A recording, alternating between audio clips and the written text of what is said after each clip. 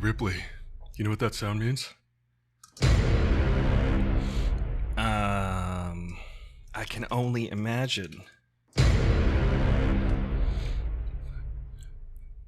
Hey, Ricky, just talking to Ripley. We're gonna watch Tenet today. Why do you keep lying? I can't help it. It's a Christopher Nolan joint. It's gonna be amazing, isn't it? Shouldn't it be? Isn't that the theory? Every Christopher Nolan movie is perfect. It's perfect in every way. He speaks the language of film. Not quite sure that's entirely accurate. What are you talking about, Ripley? It's Christopher Nolan. Christopher Nolan. Do you know who Christopher... This puppy even knows who Christopher Nolan is. You don't even know... Puppy, why don't you tell Ripley over here who Christopher Nolan is? Did you hear that? Did you hear that? He said... Could you hear him? Could you hear him say that? Well, that means, obviously, it's going to be an excellent movie.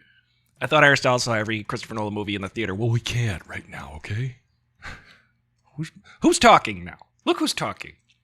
With Bruce Willis and John Travolta and Kirstie Alley, directed by, you know that here's a surprise for you. You might not know this, Ripley, but Three Men and a Baby, the film Three Men and a Baby with Tom Selleck and Ted Danson and Steve Guttenberg. Steve Guttenberg was in the movie Three Men and a Baby. He's from Long Island. Steve Guttenberg. That movie was directed by Leonard Nimoy. How'd you know? Listen, I'm in space all of the time. I know who is from space. I know who directs movies from space. And none other than Spock himself directed the movie Three Men and a Baby. You can look it up. Did you know that? I just said it. Yes. Yes. I knew that.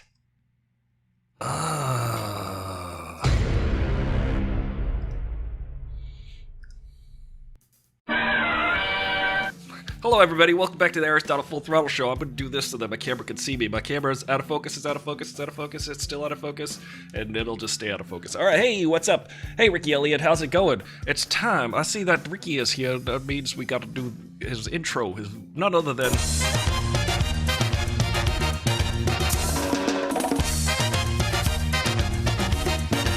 They call me Ricky. Buenas tardes, everything goes jig, jiggy, boom, jig, jiggy, boom.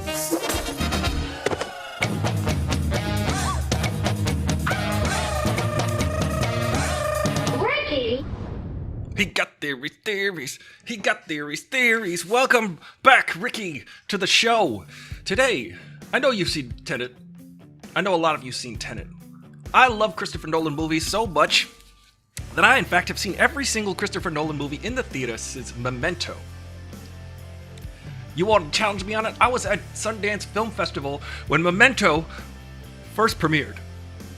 I scarfed food right before I looked at the total running time, and you can see it right here. You can follow along, because Ollie's going to join us later.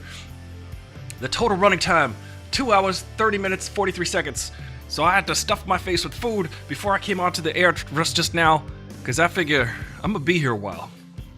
But I went and saw Memento 2 times when it was at the Sundance Film Festival, and it was playing at the library on right off of Park Street. Park City, Utah. Park Avenue Street. Park Street, is it Cheryl? Is it several? So I was there. Christopher Nolan was there. I had a disposable camera at my disposal, and I took a picture. I have it. I'm gonna get it. I'm gonna do some show and tell in the Discord, guys. If you want to join the Discord, I have a show and tell type of channel, a text channel, where you can put all the things you're proud of there, all the things you're working on. Tell us about what you're doing, and share some cool experiences you had. I, in fact, took a photo of Christopher Nolan in his black trench coat and his blonde, slick back hair way back in the day when he was talking about his movie Memento.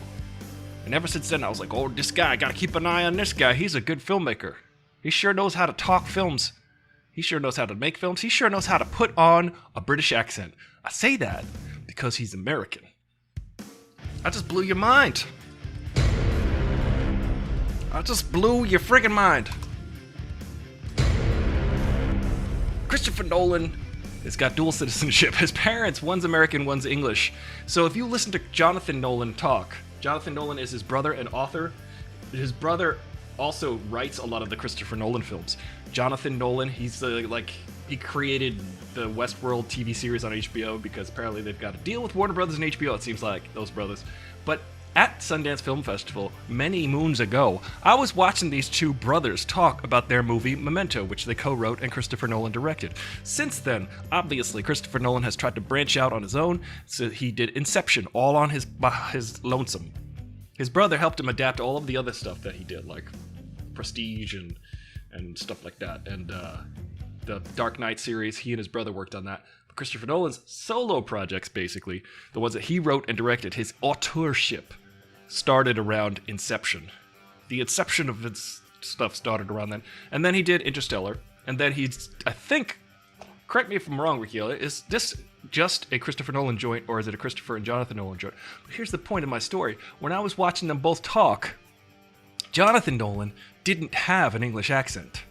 And Christopher Nolan did. So it was sus. It was very suspicious. And he just turned this autofocus on. Doesn't understand where I'm at. I know, it's okay, camera. Sometimes I don't know where I am either. So somebody in the audience took it upon themselves to say, hey, listen, I noticed that one of yous has an English accent and the other one of yous has an American accent. Why is that? And Jonathan Nolan went to school. He stayed with his one parent in the United States, and he went to school there in the United States. And Christopher Nolan decided to have an English accent when he went to college in England, in UK. So it's kind of, I don't know how real his English accent is. That's all I'm saying. That's all I'm saying. And I'm gonna eat some of this. Watch out. That's a vegetarian delicacy. It's called Brussels. What you all up to? Did you have a nice week? Well, I'm going to hang out until my friend Ollie gets here. Let me go jump in the chat. If you want to watch along with us, feel free to jump in the chat and chat with us. We're going to talk about it. We're going to watch it live here. You can follow along on the counter. I forgot to turn that on. But I forgot. If you forget something and then you remember, did you remember it or did you forget to remember it? I'm having focus issues in life. Alright. Stupid camera. It seemed to be working fine before, but now, there we go. If you do manual focus, you can't lose, like Parker Lewis. You remember Parker Lewis can't lose? Nobody? Anybody?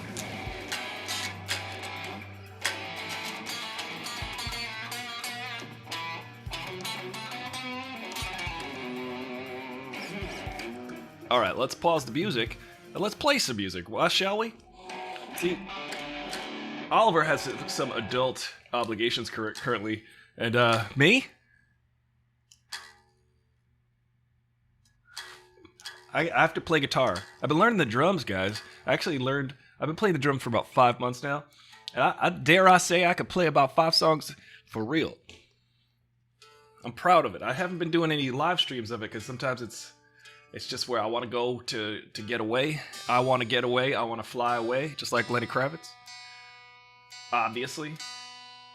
But at the same time, I've been doing music on Saturdays, so tomorrow night, late night jams. You get the Aristotle Full Throttle late night jams. You can participate. You could even put part of it in there. Let me lift my seat up.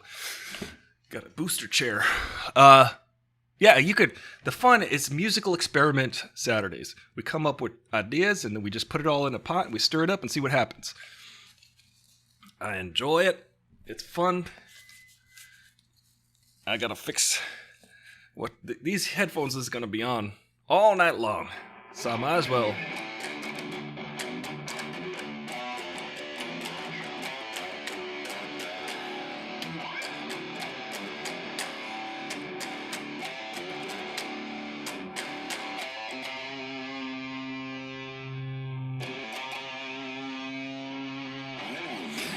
Let's get the Among Us Happy Meal.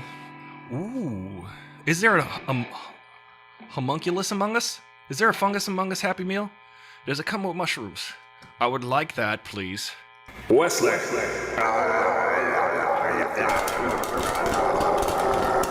Corn pop was a bad dude.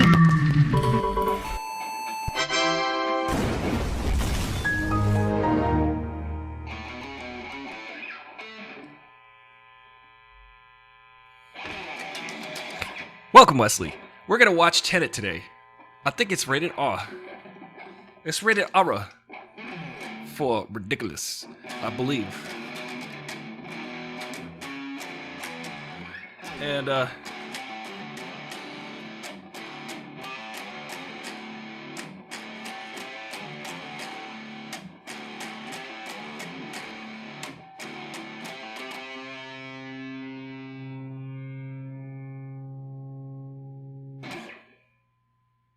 welcome to the Aristotle Full Throttle Show. All right, it's just me and you guys. Everybody's gone. Now we can watch this in private. This is good. It's a very exclusive club here at Aristotle Full Throttle. So exclusive. In fact, I like to be inclusive, but it's so exclusive that it's just me and you. And that's it. Nobody else is here. No one else has to know. Right, Grogu? Let me turn this up. Maybe one. No? Maybe one tick. One boom tick.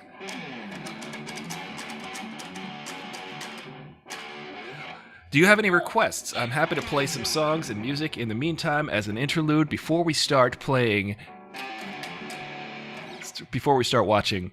Tenet by Christopher Nolan. I don't know what it's about, but I know that it stars Mark David Johnson Washington Sr. Smith Jr. And I call him Mini Denzel. He's a very small version of a Washington. I say that because it's true. I say that also because I'm biased. I am over 6'3". I'm actually exactly 6'3". I'm over 6'2". I'm under 6'4". I am 75 inches exactly. I am what they call 5'15". So I get biased when I see like a short, little tiny actor. I'm always like, this is why, Liz, next time you're watching a movie,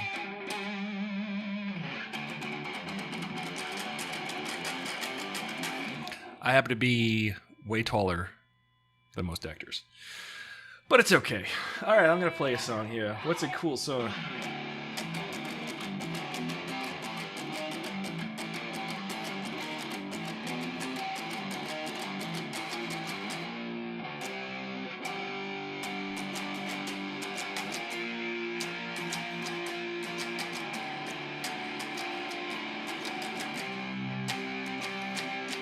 It's a Veda song. It's called Malaria.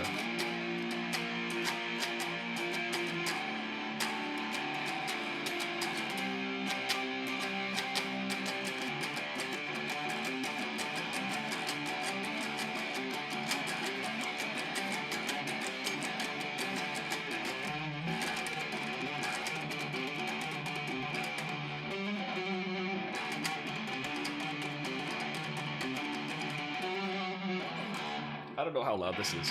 I don't really care. It's 5 o'clock somewhere. So, have you guys seen Tenet? Has anybody seen Tenet? Would you like to see Tenet? My theory is, I don't know much about this movie and the fact that I have not seen it yet, but I imagine it's back to front. I think that Christopher Nolan movies tend to be intellectual exercises in the sense that The movie Memento is incredible because each subsequent scene of that movie takes place before the scene you just watched. That's a mind-blowing concept.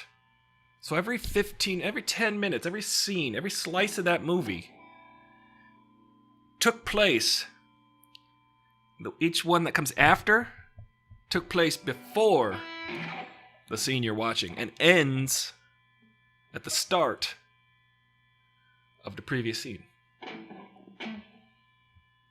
I don't know how you do that, but it's pretty cool. It's pretty cool.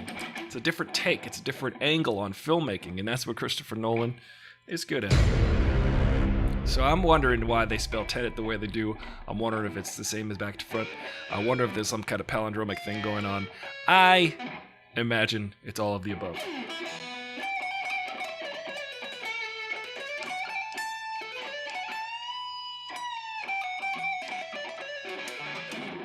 Remember that song from the song that was in the song?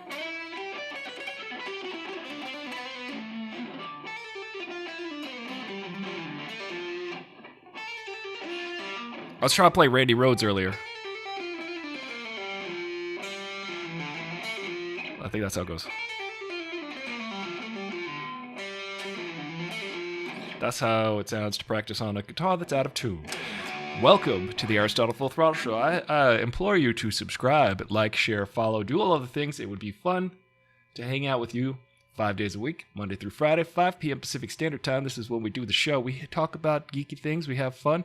On Fridays, we usually watch a TV show that comes out each week, like, say, Falcon and the Winter Soldier or The Mandalorian.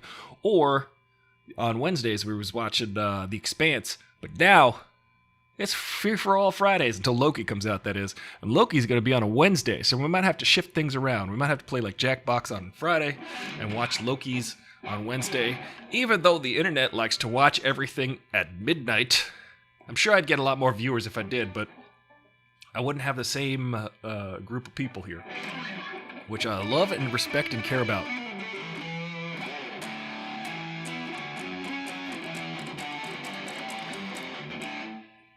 That was a song that has not been invented yet.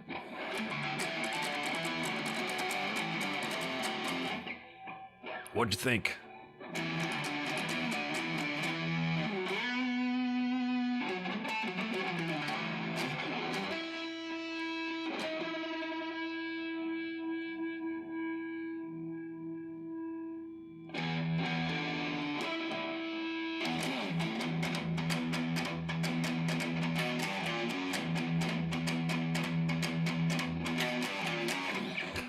Name that tune. I'll just keep playing tunes until we can name one. If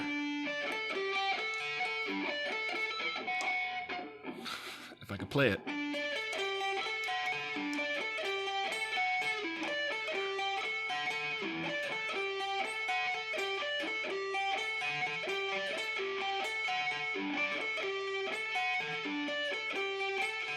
I just annoyed every person who has ever worked at a Guitar Center. That's the riff you always hear when you walk into a Guitar Center. You just hear. I'm always like, is that Slash over there? Because I can hear Slash. It sounds like Guns N' Roses. Who dat?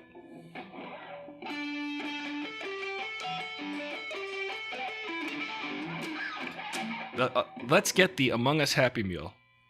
I don't know if there's one. Look, that looks like there's a mark on my face, but it's just a shadow. See? It's an illusion.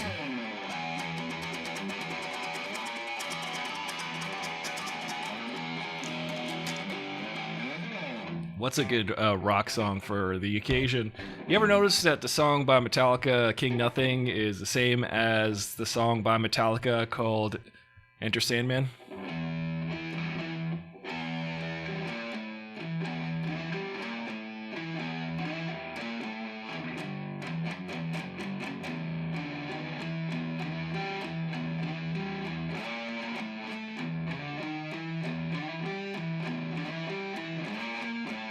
Anybody ever notice that? Just me?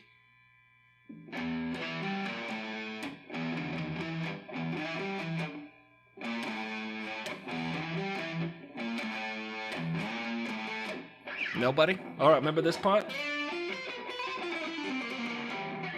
No?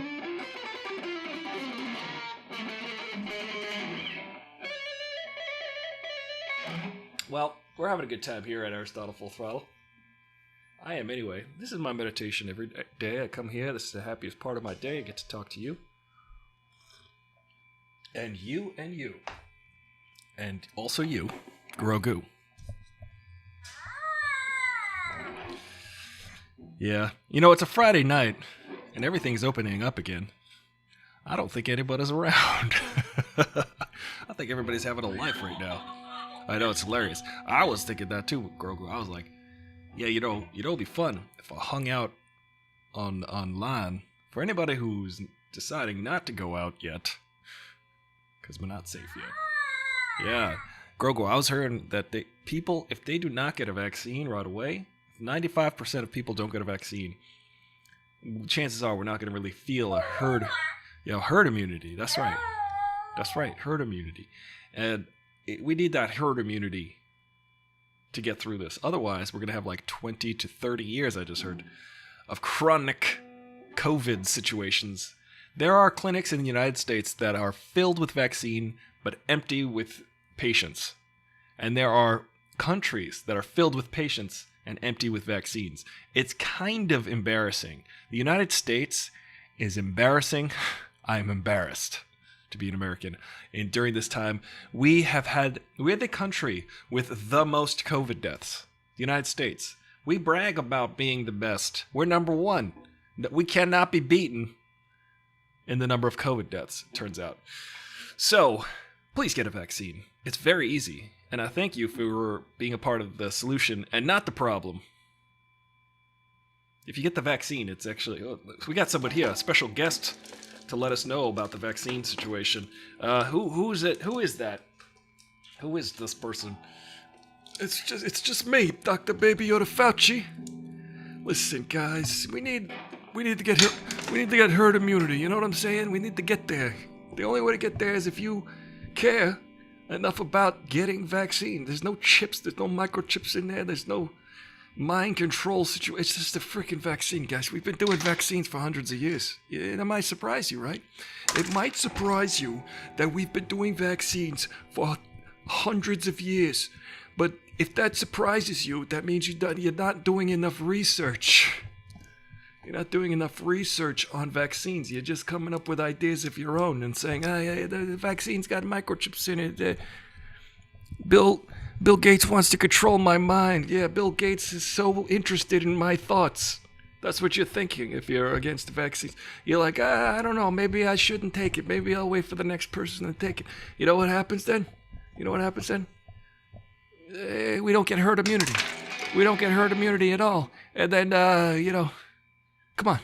Don't be an idiot. Go get your Fauci ouchie. Thank you very much. Thank you, Dr. Baby Yoda Fauci, for that. Let's play a song by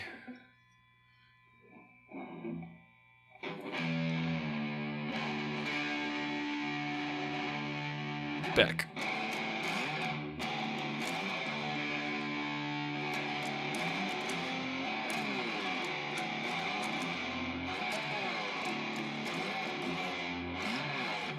I don't know how to play slide.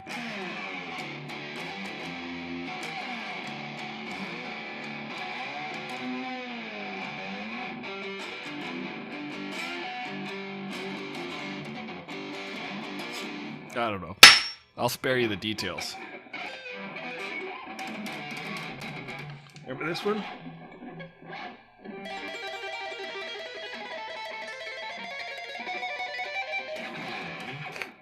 It was beautiful. I'm gonna eat.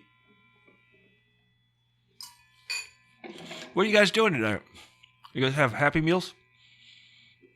One time, I was in the store.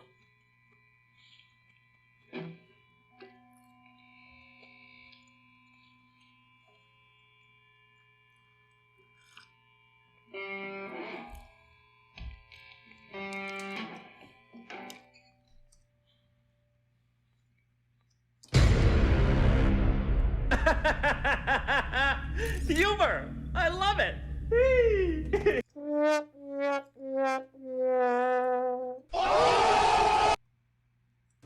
go to war, because we could go to war. I'm for real. One time I was in the store and I saw this kid came up to me and he said, "Do you have a YouTube channel?" I said, "Yeah." He said, "I watch your YouTube channel. I'm a fan of your YouTube channel." And then I said, "Cool." I didn't know what to do. And then his friends surrounded me. They were like 14 years old. There was like 4 of them. They were like staring at me like this. And one of them had Klondike bars. So I was like, "What's going on, guys? Just going to get some Klondike bars?"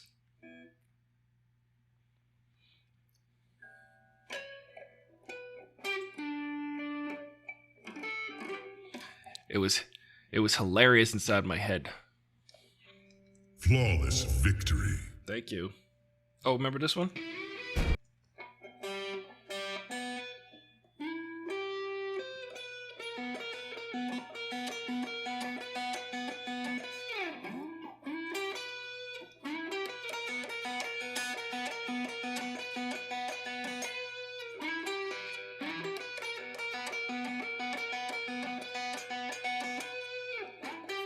I'll just keep playing that until I get a copyright strike. You know, it's funny, you can't even, like, play a version of a song without getting a copyright strike, even though you're turning it into a new piece of noise.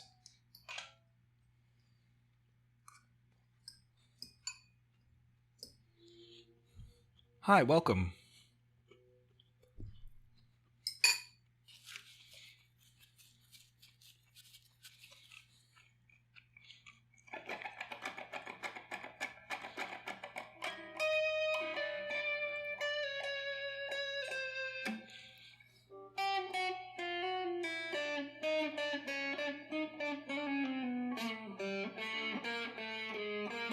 How's it go?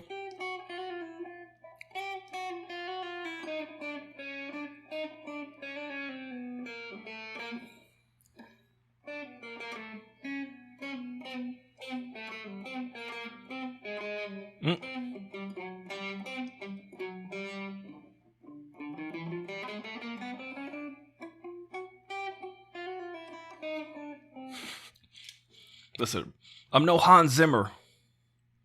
Okay? I'm no Ludwig Göransson. I'm no John Williams. Okay? I'm no Alan Silvestri. All right? I'm no Michael Giacchino. You know? I'm no The RZA. I'm no Johnny Greenwood. Although I do like his guitar solos.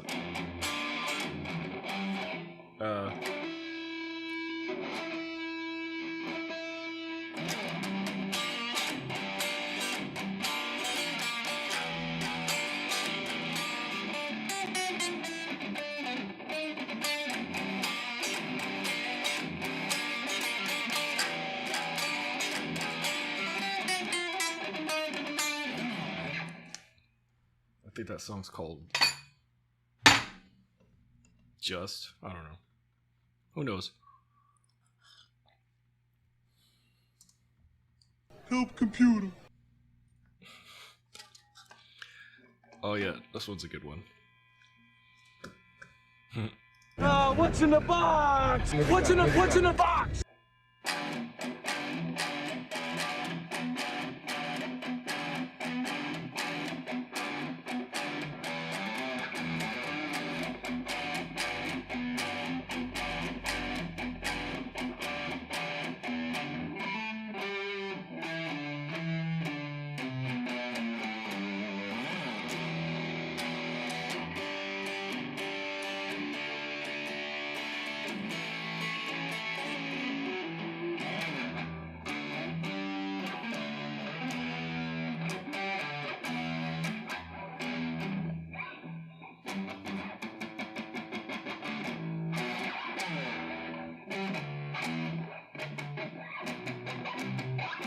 How's it, Paranoid go? It's like...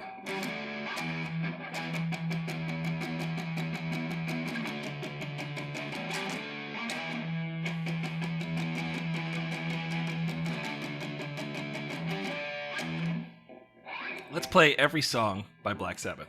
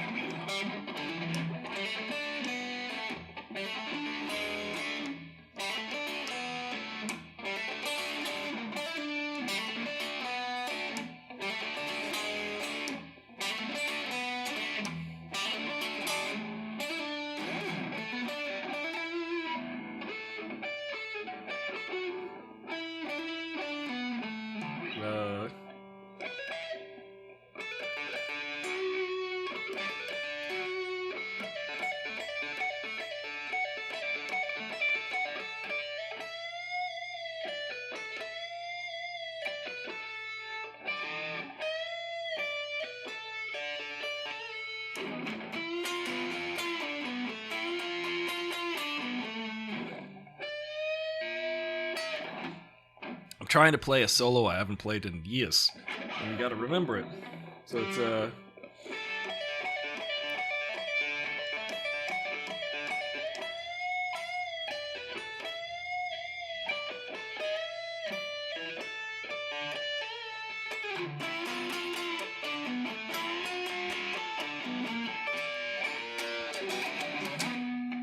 it's very noisy sounding.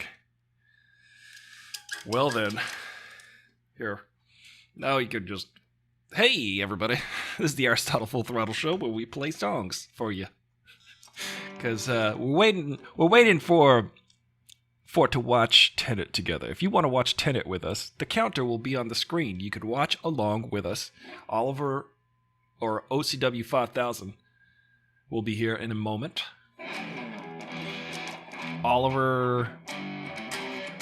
I don't know. He hasn't come up with like a name yet for his name, except for OCW5000. Any requests in the meantime? I'm happy to play them or fake playing them or not to play them. I'm also happy to be not happy. I'm also happy to Happy Meal. Let's get the Among Us Happy Meal. Should I get that? Should I go and get the Happy Meal and come back?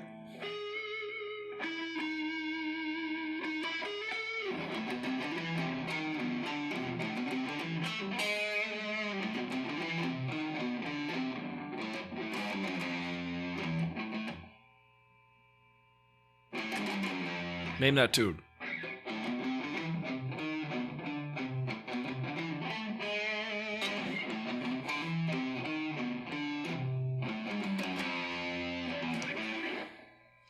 That's a song by the late, great Ludwig von Johnson.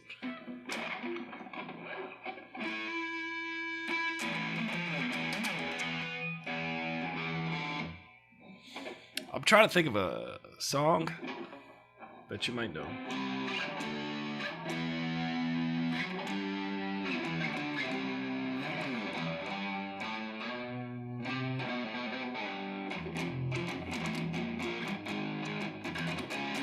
That was the first riff I ever learned on the guitar. Riff. You know, you could also call it a rift. I didn't know that till about 20 years ago.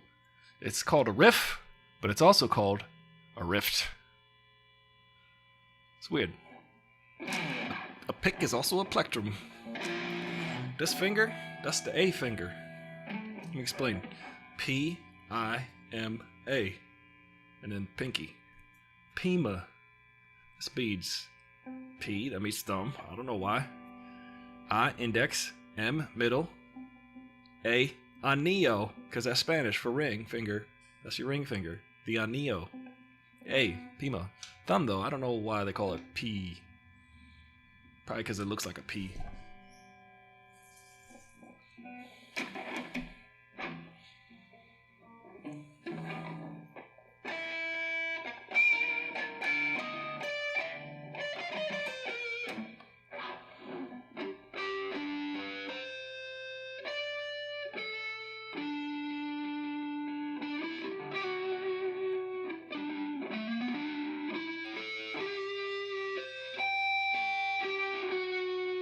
I'm playing jazz. This is jazz, ready?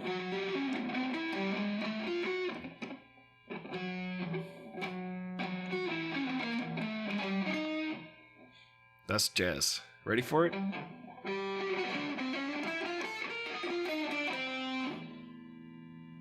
Jazz is when you play all the other notes. All the notes that you got left. Or actually, you don't play the same notes 2 times, ever. So, welcome to the Aristotle Full Throttle Jazz Hour.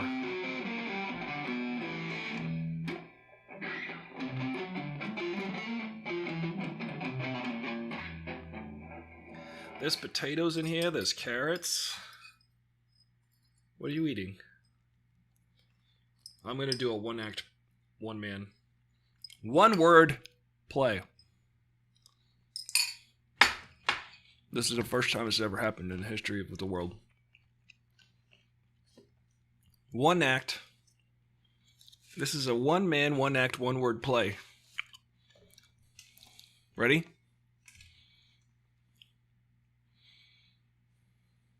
Homunculus. Thank you.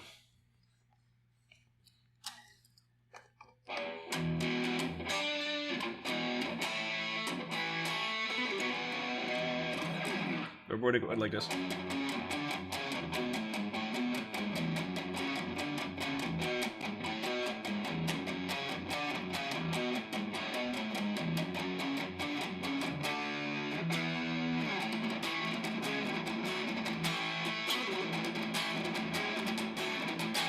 That was when it was the 80s. Maybe like 1980. That's before my time. I wasn't even born yet.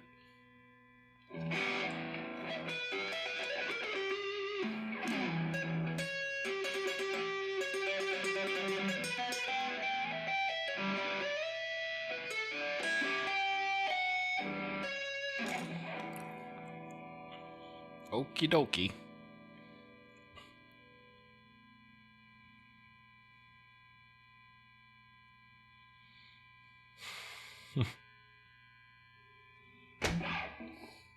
All right.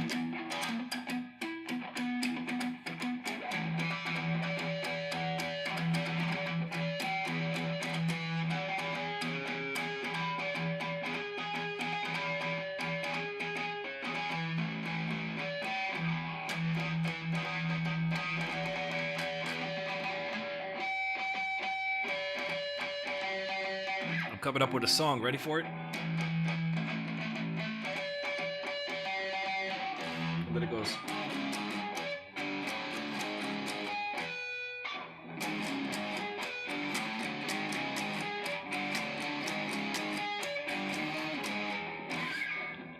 That was by Allison Chains. By Allison Chains.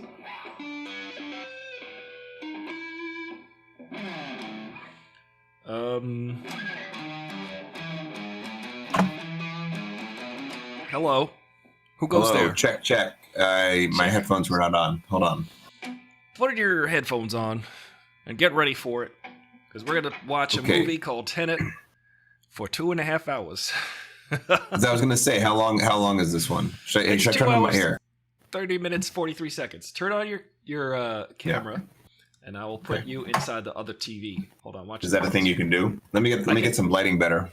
Yeah, let me do all of the things here. Yeah, I was sitting here. I feel like everybody now on a Friday night might not be just sitting at home watching live streams anymore, which is interesting to me.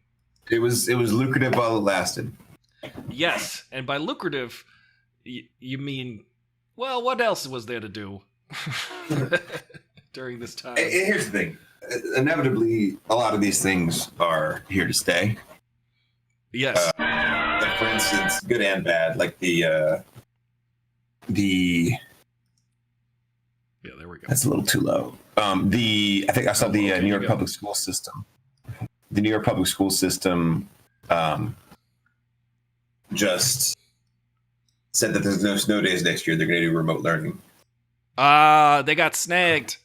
They don't get no. It's like, well, now we know how to do it, so there's actually no days off.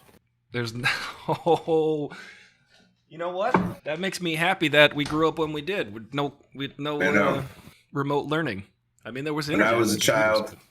You know, son, when I was a child, you could smoke on airplanes, and they had things called snow days. They would freaking lose their minds, those kids. They'd be like, "Me, you got to just stay home and do whatever you wanted." In fact, we would go sledding.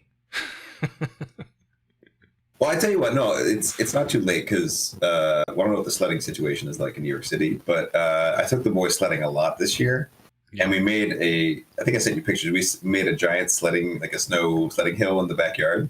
That was like amazing. the thing was like, you started like good 8-10 feet off the ground. Yeah.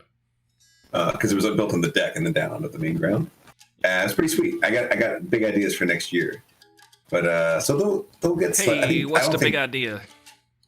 I think I don't think that anyone in Michigan would ever try that. They might try that next year, but I think it's like there's so much snow here that you have to celebrate it, or else it's just going to bring you down. It's going to weigh you down. So I can't imagine them canceling snow days next year. Wow, that's a bummer, though. the snow day situation. Yeah, New York City, that totally stinks. You know, it's funny though, because I remember in New York, it was kind of dicey as to when we got to stay home. Like we'd cross our fingers and pray and hope that there was enough snow. Some days it would get snow like an inch or two, but it was just all so slippery they made us stay home. Or sometimes it would snow a lot and we'd have to go to school. But I remember hearing stories of like North Carolina or some very thin-blooded area, and they would close down like the town if they got a dusting of snow. Duster. Yeah. Duster. MMC, there you go. A belter load. They're the dusters. They're dusters. If you want to check out the feed, I've got us on monitors. We're on TV screens. Nice. And whatnot. It looks very.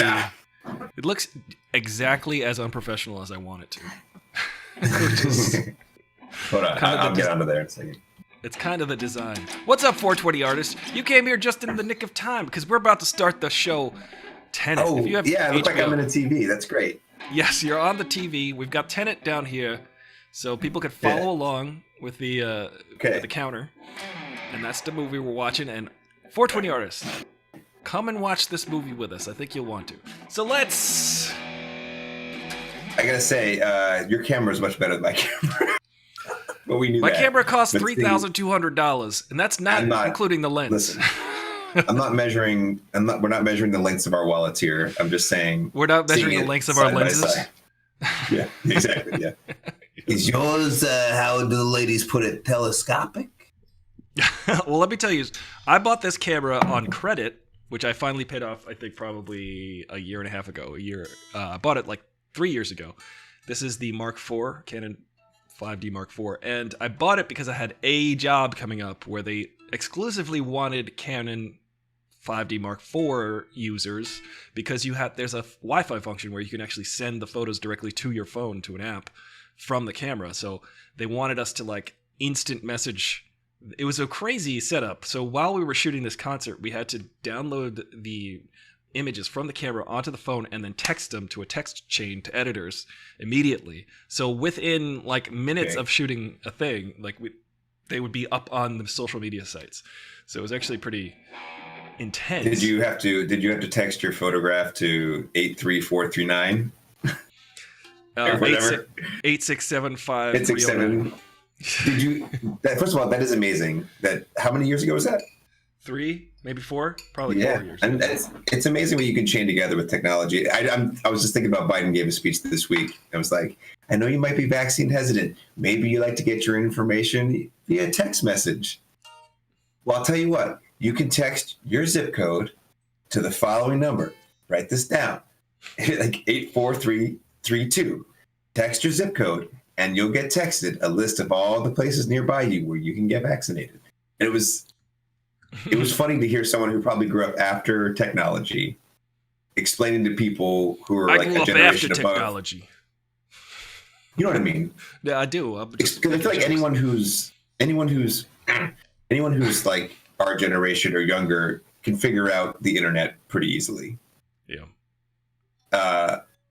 But Joe Biden is like older than that, and so there's like in between is like my parents' generation and like the like older Gen X who like needs it explained. I feel like that's what I don't even know who the target audience was for that, but it's definitely like lower than Joe Biden, but higher than like where we are. Yeah, like I feel like we landed right on the generation where we could still, I was looking it up. The technical term is exennial, and because Generation X, they were older. Those were the older kids. I remember specifically they were the older kids. Kamala's Gen X.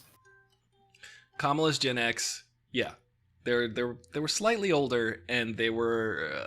They were the ones who were like starring in the real world when we were watching it as teenagers or whatever. Yes. By the way, the guy Andre from the first season of The Real World, he called me because he was looking for a bass player last year, right before lockdown, and yeah. Oh man. Let's listen to his message.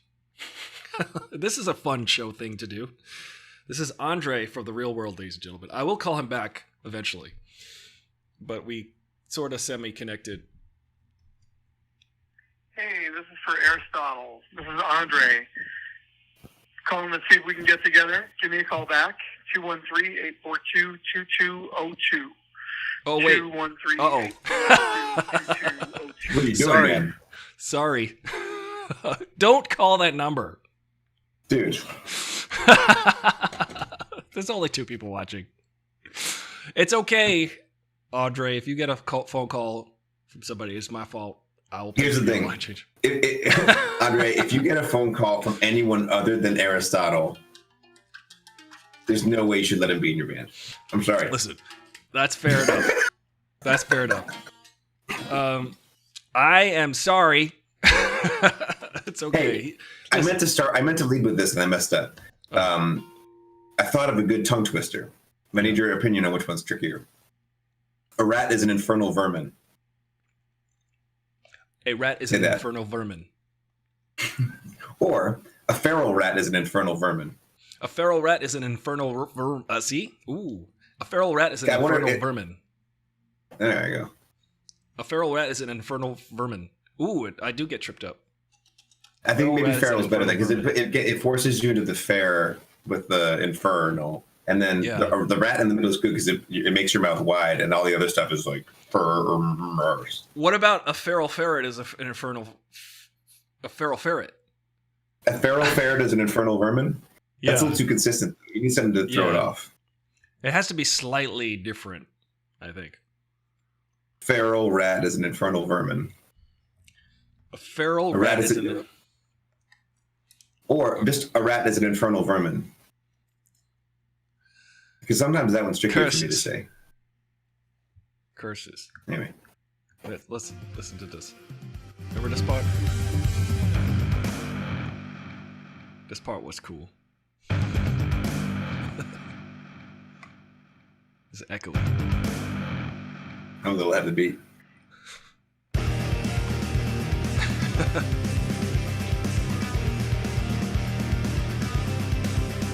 It's good.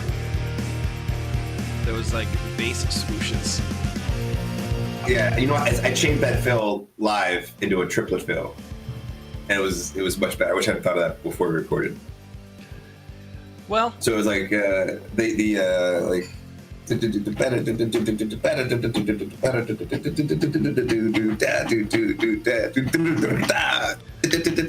that in there to swing it a little more. One of my favorite things I only about did that live. Well, one of my favorite things about seeing bands live is when they improved upon the recording or changed the recording in some way. So don't fret. Tool did that with they have like an extended Stinkfist bridge they do live, which is good. It's like exactly that. It goes on for like 2 minutes or something. No, it's got Danny Carey on with his nervous hi-hats, his like 64th hi-hats. Yeah.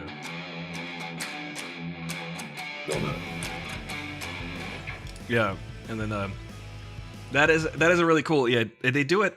They also do in the Grudge. No, not the Grudge. I've been listening to The Grudge almost every day since 5/4 because of that tweet. It's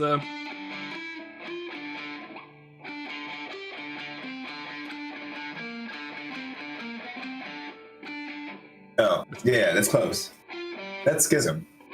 Schism. That's the one. I can never remember the name. That's the Bridge of Schism. Yeah. They do that twice as fast. They go. They're like, what key is it in? I don't know. Not the one you're playing. It might be though. I don't know. Yes. Now you're playing 48. You're playing Beverly Hills Cop.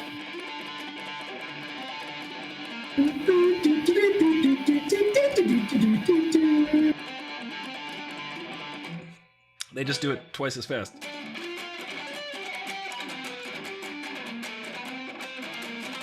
In the Bridge of Schism? Yeah, live they do that. They do it twice as fast. That's cool. And they do the regular, and then they cut back. They drop back into. What the hell? Yeah, I think that's the key. Is that all Justin Chancellor or is that Adam Jones? That's Adam Jones, and then Justin Chancellor goes. Yeah. Wow, wow, wow, wow, wow, wow. Yeah.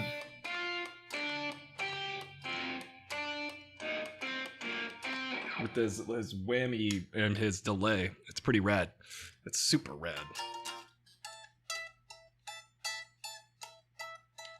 Ready to watch this movie? Let's do it. Yo, so how are we doing this? Is it a watch party or is it it's HBO Max, so we got to just watch it and sync it? Yeah, we got to do the 3, 2, 1 contact. Remember that show? 3, 2, 1, Rochambeau, ready, shoot. Brochambeau. We have to do Brochambeau. Brochambeau. Oh, let me go back to 0. Dude, hold on a second. I want you to know the continue watching for me on HBO Go is the following. Ben 10, which is a Cartoon Network show that Augie loves. Last Week Tonight, John Oliver. Ben 10, Ultimate Alien. Ben 10, Omniverse. Snakes on a Plane. Alien vs. Predator. Teen Titans. It's consistent with who I can imagine is watching. Enough is enough! I have had it with these monkey fighting snakes on this Monday to Friday plane! Snakes! All right. Yeah, I've got a couple more, Ollie. I got this one. I bet you do.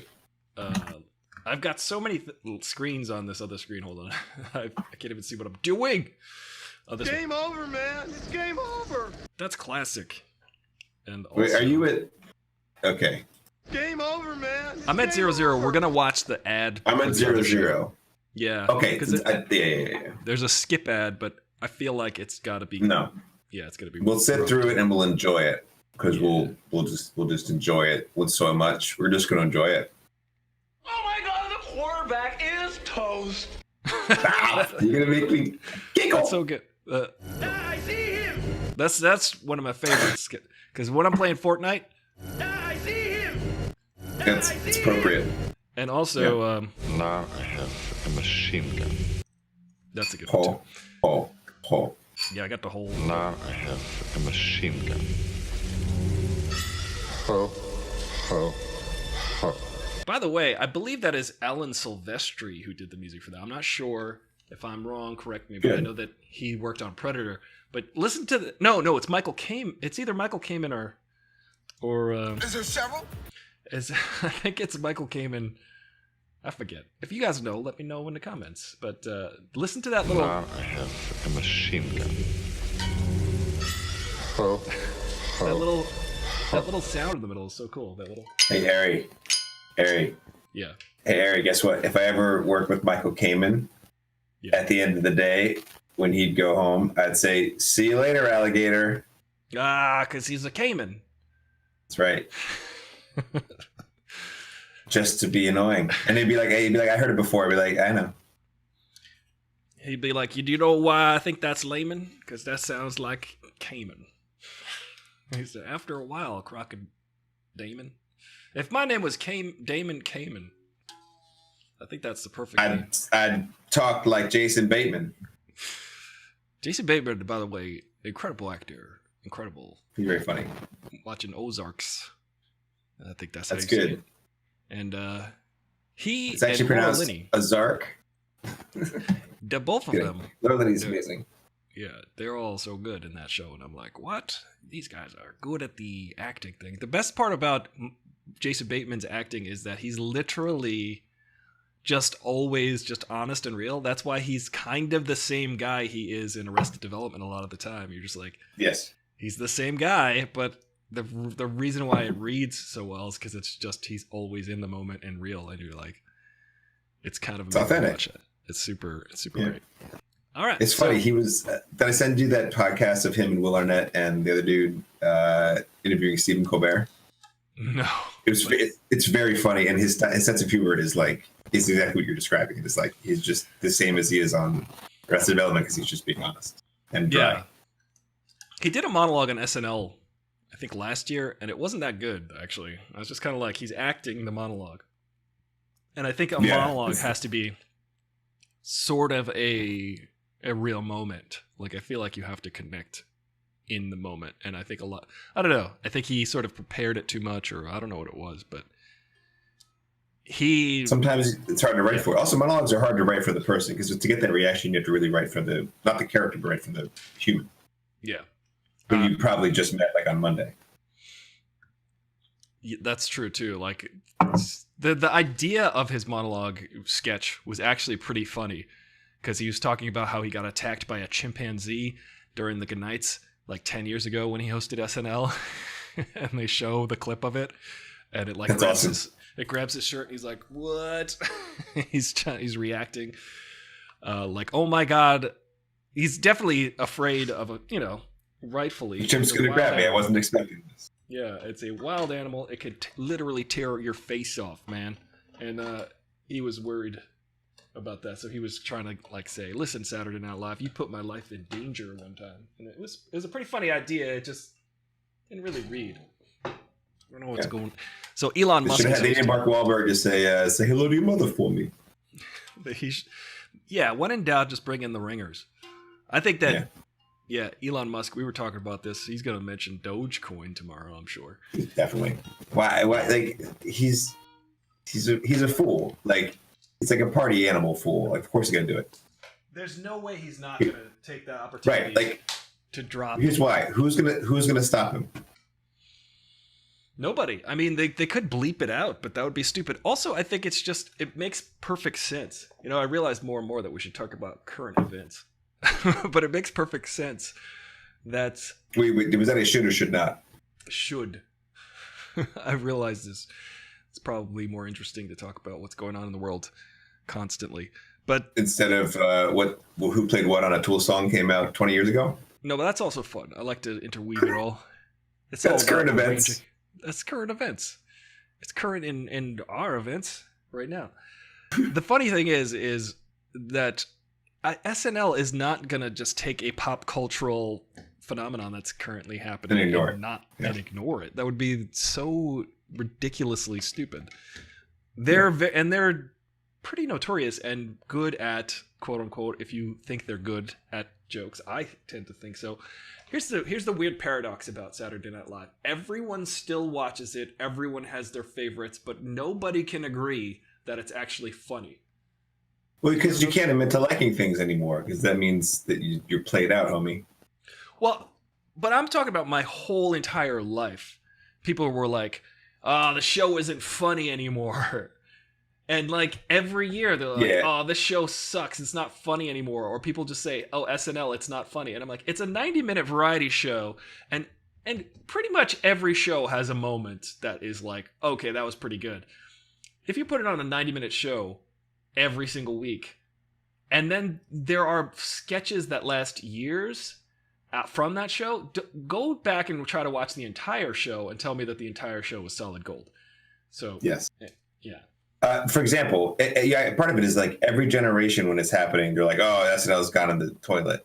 It's rare that you're like, this is a prime generation. And then once that generation graduates, people look back on it fondly. Like I remember being alive in the 90s and people being like, oh, this Chris Farley and David Spade and Kevin Nealon, they're not as good as like whatever was right before that. Yeah.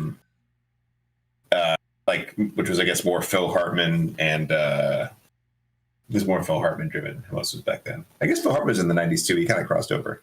But anyway, people complain about that. People complain about that, but like then people look back on the 90s cast fondly, and then the Will Ferrell era was really good, and then the Kristen Wiig and Will Forte era, and who's our Dr. Spitchemin? Bill Hader.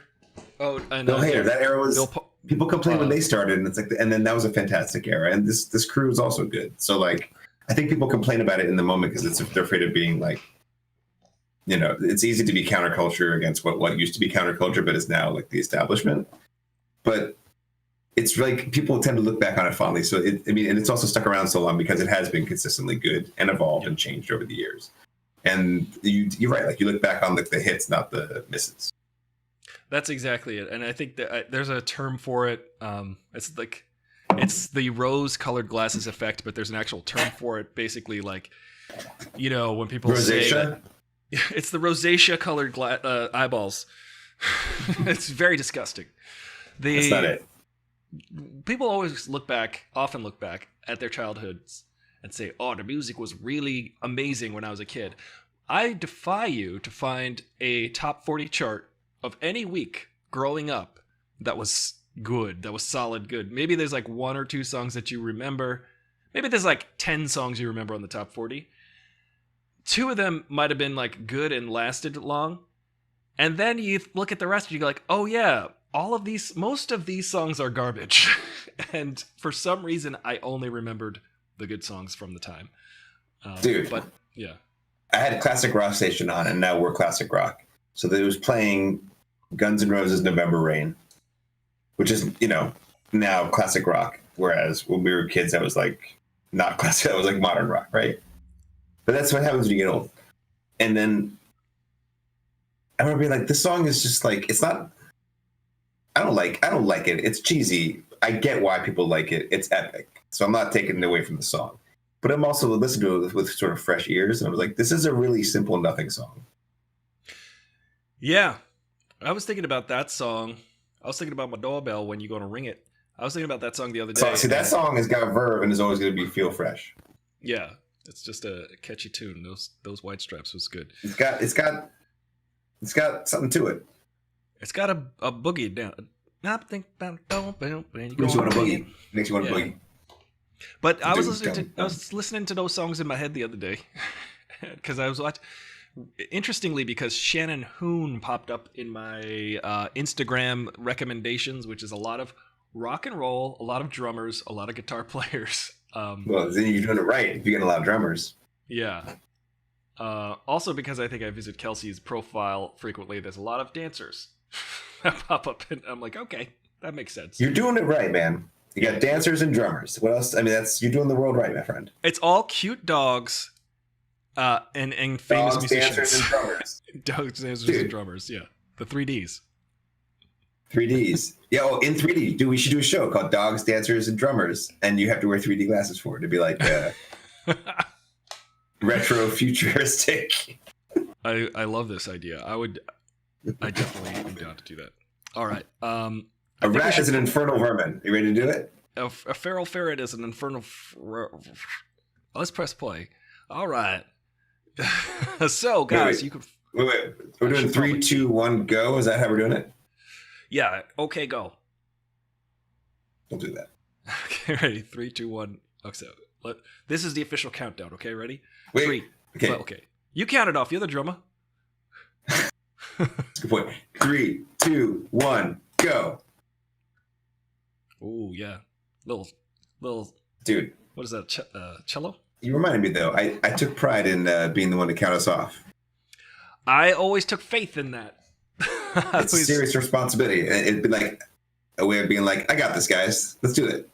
Yeah, I always. I'm like, what's the tempo? I don't understand. When did we start? Is there several?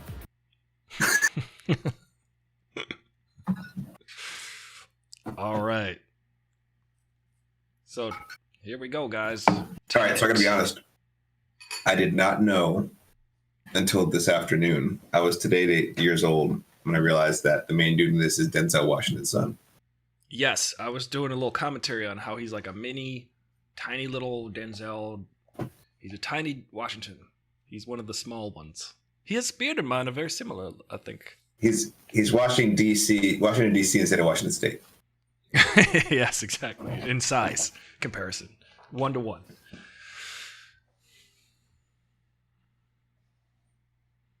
Ooh, this is fun. I like it so far. I do like the sound of a orchestra tuning. Yeah. It is always very exciting for me to hear that. When you're like going to your seat at the I love that feeling. Mm-hmm.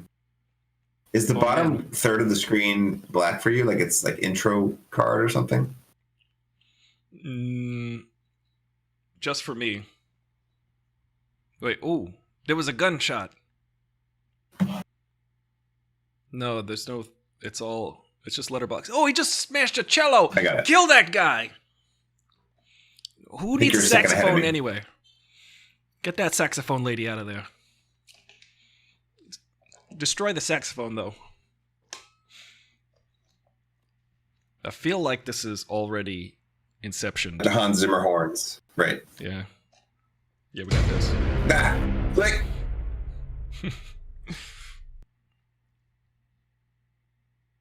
This is like when he's like regular Joe, like not superhuman.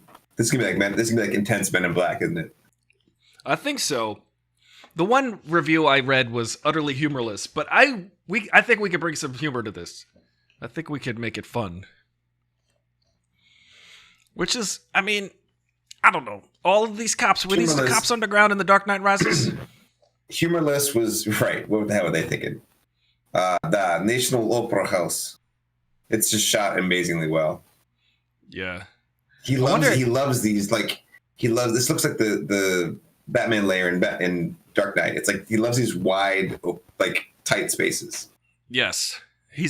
And I'm sure some of this was shot specifically in 70mm or IMAX. Yeah. Yeah, because you Pumping feel in that gas. that scope. Oh, they're messing with the air. The air, dude, what these people, they giving them the air. Do you think everybody would just remain seated that whole time? No, they're passed out. Oh, No, but like when they were holding the guns, I feel like there would have been like more of a melee. But whatever. Why did that guy pull out a gun? Who are these people? Suspend your disbelief.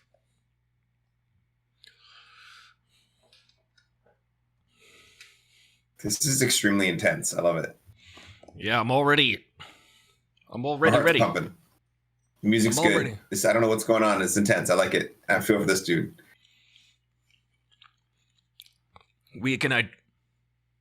What? Twilight World. Twilight? Is that because Robert Pattinson is in this? Some code word thing. You're a second ahead of me.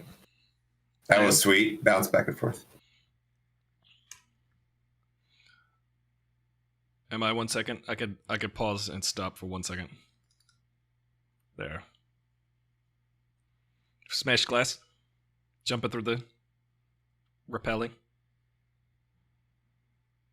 They're just climbing over these people? Those extras better got a Passed bump. out. Yeah. Do you have crotch stomping bonus?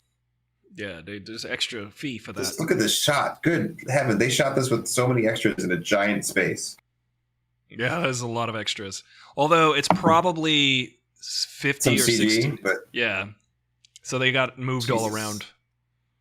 I've done that when I was on the set for Her. whoa, It was what are we about- doing here, buddies? There's about 40 of us, and they just kept moving us around to comp us. What are you doing? Who are you?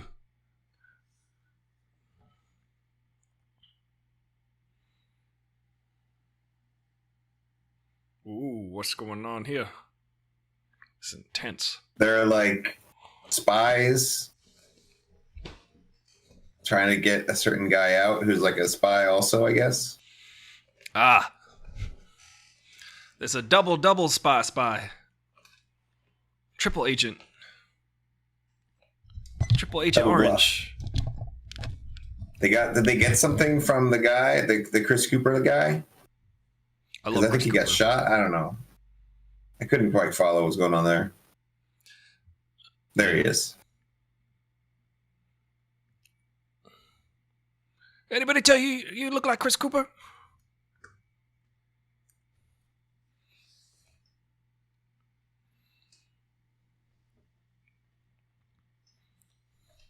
What? They're gonna blow up the whole opera. Don't do it. Not until the end. Yeah, grab these and we're gonna feed them to the dog. Ooh.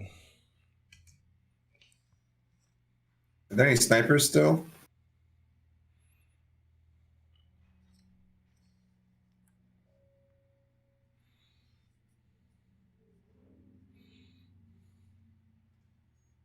Uh-oh. Who's that? Is that What was that? Crossbones? That was putting time backward. Get a little red thing. Yeah. See, that's what I think is gonna be the premise is they're gonna turn things backward. Oh, It's that's probably cool. important that we pay attention to this opening scene. Yeah. They really blew that up. Yeah. That, like, Christopher Nolan is known for lots of big practical stunts and set pieces. Yeah, this is a movie that you gotta probably Watch 5 times. Yeah. Oh, look at Zab.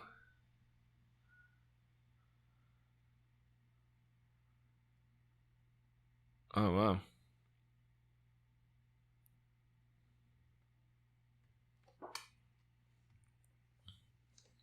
Huh?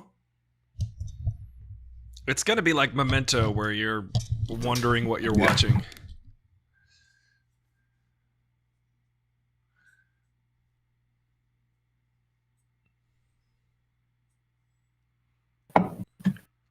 He bit the bullet. The sound design, though.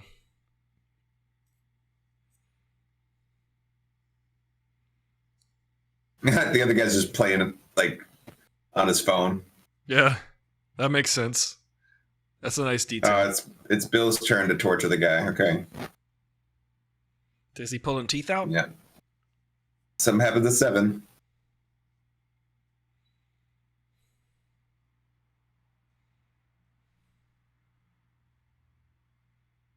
Huh? Confusing, but I'm sure after the first 10 minutes, there will be an established rules for this world. I gotta say, I do like that Christopher Nolan's whole shtick is messing with time. I think that's really cool. I do love that. And, like, he ate the bullet. I like that he was going to fall backward and do the kick, like in Inception. Tenet. Yeah. I think there's a very specific reason why Tenet is same forwards as it is backwards. Because it's an ambigram. I was going to bring this up, like they made an ambigram. This guy. Yeah. Palindrome. Yeah. That guy's in all of them.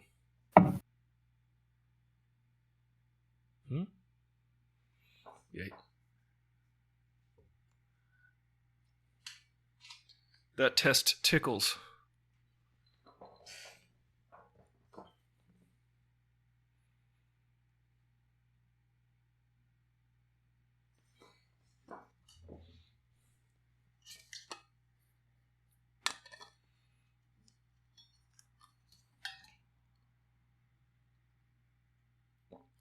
Wow, that's cool. It's a test. So they rewound time and let him come back. Interesting.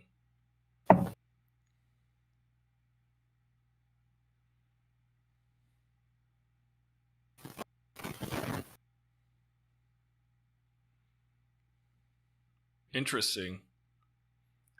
So he didn't know he was going to come back to life. No, he took that. He thought he was dying. Yeah. And they were like, we like that. That's like when people get hired after failed startups. Oh. When do you mean dead?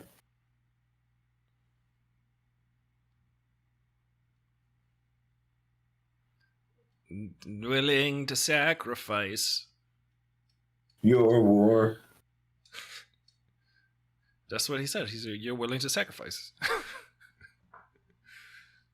Oh.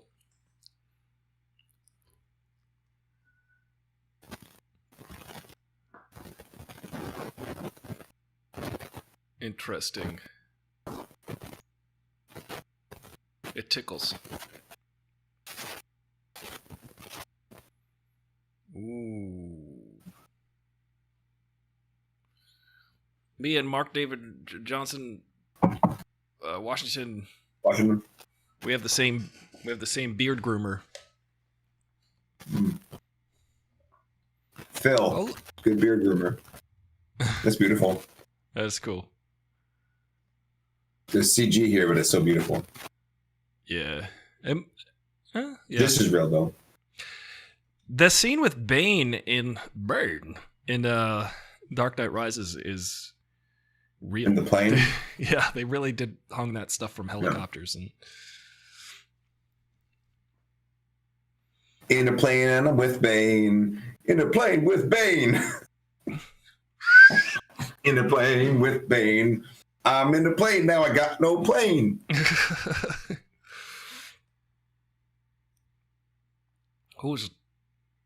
He said, if I was 1 foot taller, I would look just like the son of Denzel. Oh, is he really short? I mean, he's a mini man. He's a mini man. I'm no shame in that game. I'm not a heightist. I just get jealous and envious because I am a tall man, and when I go on set, there's all these little tiny men who are in these movies and TV shows. Hey, Ari, you know what you got? What? You know you have, Ari? What's that? You got height privilege. I got high privilege. No, I know it. That's true, though. Height privilege. I have the height of privilege. I know that's true because sometimes being the tallest person in the room, people just automatically defer to you, and you're like, it's a weird thing. Yeah. It's height privilege as in white privilege, my man. Height privilege. Oh, I see what you're saying. Because people will be like, well, you're the tall one, so I'm going to listen to you. Yeah, that's why usually the taller presidential candidate wins, usually. You see, and you don't even think about what short people have to go through. Maybe you can have some sympathy. Height privilege. People got no reason to live. That's heightist. That's a song, guys. I didn't make that song. Who is this lady? Who is this lady? I know her. I don't know, but she's very thin.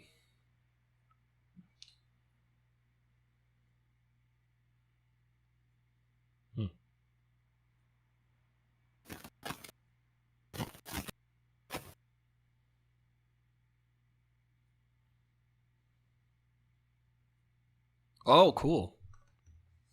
Plot. Time.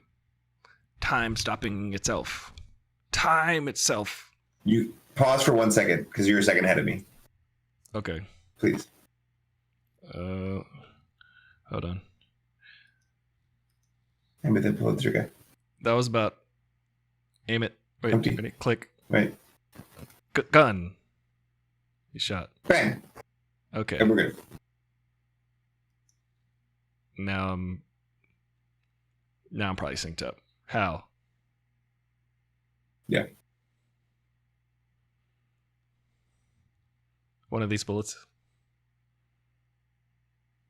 Yeah. What?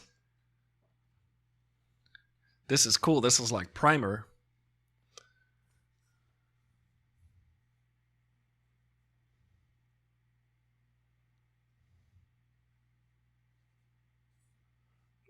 Some Christopher Nolan BS.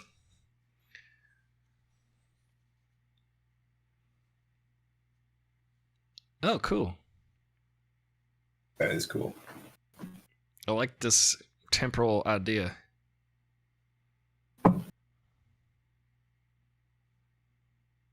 Huh?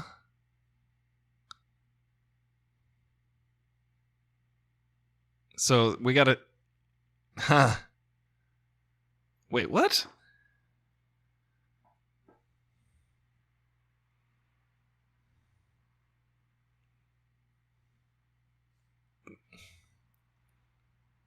Oh, stop it.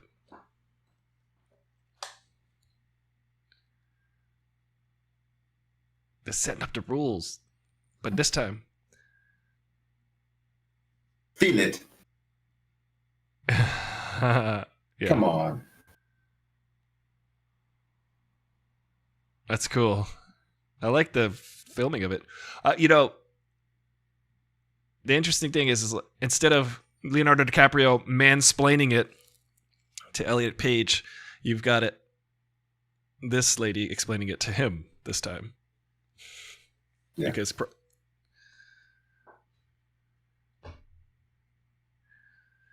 how did he get this power? Well,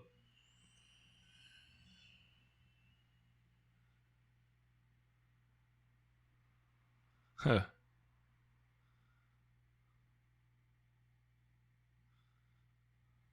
What? Inverted.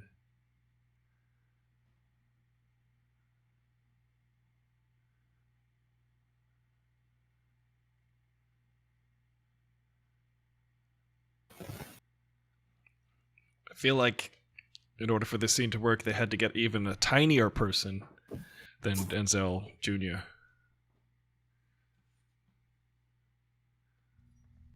It's a little looper, little primer.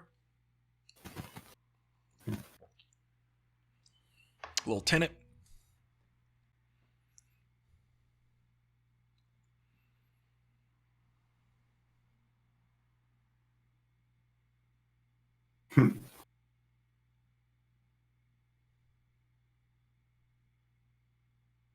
He's becoming more intuitive.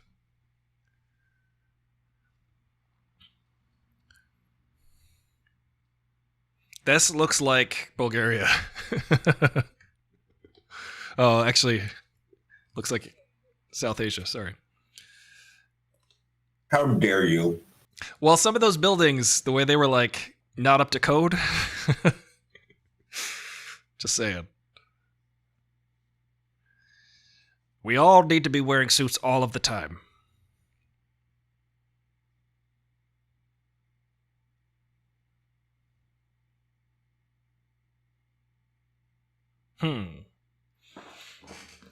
His suit is nice.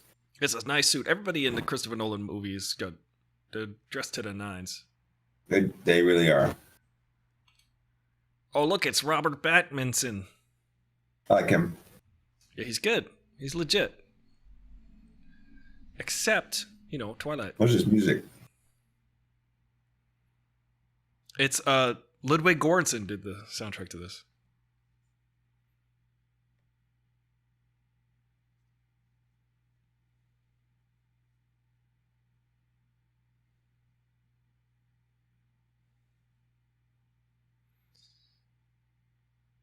He's the Leonardo DiCaprio guy, I guess. And he's the Ellen Page.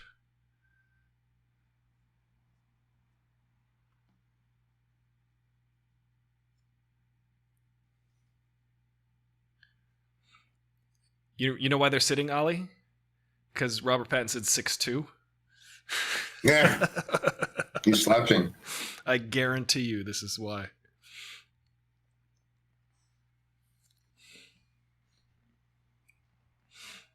I like him. He's cool. Pattinson's dope. He's like he's like being a little sleazy here, and I like it. He's in 2 David Cronenberg movies back to back, which makes me go. And I watched part of one. They're the only 2 Cronenberg movies I haven't watched yet, but they are fully. But he's good. And This is already a movie I'm going to watch again, simply because the way it's shot is breathtaking. Like every shot looks amazing. Always worth it to me to see his movies. Of course, he went from making like an hour and a half movie with Tony. They're using the balloony loba. Use the balloony loba. Yeah, that's like how else you gonna get the baloney? Remember the late night commercials for the balloony lover? Who is this guy? Oh, they're doing backward stuff. Oh wait, no. No, that's actually forward stuff. They did. Cool. That's cool as hell. Oh my goodness. There's some Batman stuff. You know what though? Were they not just falling backwards, or they were going up? No, they were going up because they shot like that's what they used their balloony lobbers to shoot out like the hooks or the grappling hooks. Ah, right. And then it was like spring loaded or something. So and then like it coiled up.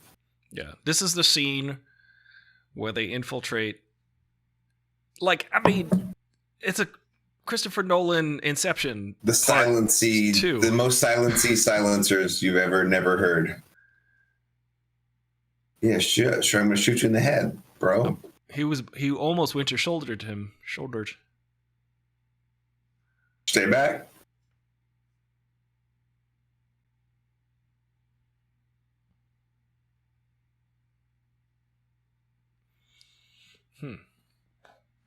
This is the same movie as Inception.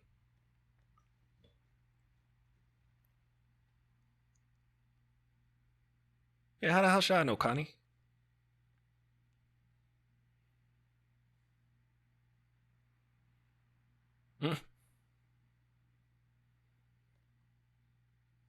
I like this guy. Yeah.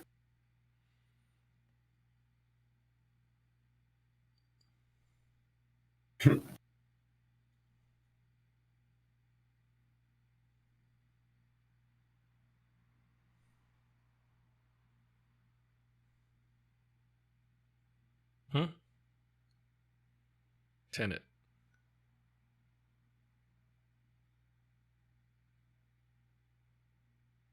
I like how they don't drop their drinks. Let's have a drink.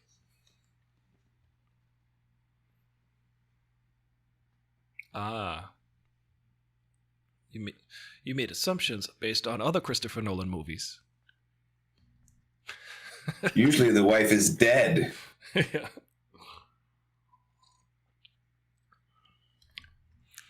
I'm subverting Nolan-isms. Hold on. They're expositioning. Yeah, I gotta hear what this. Give us the plot.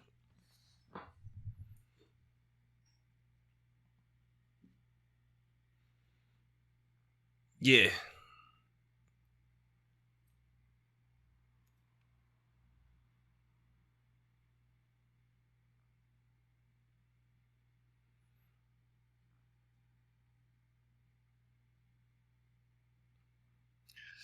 Well, this is the problem with quantum entanglement.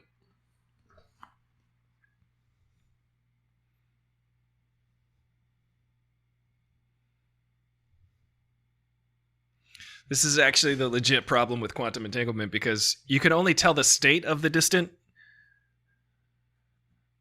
entangled particle, but you can't put information on it so that it can travel faster than light to the other one. Even though it can't go faster. You can always tell the state of the other particle, even if it's on the other side of the universe, but you cannot... Like, you can get information from it, but you can't put information into it. Do you know what I'm saying? Because otherwise it would have to go backward through time.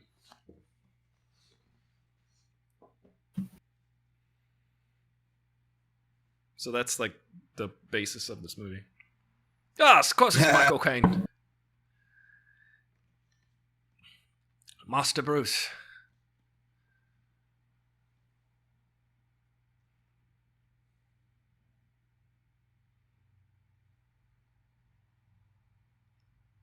Michael Caine. He looks, they're dressed to the nines, dude. Good heavens. Everybody, yeah.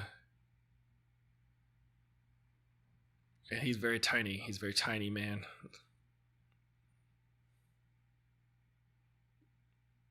Michael Caine, another tall man. So let's have a seated meeting. Yep.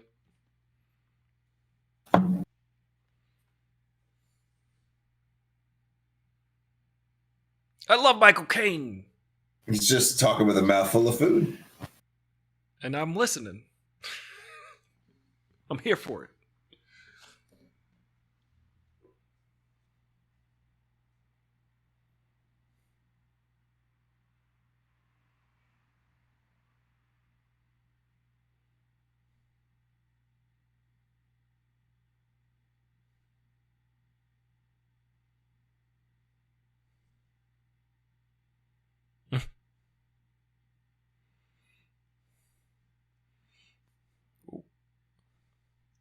Ooh, Goya, oh boya.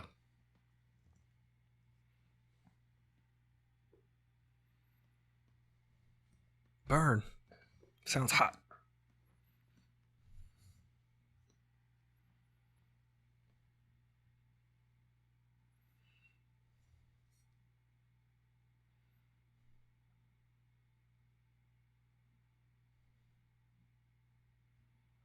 I think Michael Caine just did it for the free meal.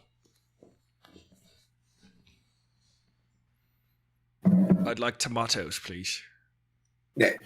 No, I don't want tomato. I said steak free. They put the tomatoes in it. I said 1,000 times I don't want the tomato. I'm not going to eat the bloody tomatoes. If I eat tomatoes on screen, it's going to splurt all over my shirt.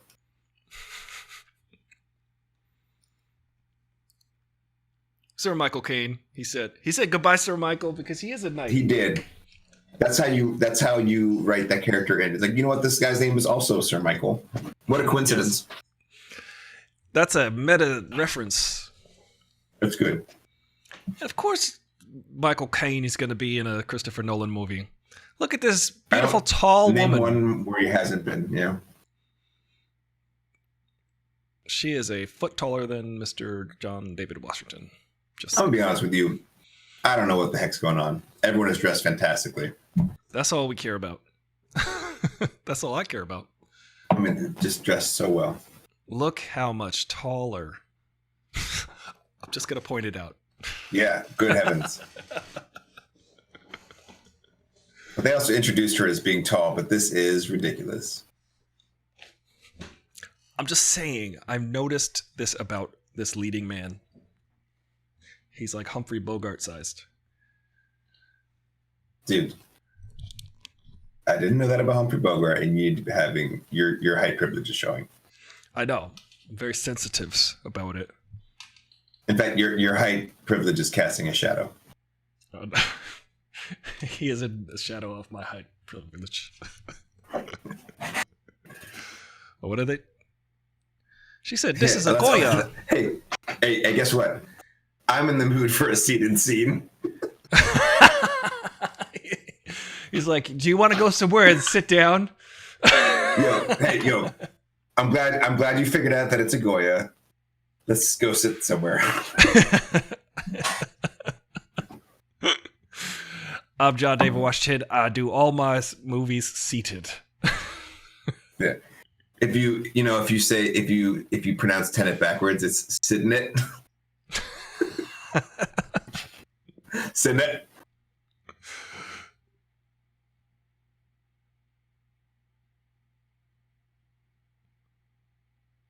Oh, his yacht. Wasn't she the golden girl from Guardians of the Galaxy? Yes. Good catch. The different kind of golden girl than Betty White. She is. This one is. Someone should CGI Betty White Rose into. Someone should CGI Betty White into that from Guardians of the Galaxy. It's the Golden Girls. Yeah. And all the pilots are just Golden Girls from that show.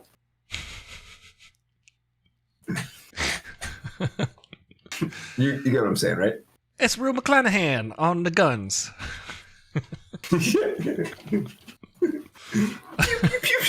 Like in the VR like ships. That was a cool movie.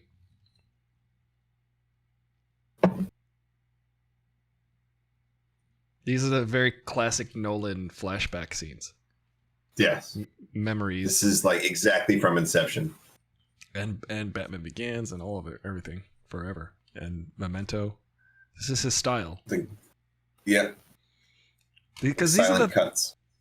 And those are very much how memories operate.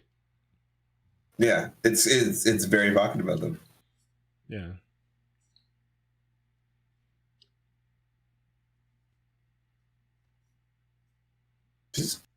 We're talking over, but she's doing a good job here, I think. Yeah. Imagine being John David Washington.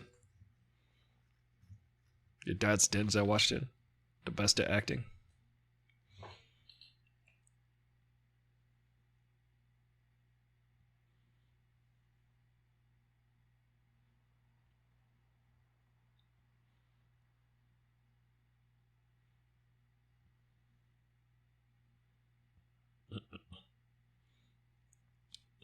Just look at the cinematography, though, just for a seated scene.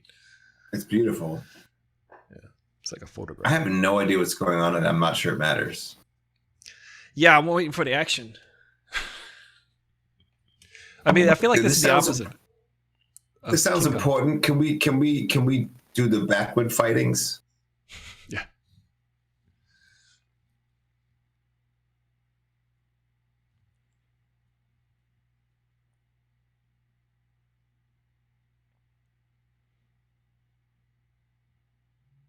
He is tiny, little man. Sorry, just listen. I'm not taking away from his success as an actor. I'm just pointing out he's. You feel bad about how short it was. She's extremely tall. She's taller than everybody else, dude. She's like 6 feet tall. Well, she's got heels on too. She's also extremely tall. Yeah. That was maybe they did that on purpose to cast her as being so tall next to him. Right. To like accentuate the power imbalance or whatever. I suppose. Hey guys. We're like he said my hot sauce because he black. He needs the hot sauce on it. I enjoyed that. Oh, my goodness. That was actually pretty cool. Oh my goodness. He was hiding that. Uh-oh. That was very visceral with the tenderizer and that knocked the hand. Cheese grater on the face. Oh my gosh. Oh, this is a visceral fight scene. You know he wrote it in the kitchen. Oh. He's like, what could I use as a weapon? Oh. He said, this guy, he looks so casual about all this. Yeah. Listen, I like John David Washington. He's good. No, he's whooping ass. And he's buttoning his immaculate suit. Why is she crying? Because she was memorizing all the remembering? She was reminiscing? Buttoned his suit.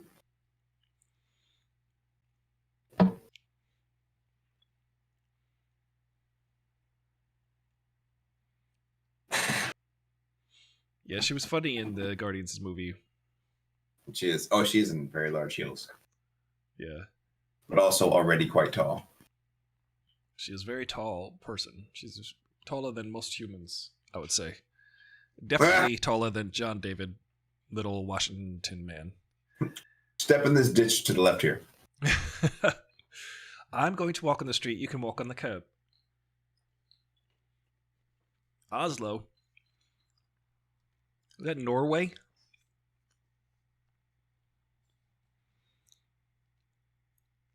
Oh, here we go. Your mission if you choose to accept it.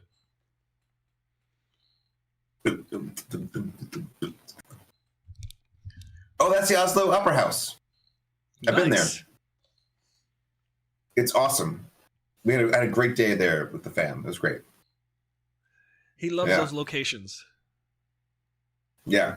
There's a cool, I wonder if I can show in that area, there's a motorcycle that's turned into a deer. That's a piece of art. Oh, dear.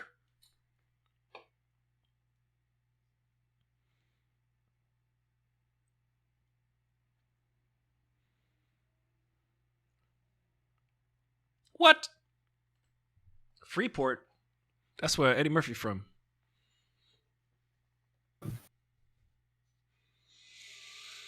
I like that there's art centralized to this. Yeah. God, he is dressed to the nines. Everyone, he looks fantastic. He's very dapper. Listen to the soundtrack. It's loud and awesome. I like that the dialogue succumbed to the score. Yeah. It's exciting. God, it's so well put together, man. It's like really beautifully put together. Yeah.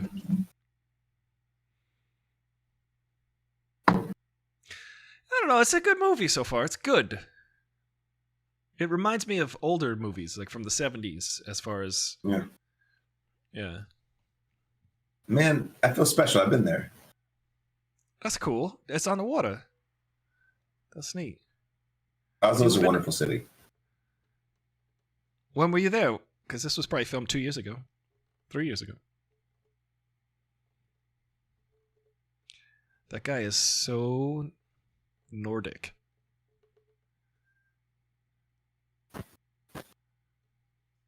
Can't do that.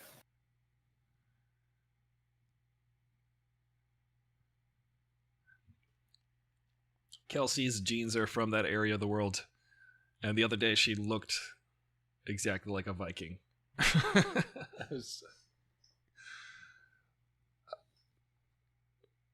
probably why she wears the hat with All horns the from airports look the same. Lebowski.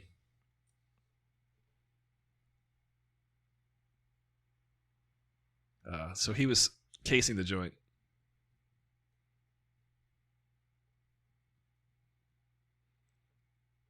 So they got to do this all backward. This is genius because it's going to be a palindromic attack.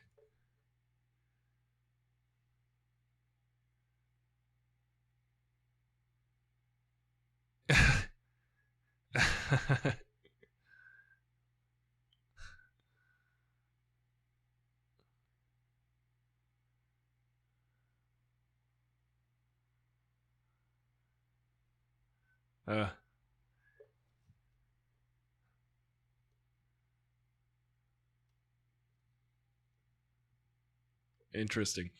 My theory. I've been here to Oslo, but this is like the city on the pier. It looks beautiful.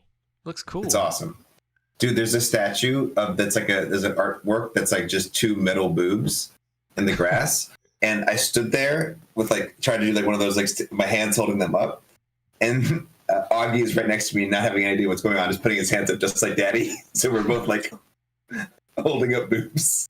It's great. That's amazing. By the way, this has all been one shot. I know. There was a kid just doing that with the art there too. Yeah. I was wondering because at the top of this take, there's a couple of things where I was like, interesting they chose this take to go with, but it's because it was a really long take with a lot of movement. Yeah. It's interesting. They were dropping a lot of plans. Yeah, I don't. We'll see what happens. Who cares? I'll watch it again. I'm just going. Yeah, it's like stuff's happening. I'm sure they're explaining it. Whatever. Yeah. I'm more into we are talking over this a lot, but also this is how it feels. How's it feeling? Yeah, it keeps it interesting for people who might be watching or might have seen this already.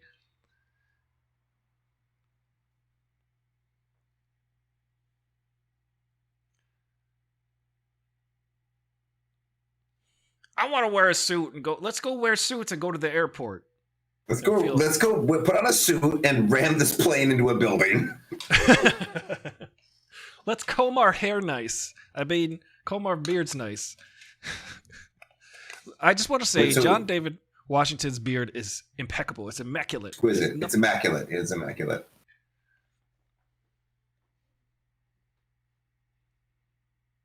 Yeah. Boom, boom.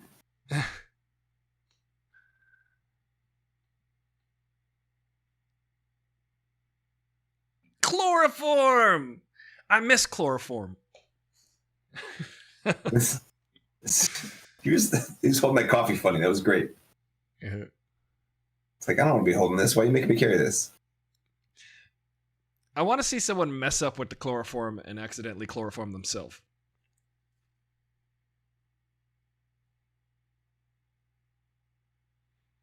Man, the actors he gets in these movies, they all have a face. You know what I mean? They look like they've been through something. Yeah, and there's always one not the primary ones necessarily, but everyone in these scenes, this other dude up here. Yeah, everybody. This dude's been through stuff. There's a lot of.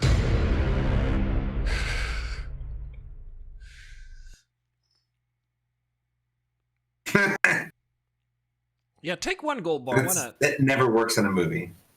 You know what I was watching the other day? I was watching Ozarks.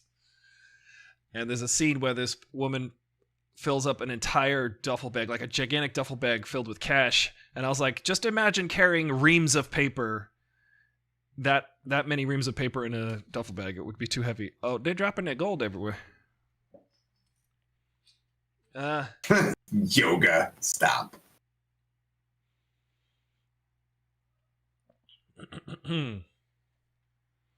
Oh, this is cool. That hurt. Stunt people. Listen, stunt people are amazing. They did that. Shout out to the stunt people This in is the world. this is so audacious. This is audacious. Yeah. Shout out to all my stunt homies. Like, this is awesome. They did this. They really did this. You know they did Yeah, this. of course they did. Of course they did. You get one shot, crush it. It's pretty cool.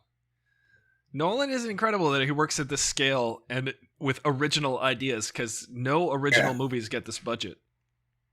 This is ridiculous. Everything's an adaptation unless it's a Nolan movie. Peace out. This is from the movie Airplane. Literally just cut to the movie Airplane when they smash through the window with the airplane. Yeah, it's the exact same. That's cool.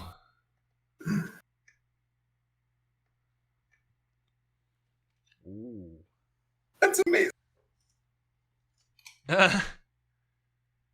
This Norwegian dude.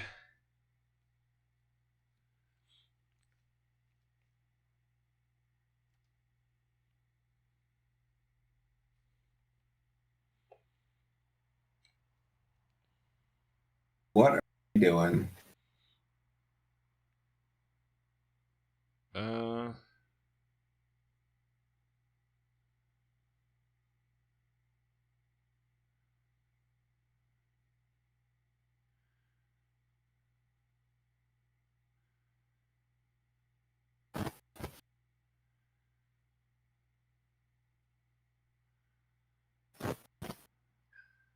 Oi. I have to send a comedic reading to my agent to get on their theater. Oh shit! Nope. Shoot! They broke that. That's not good. How am I gonna do that? That's more than 10 seconds, bro. Uh-oh. They're gonna have to reverse the time. Panic sets in.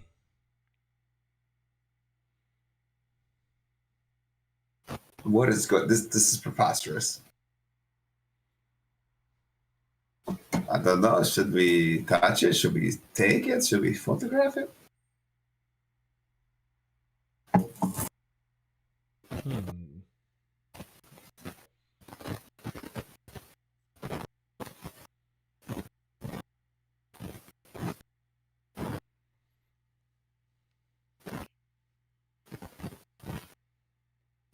Oh. Is that a weird sound you're hearing, or is it Cheryl? You hear like a crispy sound? Is a dog barking? No. Is it absolutely silent on your... Yes. Okay. Oh, it might be the noise cancellation.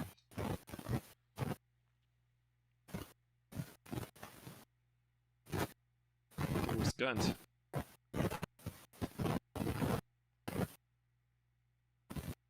Oh, right. It's about to. Duck.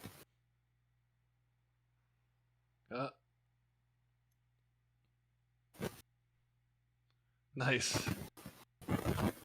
What? Okay. Right. Okay. So it's the bullets that travel backward? Or the metals? Yeah. What? Oh my goodness. Is that because he knew where the holes were? Yeah.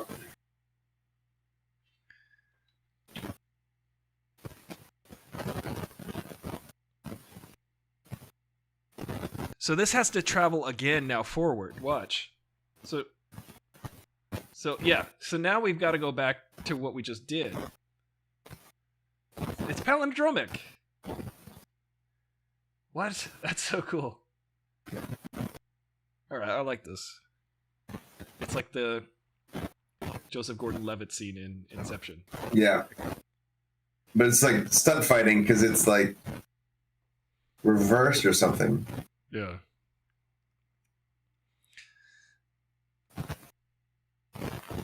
Amazing. That was an interesting look. Because he's got to react in forward motion while moving backward. It's insane.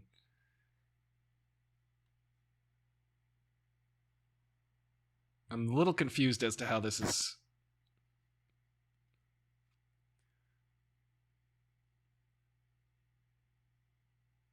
I think there might be a lot of post shaky cam to make it look like it's moving forward.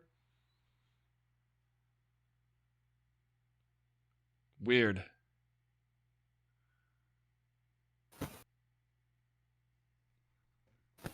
How the hell did they shoot this?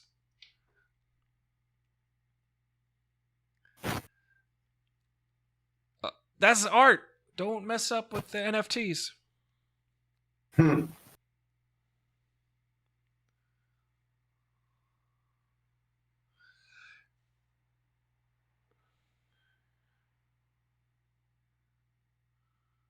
Oh, he's sticking the gun into the knife cut. Ooh! He's gonna go through the... Oh, did he just get caught in the jet engine? Am I as confused as you look?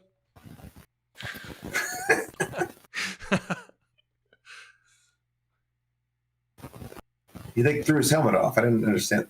I don't have to understand it. It's okay. I trust that it will make sense at some point. Yes.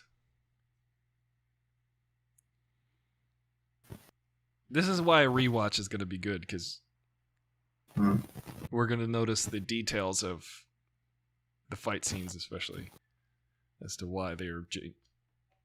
I'll tell you this. I've never seen a fight scene like that before. Never.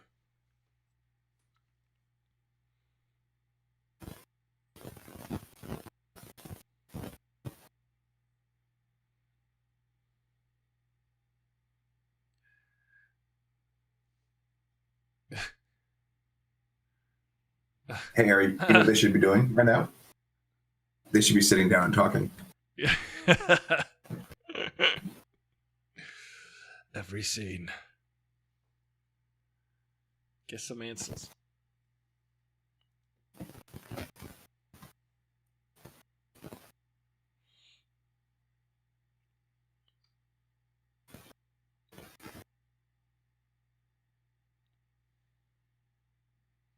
Haha. Interesting.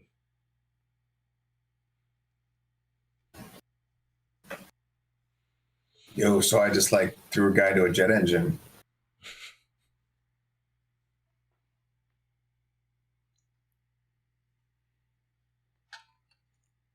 Inverted.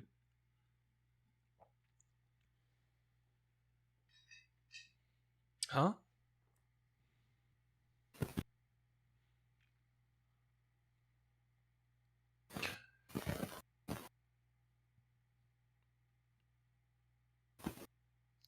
Nolan makes movies that break the format almost, which is pretty cool.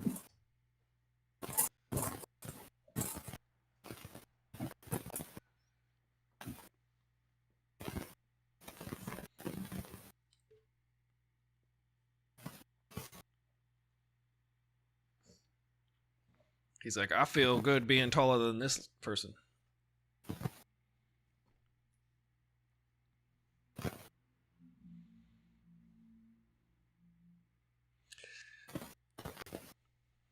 He's good. He's not great like his father, obviously.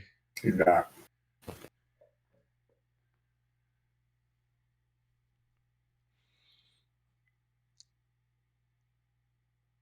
We don't know yet.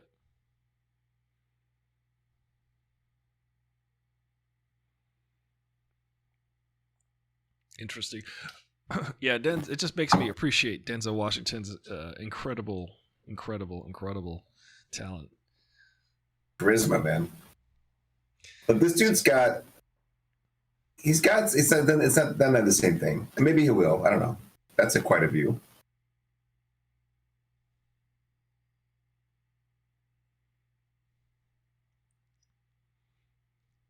I was watching an actor breakdown.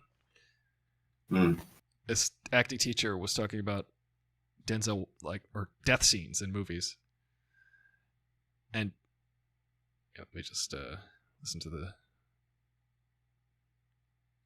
But he brought up a death scene that Denzel Washington did, and was like, "This is like an incredible, perfect moment." Was it from Glory? No, it was from Book of Eli. Spoiler. I haven't seen that. But there's like the premise of the character is that he doesn't think he can die, and there's a moment in the movie where he gets supposedly mortally wounded, and that all happens on Denzel Washington's face, and we're as an audience we're like, will he die? You know, and we're just kind of engrossed in that moment.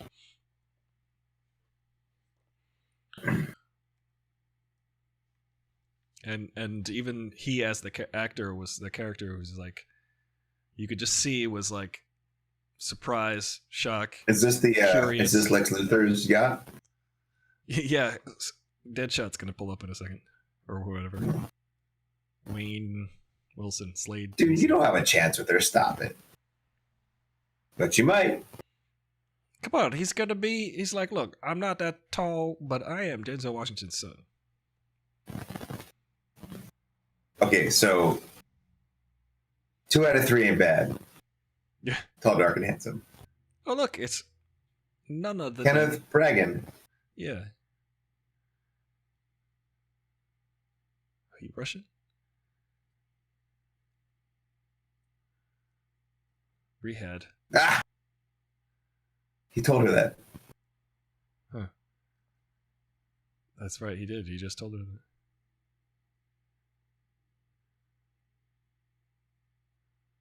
Huh.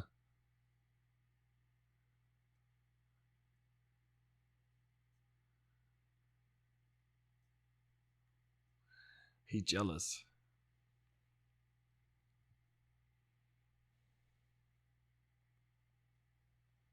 I'll be honest, I was not feeling any chemistry between them, so maybe that's on me. Between Denzel Washington, I mean, Yeah. smaller JD Washington? DC Washington.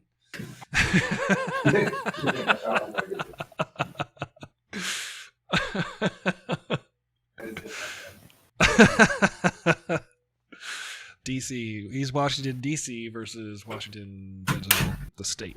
That's the joke. Or they'll call him DC Washington. Thank you for explaining the joke. Yeah, just in case people are joining us 54 minutes and 54 seconds into it.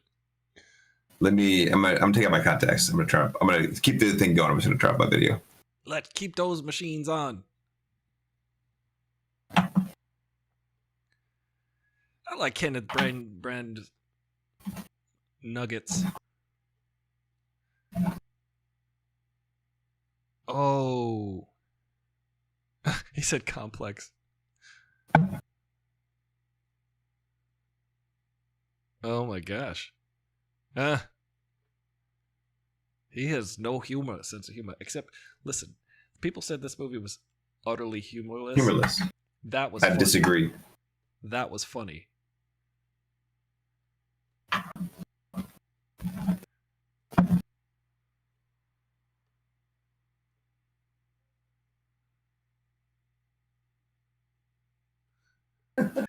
Branagh's intense, man. He's a good actor. He's very good. Be really at it to do more than mess around. Is that what he said? Then more. He said, "Do you sail?" He says, "I mess around on boats." And he said, "Be ready at the dock tomorrow morning to do more than mess around." That was an English translation. I will transcribe the movie for everybody. Dude, he's ready to go for a workout. Listen, she is a gorgeous specimen of a human being, although she does remind me of the Kaminoan cloner from the movie Star Wars Episode 2, Attack of the Clones. With her, she's got a long neck. Yeah. That's what I'm saying. What were you going to say? Interesting. He might be inverted. He's going to be the he is. Ringmaker. Did you and I saw that He looks movie? You, me, and thrilled. Seth saw. What? We saw Looper together. You, me, and Seth. Yeah, we did. It's a good movie. Yeah. Oh yeah, give me some of that music. Sailing yachts.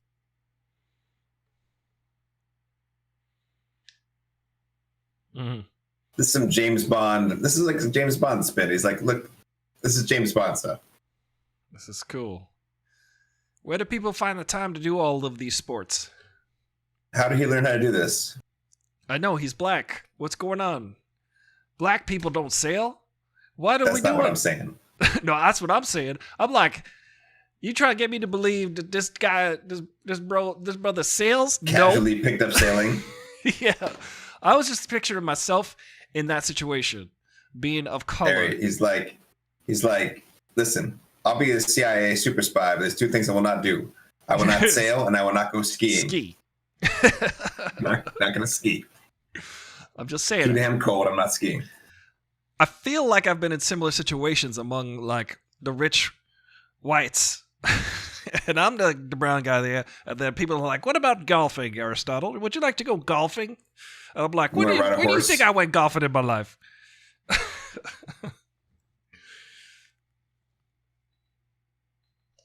Hey, Ari, you want to bet on some racehorses or some greyhounds? Yeah, exactly. Let's go sailing.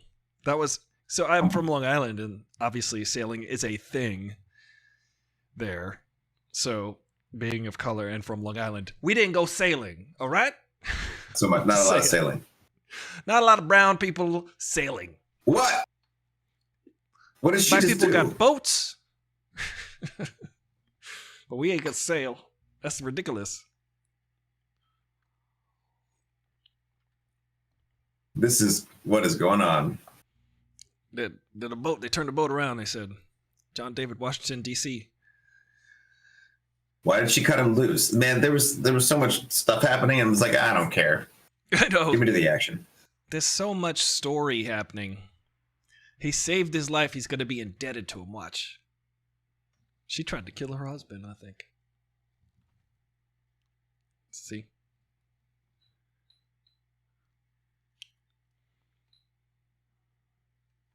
He showed me the drawing of... wonder what that drawing was.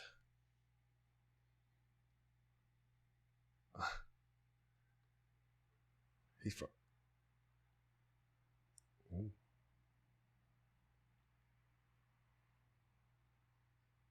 Interesting. The whole world's lives? That guy's tall. You're comically Humphrey Bogart sized.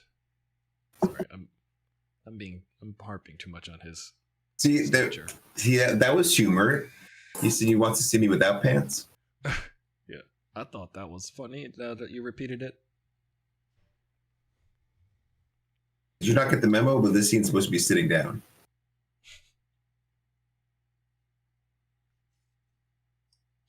Exactly. He's like, how about we have a seat and talk about this? I feel like I'm the one doing all the sitting in this relationship. And I mean, when we first met, we would both sit down, and now I'm the one sitting down, so now I gotta stand up. I just definitely noticed a height differential when we're standing, more so, because of your torso.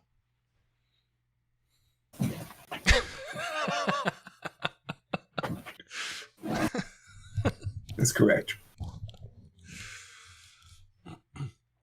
He's like, I almost died, but that's cool. Have the drink. Health of a man half my age because he's from the future, man. Interesting. He's Benjamin Buttons. That's pay me. That's right. Pay me. I feel you.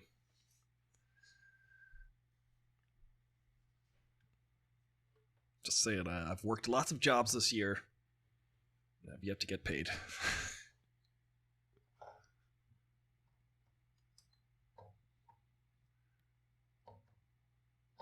He's so good, Chris Brothers.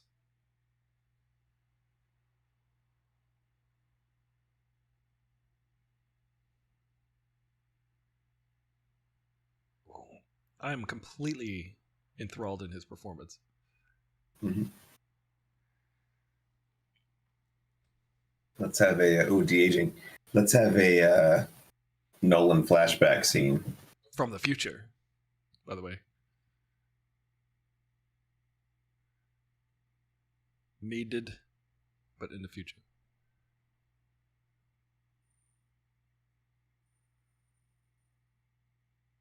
He touched it. Yeah, I got superpowers.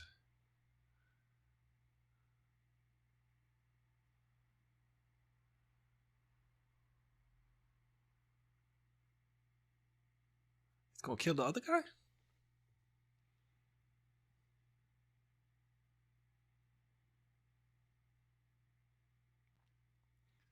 Incredible. That was a Kenneth Branagh.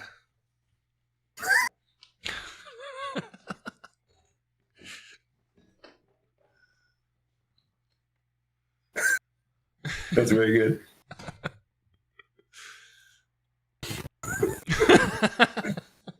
It's very good. It's very good. It was good. He was good. He's good. I'll tell you what, though. For no reason whatsoever, he has like automatic sliding doors in that room. Okay. Don't you have doors made of like oak and like plutonium or something? Maple. Yeah. Remember when I almost died today? You were there. But he implied that he undid it because he's going backwards.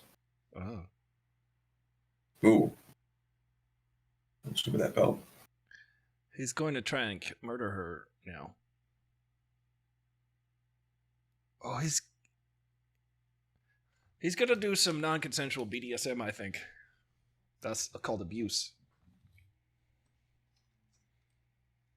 Thumbs down.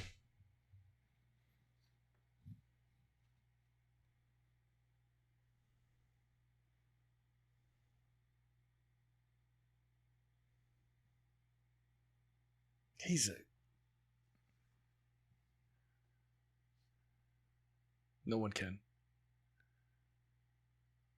That's cliche, though.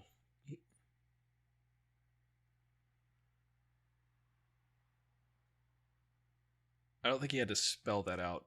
I think we could gather that he's supremely jealous.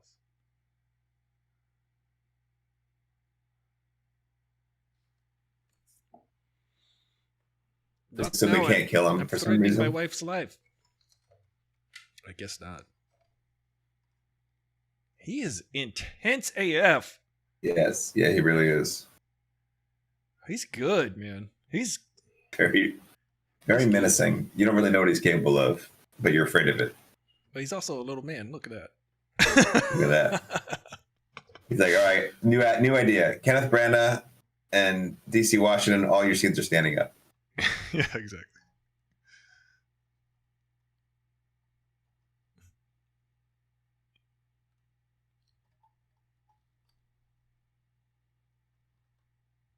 I can still see you, helicopter. Yeah. It's interesting, Kenneth Branagh still, I mean, he's such a good actor that it's cool that he still takes these jobs that are, I guess he recognizes them as good dramatic pieces, because this is really dramatic. Like he can absolutely choose to do what he wants. He doesn't have to do a big budget movie ever. Yeah, he can make Thor 4 if he wanted, but they probably won't let him anymore. Didn't he make the first Thor or something? He directed Thor, yeah. That's good. He still gets into he does mainstream stuff too. Still, yeah. I watch all of. I like a good pop song. Yeah, and I don't read Shakespeare. I watch Kenneth Branagh's movies. It's much faster. Yeah. Actually, his Hamlet is 4 hours. Is this the plutonium? And he plays Hamlet, of course. Oh, that's neat.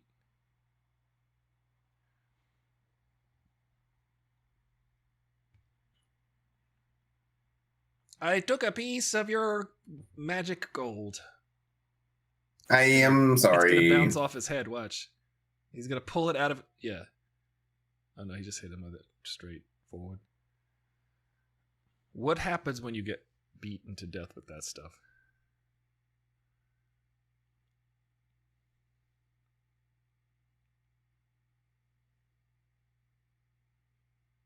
You do this heart rate monitor?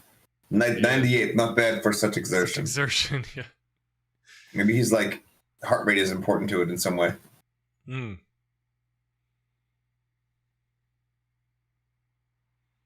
Oh. Yeah.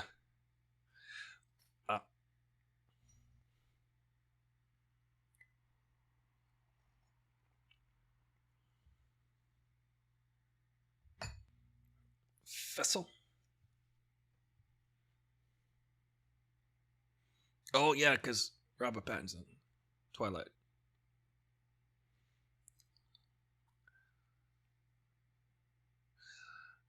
I wonder if there's already a bullet in him and then it comes out of him at the end. You know.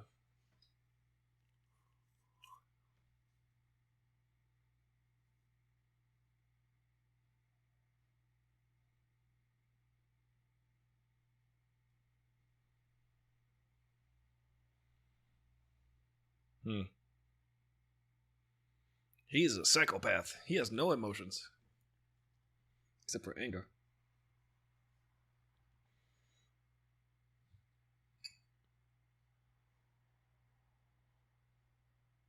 What the heck? So is that a platinum or gold? It's plutonium. Well, I think that's his payment, but he's going. Yeah, it was. You know what it was? It was Beskar. Beskar. Okay, this is the plot. Here, let's listen.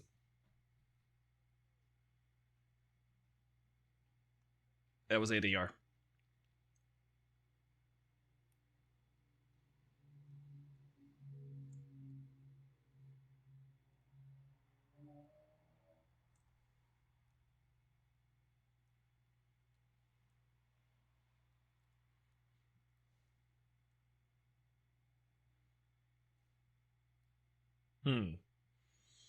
What European city are they in now?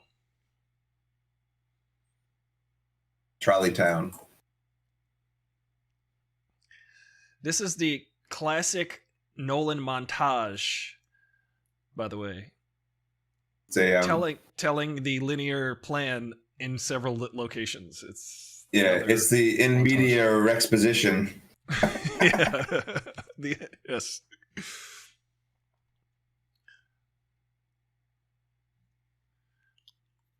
In media rest position. How about that? Yes.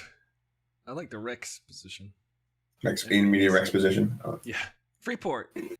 That's Long Island. It's Long Island, but it also looks like Europe. Yeah. There's only one Freeport. It's in Tallinn, which is the capital of Did the chickens Lithuania, one of the Baltics. Yes, they have birds with large talons. Baltics. I was in the Balkans, but I kept messing that up. I was like, the Baltics? Yeah. Balkans. They probably didn't like that. No.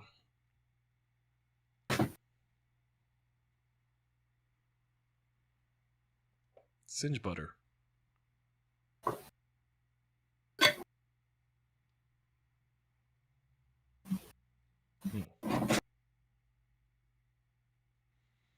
What does she see in him? I mean, she's also very cold in a lot of ways.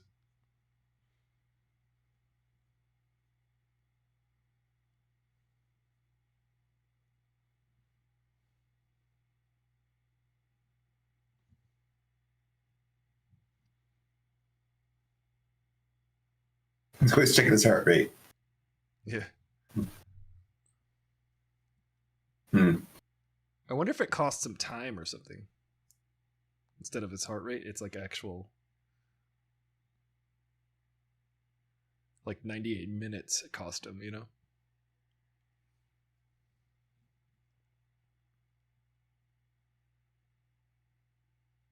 You know what I mean? Instead of saying like 98... I don't know. That'd be a good way to throw you off the trail. Look at those European license plates. Yeah. It tells you the country. So it's in the lower left, it says EU if it's an EU country, but in Netherlands it was just Norway. Or sorry, in Norway it's just Norway.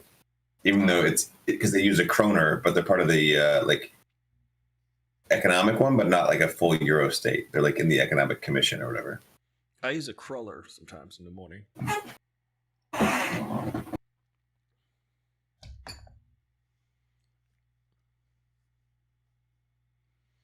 I mean, she is dressed immaculately as well. Everybody in this movie, impeccable. You cannot pick these people. He's out of focus. I don't like it. Oh. Oh, goodness. He's a psycho. Emma Thompson divorced him. Oh. Hey. This is... I don't like this. This is no triggering. I don't like they didn't show the actual blows, which I noticed. Yeah, you don't do that. He looks at his watch. That was actually his heart rate. He wants to keep his heart rate down. That is such a detail. It's such a great detail. Yeah. Because we've established it, and then we just reminded us of it. So now, what? How does this play? It makes it. It's important to the character. Oh, now we got like a card chase, like what's it? 3-card Monty. Yeah. Maybe he knows he's gonna die of a heart attack or something. I don't know.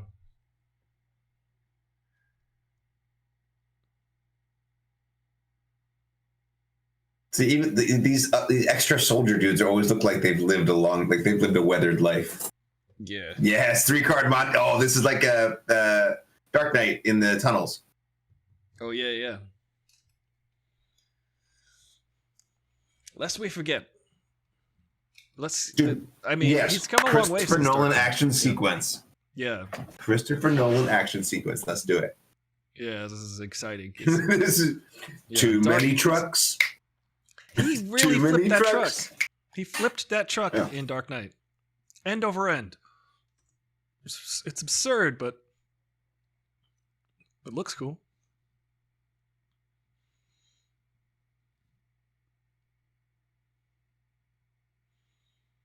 Oh no, they're gonna go all the way ahead and then do semi backwards. Yeah. So did they start at the last place and then they just intuit it backwards? How does this I don't have any idea how it works. It doesn't matter. I'll figure it out on the third watch. Yeah. Because I'm sure Nolan has thought it through Primer style and Inception style. Memento style. Yeah. Fanto style. God, this is so precise. Oh my goodness. Yeah. Stunt drivers are insanely good. Now this is all a dance. This is beautiful. This music is intense. This is great.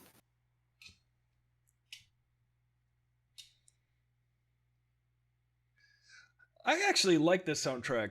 Actually, someone was. Yeah, no, I like it. They didn't really like the Goranson soundtrack, and I'm digging it. No, man, it's good.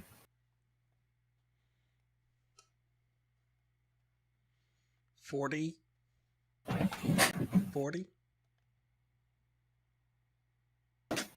Okay. Now we're stopping. Oh man.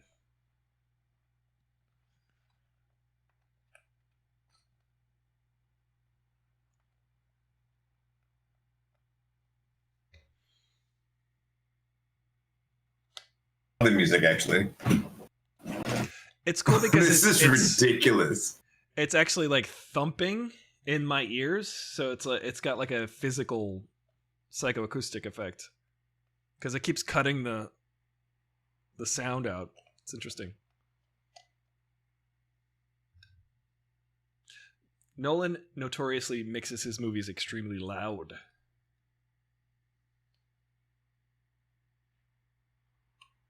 Oh, nice. So they're still moving, so they're not detecting it that like there's a problem because the GPS is still moving because they're trapped in and still moving. That's slick. Right. They have to do the whole thing moving. Look how they're like totally smashed it's like those cars.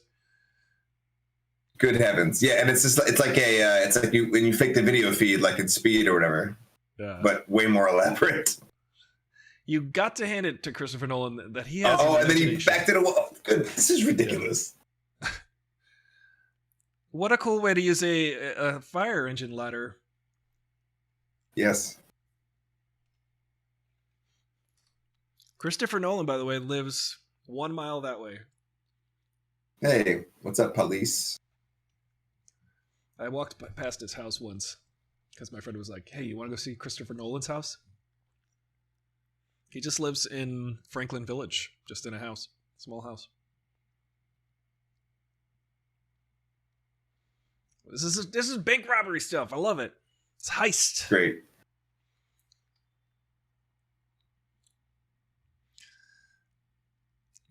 That hole that was blasted looks comically cartoonish.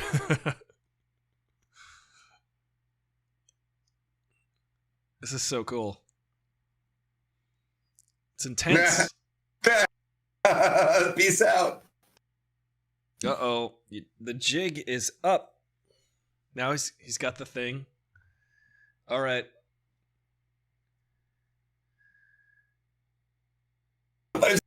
Wow. That was intense. You know something's going to happen. Here come the button. It's going to be out of focus and then come into focus.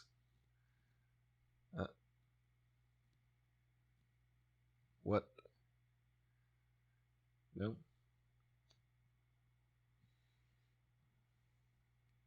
Things. So is that the thing? So is it a device? Is it several? Who speaks Estonian besides Christopher Walken? Ah, it's not Estonian, it's backwards. That's a quote. That's awesome. What? They're going the wrong way down the freeway. Wait, what? Interesting. How is this? Because they're going backwards. I know they're going backwards, but they're going backwards through time. It's interesting because they probably built that car to drive forward, but with its thing backwards. It's frame on backwards. Yeah. But that's an intense. I've never seen a backward car race like that. Car chase. Also car race.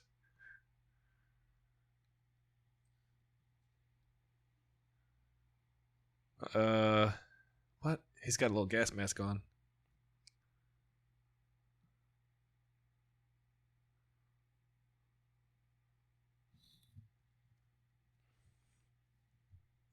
This is dope. It's intense. Yes.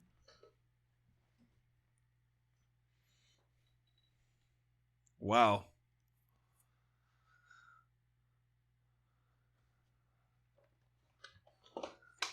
I just don't get why some things are going back. Oh, he's going backwards. Whoever has the thing is going backwards, or what?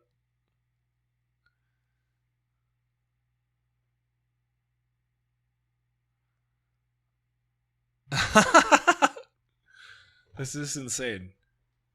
The mask. I wonder if you watch this in reverse, what it would look like.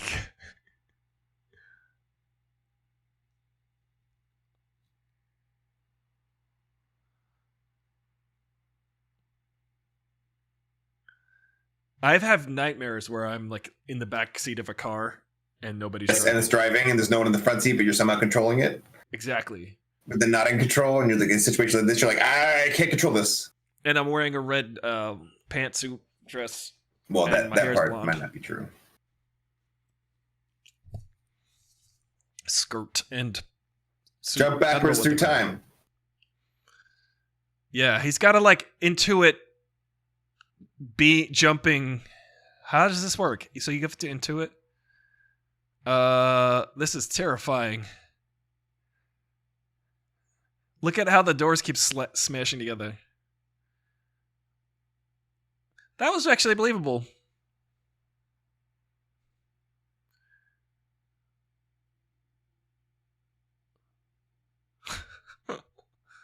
That was it. Yeah. He pushed the brake with his hands. Yeah. Wow. That was a little anticlimactic.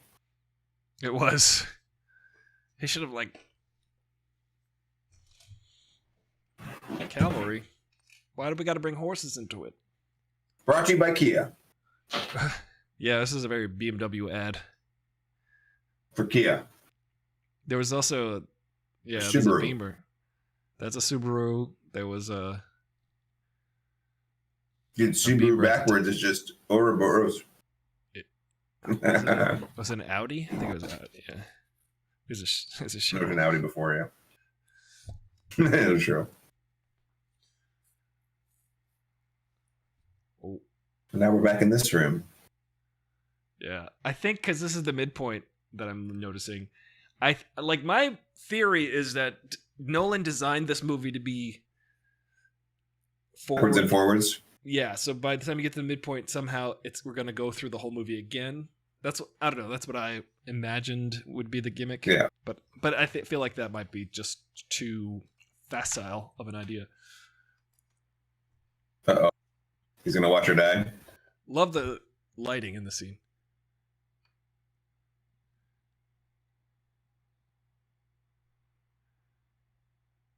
Backwards. Yeah. Oh. He can understand him the first time, though. You see that? Oh, wait. You could hear it first, and then he says it. Yeah, it's interesting.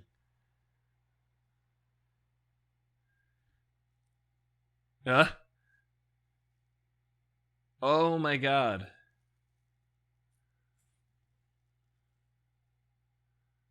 Huh. This is crazy.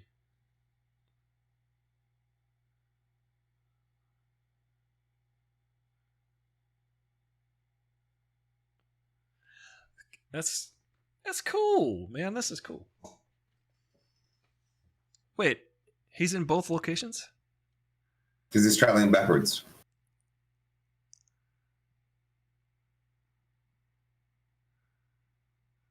Wait. Oh, that's cool. Some other... Oh. That was in the other one, too. Oh, they go in one and they come out the other, and then it's like the upside down. It's the upside down. I just slammed the table in a declaration. That's cool. Red and blue. They ran inside. He ran inside. Yes.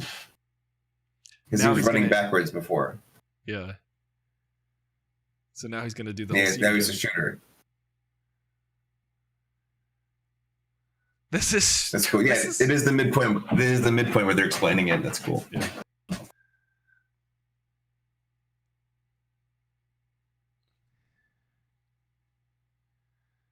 He knows there's a whole scene. He's got to do it all backwards. I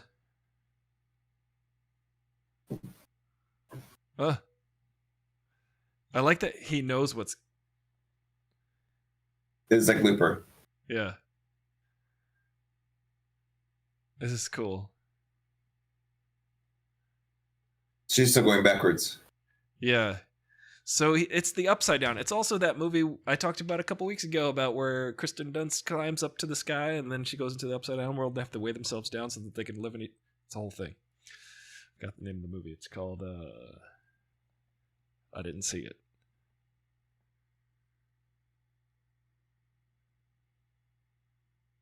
So she's fine.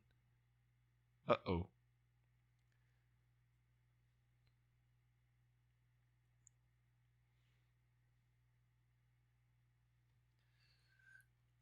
Explain to the audience what's going on.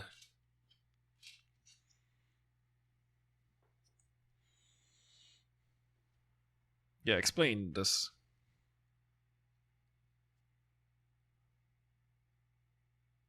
He's practiced speaking backwards.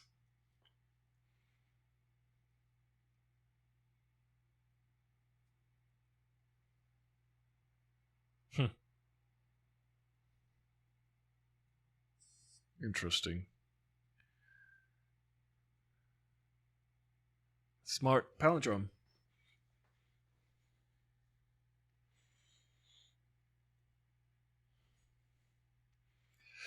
If the movie's not formatted that way, the last fight scene will be. Where it's gonna.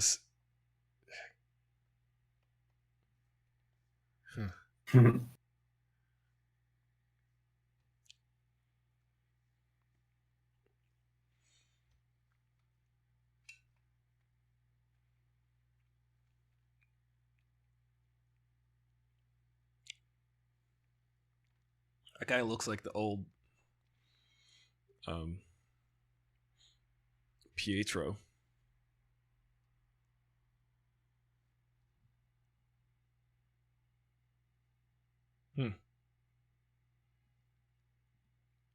See? The whole movie's going to go backward.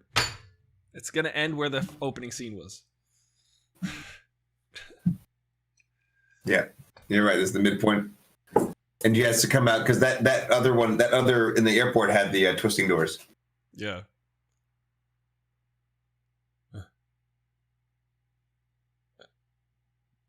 Interesting.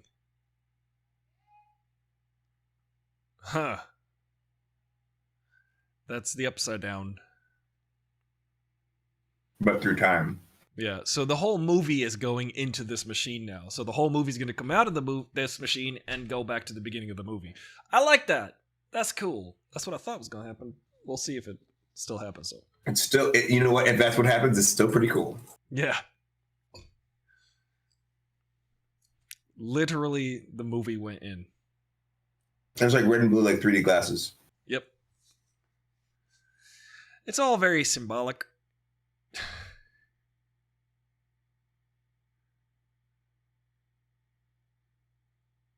Huh.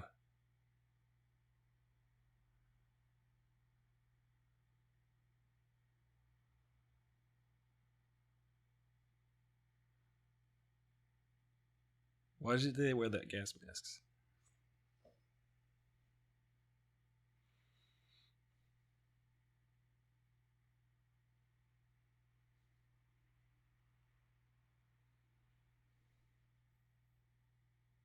Yep. We don't have a lot of time.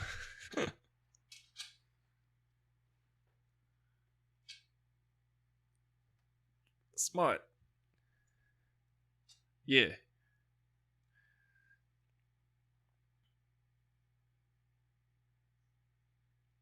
Got it. Primer.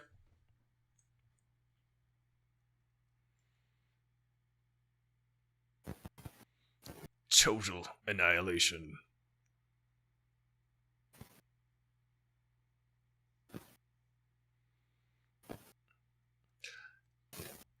Like when you go down a hill very fast in your car and your stomach goes into your throat.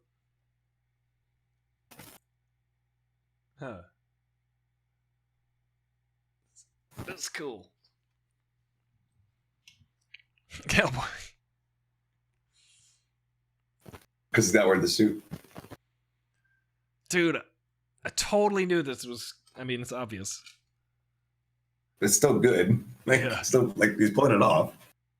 Well, it's just... It's classic Nolan. You know, this is the first movie since... This is the only movie of his that I didn't see in the theater. I mean, mitigating circumstances. Yeah. I want to get that silly large television, though, so I can watch it, like, right here. Look, he's wearing a mask, just like all of us. Yeah. That's interesting. This is going to be a lot of movie going backwards. Get ready. Yes. It's going to be the rest of the movie. It's insane. This is cool.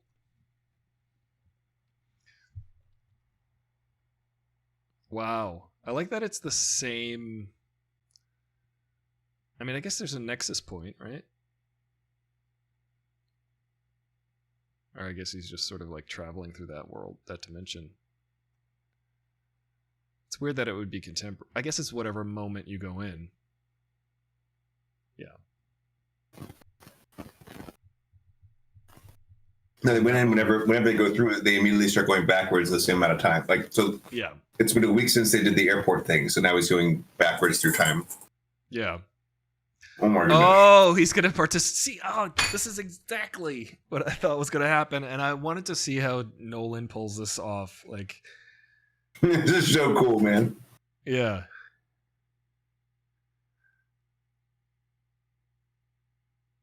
Driving a car backwards is gonna be so weird. Yeah. Then you shouldn't text while you're driving. Like literally, you have to start turning before or after. I don't know. Okay, because they did see him with his mask on at some point. Yes, so that was the one that's traveling forward through the backwards. I like that he was in this scene. We just didn't see him, notice him.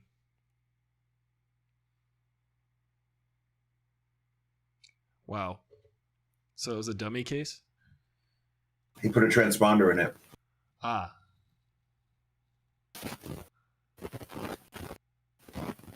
Huh. Transponder.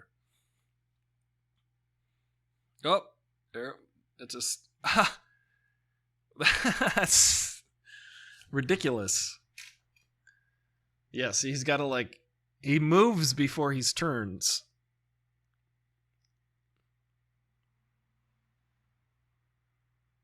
That's why he was driving backwards on the freeway. Yeah, okay.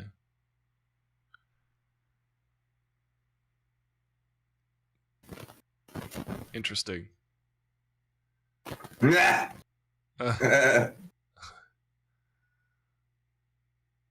Wow. So to everyone else, this looks like a car driving backwards. It's so cool. And remember, they couldn't understand it because he was talking backwards, not Estonian. But now you're hearing it forwards. Ladies and gentlemen, Estonian is just English backwards. With Russian accent. See, he sees him. He knows him that he's... Because, yeah, they're both traveling. What a cool device. And what a cool device to be able to think this out. Oh, this flipped over. Oh, my goodness. Yeah. So he must have gotten out of it.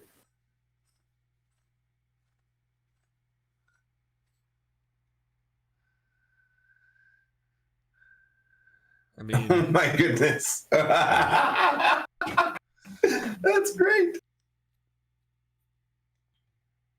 Yeah. Yeah.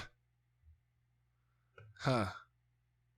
He's so concerned about his pulse. Is the fire going to work forward, though? Because they're moving in the same... They're moving in the same direction. Oh, he died.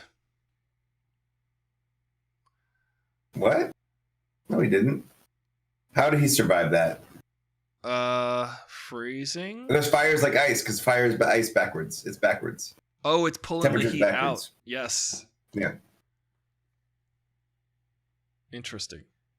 Yeah.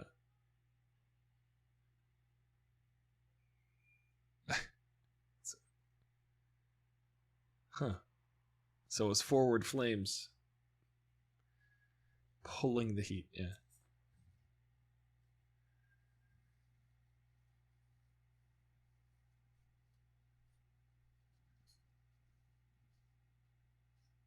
Trust.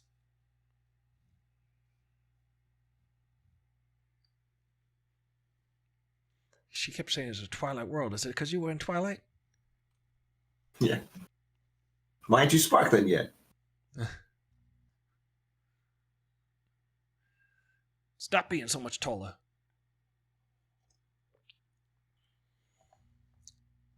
She is the ticking clock of death. And a literal ticking clock.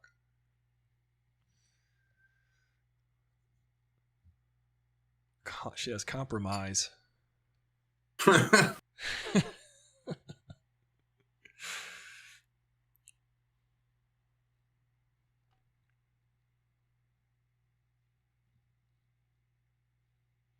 I love the idea of a reverse entropy, though. That's like It is.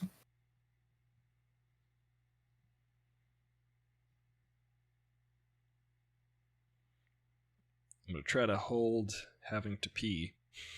I don't want to pause it. Yeah.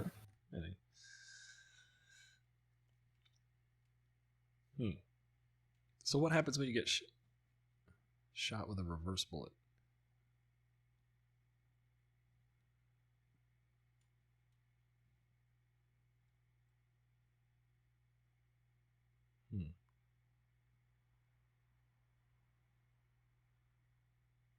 Spell it out for us.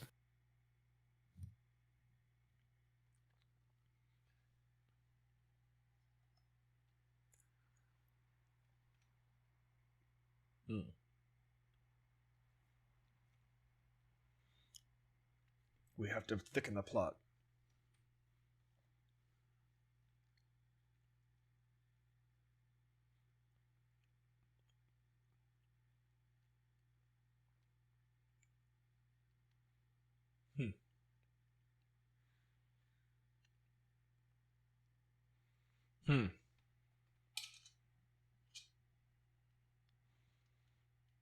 Try to imagine every molecule in your body exploding. Yes, including your son.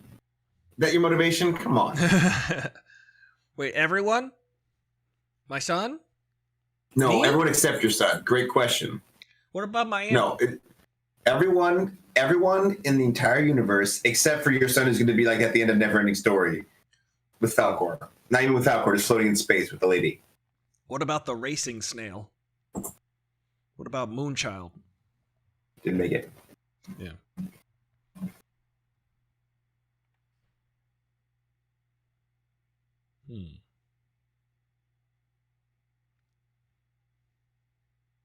Let's explain the ship of Theseus.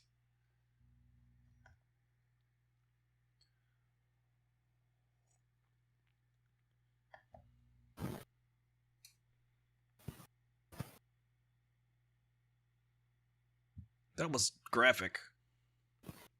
Gratuitous.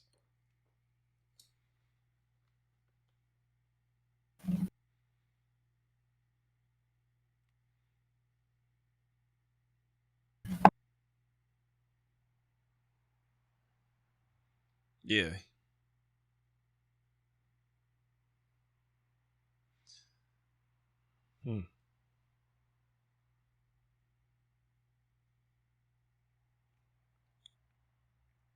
Interesting. They're trying to set up a whole mythology around this. Dude, are you like asleep when you're awake or awake when you're asleep? Because everything's reversed. Yeah, I was like, is he just waking up? Is he going to wake and falling? Yeah. Is he falling awake Yeah. and sleeping up? He's sleeping up. He was just sleeping up just now. I'm falling awake and sleeping up. Falling away, falling away, falling. Falling.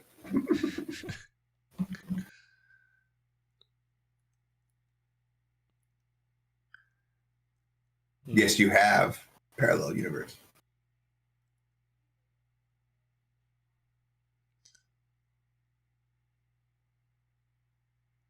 Oh, it's getting That's worse. what they did. Yeah. Because he's about to get shot. Yeah. Smart.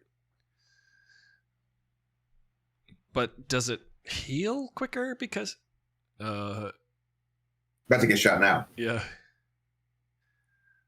That's crazy. Oh, he killed him because he killed him by taking his gas mask off. Remember, he just took the gas mask off the guy? Yeah. Because he needed to do that because they had to breathe the special air because he was going backwards. Ah, that's right. So wait, so they're taking her to go get I vaguely fixed. remember this the other way. The whole movie. They're fighting themselves, I think. Yeah. They're going back through every major set piece. It's cool. Yeah, it's cool. A little Back to the Future too.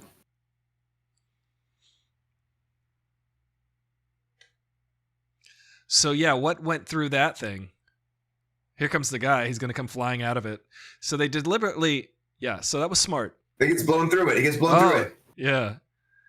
And it's him. Oh, that's so cool. He can counter himself. Don't touch him. Don't touch him. No, this is Robert Pattinson. Oh, that's Robert. Oh. No, that's him. Oh no, that is him. You're right. That's Washington, D.C.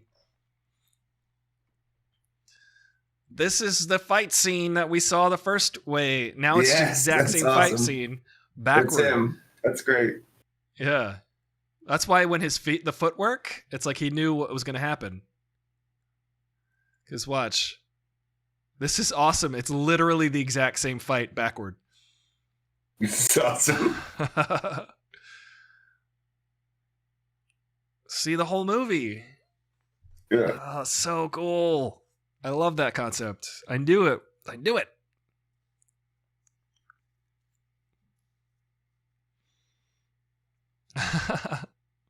I actually worked on a movie a long time ago. It's an independent film where it was called Palindrome, and the idea was this. It was a short film. It was like 10 minutes.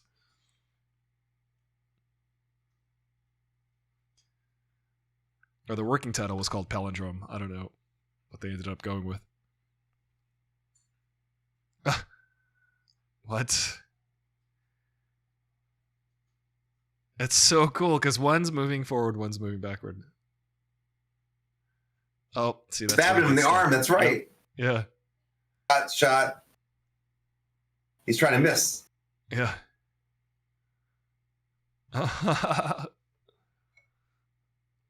Ha!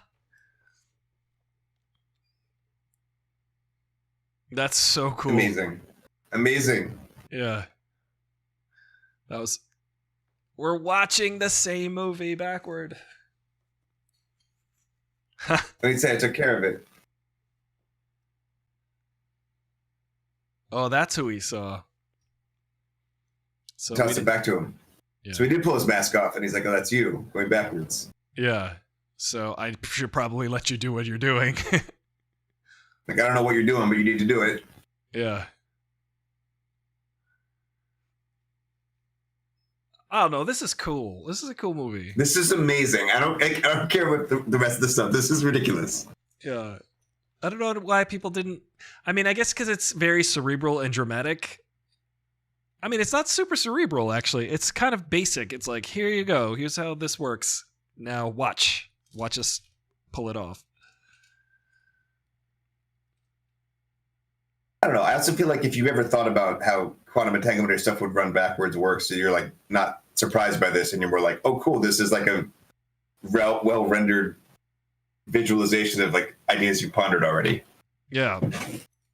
A dramatized example of how this would work. Like a mental exercise. Yeah. Yeah. And he's going forward now. So that's a mini backwards machine, or is that just a? That's a similar portal that's at the airport. That's like similar to the one that they found in wherever they were before. Yeah. Oh, okay. It's so interesting working with yourself in the future, not knowing what you're going to be doing. Yeah. Like, there you are. It's kind of like metaphorical too. But now they're going forward again, I think. Yeah. And that's them coming from the other reality. Yeah. Man, that's cool. This is great. Come on. This is great. What do you want from movies? This is a cool movie.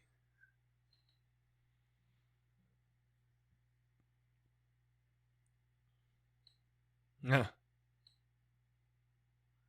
Huh. So yeah, he had to watch him fight himself in the next bit earlier. That's a little exposition to get around that.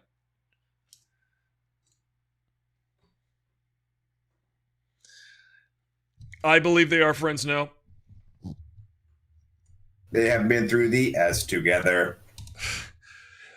So, but for real though, they had to explain why earlier in the movie, Robert Pattinson just watched Washington D.C. trying to kill himself because he just saw in the hallway before that it was him. Yeah.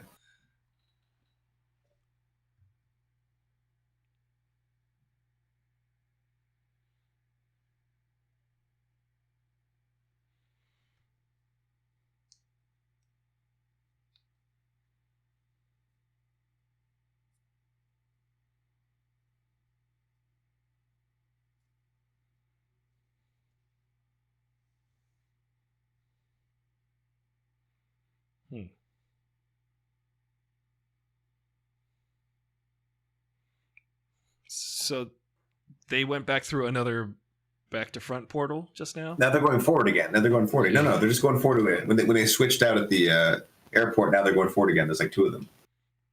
Oh, yeah. But I'm saying, because they went into the portal and they went all the way back to the airport, they turned everything back around to forward again to start over. They're heading forward again. So they went back in time. Yeah. Okay. But it took them the same amount of time to get back to that moment, which is interesting. They were in the shipping container for like 6 of those days. Yeah.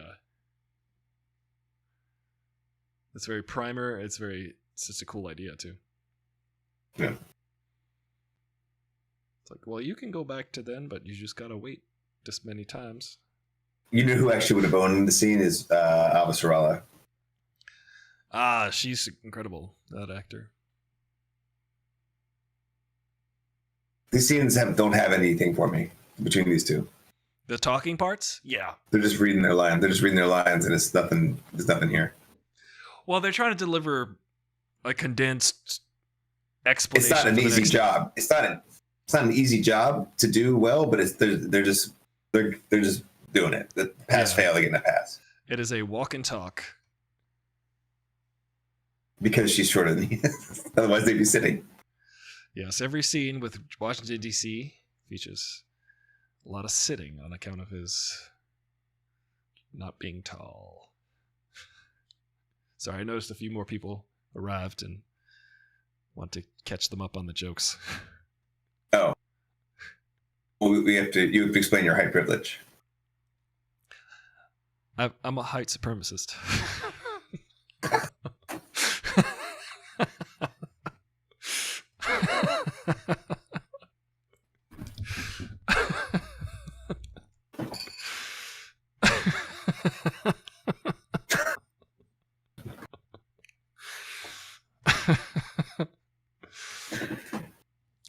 Too good.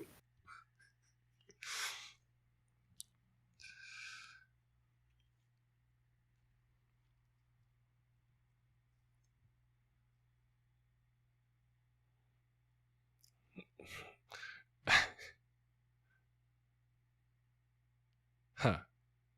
Interesting.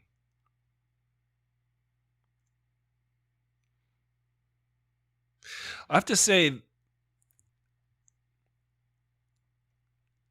I think it's interesting and good that Nolan said, I would like a black guy to play the lead of this next movie. But he's like, I would like Denzel Washington's son, basically.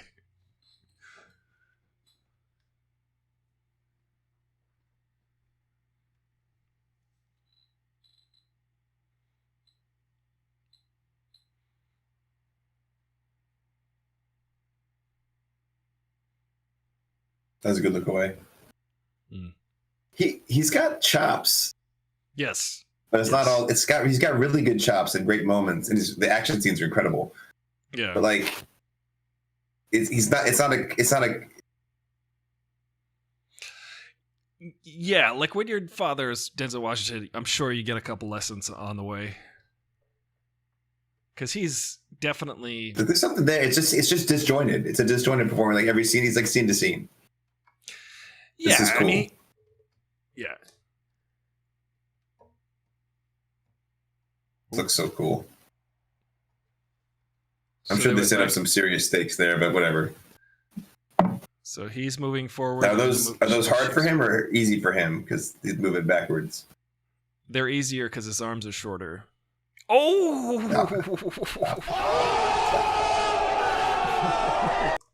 All right. He's wearing that. Is that a reverse pressure chamber or something? Ah, right. So she's healing backward, or what's going on? So she's like, oh, he's going to shoot me. Or wait.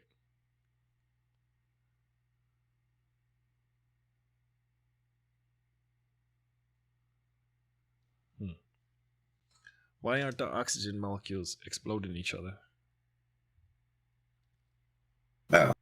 Well, it's the poles in the background going back and forth. Huh. Interesting. Something about he's a dead man switch or whatever. Yeah. Oh, here we go. This is the final beat. He did say that. Mm-hmm. Yeah. For the end of the round.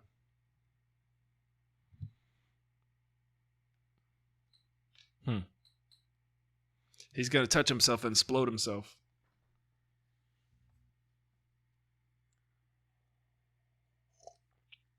Watch the total annihilation that they mentioned earlier.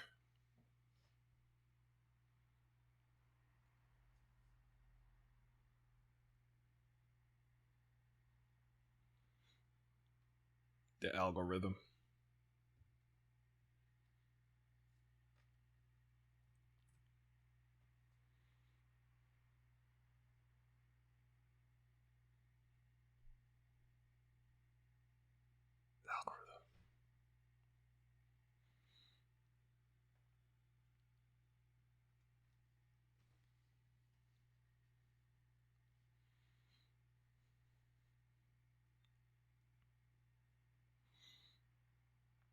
He's gonna come up out the water. No, they're gonna do the opening Kiev scene backwards. That's cool. He spied him. You saw that? In reverse. Yeah. He's like, I see you.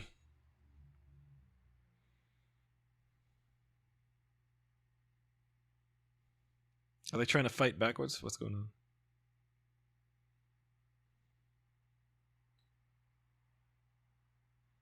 They're just acting backwards.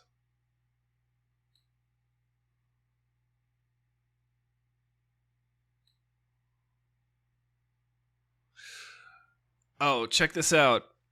They're practicing to fight backwards. Oh my goodness. Yeah, they are.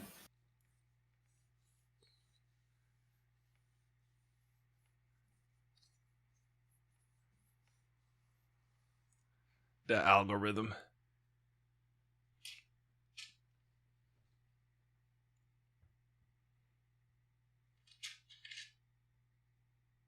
What about the shooting you part? What about the shooting you, though? He shot you. That probably is the worst thing.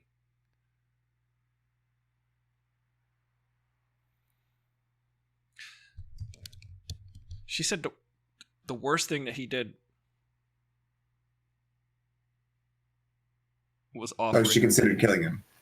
I can't get past that. She just said the worst thing that ever happened that he ever did was offer me that deal. Not the shooting. Well, maybe, technically he hadn't shot her yet. That's true. Yeah.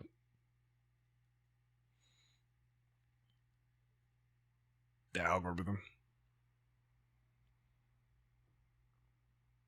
I feel like she might be playing him. I don't know. She's got to kiss him on the cheek. Because he's a black man, but he's a small of stature, so they're trying to... That's as low as she could get. Yeah. They're trying to remove the romantic... It's interesting. Why can't they be like every other? They're setting up the last scene here. You're gonna meet her in Siberia. You know how Captain Marvel gave Nick Fury a beeper? I'm giving you a beeper. Ah. A beacon. This guy again. Yeah. He's like, hey, I crash planes, I crash boats, I crash helicopters. What do you need? I'll crash it for you. I crash for cash. What? Crash for cash. 1877 crash for cash. For cash. That is the dude who played the white fast. What's the name of the character? Pietro. Hobbs and Shaw. Oh, really? Yeah, that's the guy who played him in Age of Ultron. Oh, yeah, Adrian Johnson or whatever. What's the name of the character? Quicksilver. Yeah. He played Quicksilver. Yeah, he's good. I like him. Yeah. He's good in this. Yeah. He's not bad. He's just, He was also good in that Kick-Ass. an Oliver Stone movie. He was good in Kick-Ass. There's that Oliver Stone movie with like Salma Hayek about like Mexican drug dealers, and is with Blake Lively. Oliver Stone? So. Yeah.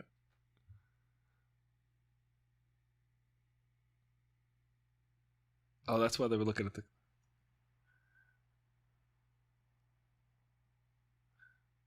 Interesting.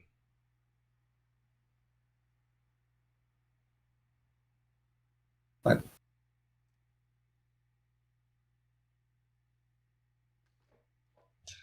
He's definitely the Tom Hardy role in this movie. Yeah. He's the Tom Hardy wasn't available. Mm-hmm.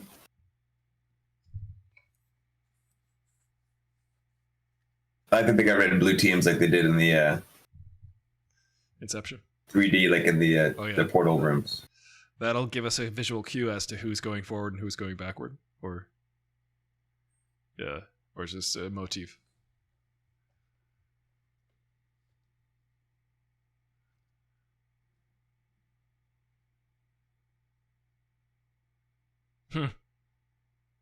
What is his accent? Estonian? I don't know.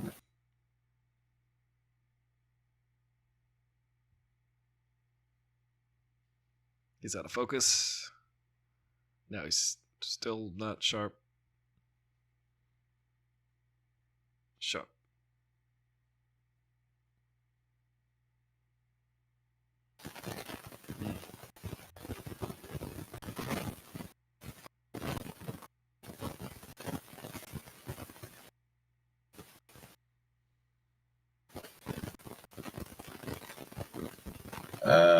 Okay.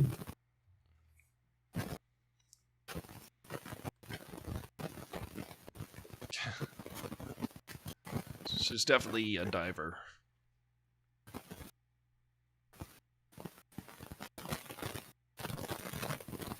Obviously, he's not a golfer. Right. Look at the yacked. Yakety yak. Don't talk back. She's wet Oh, I already? guess she did it. Oh. She did the 40 feet or whatever. Oh, right. Yeah, we didn't have to see it. That's a shot right there. She said, I don't get in water in her contract.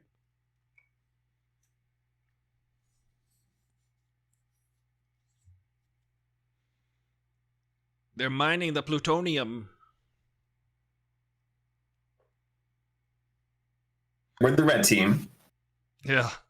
How come it's not called, like, backwardium? Right, like unobtainium. Exactly.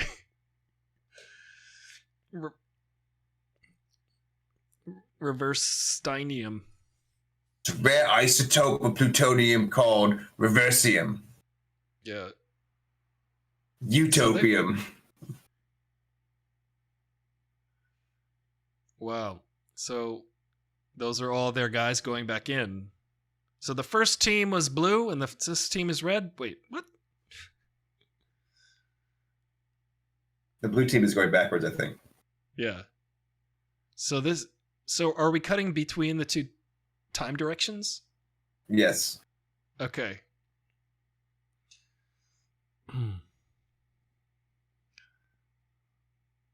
Ah, I got you. Now we're going to see the fight that they just fought. Ah, that's how movies go backward.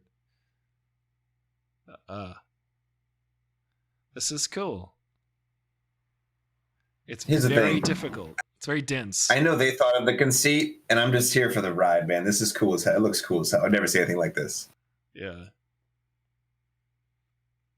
Yeah. I mean, this scale of movie is cool to be an original idea, too.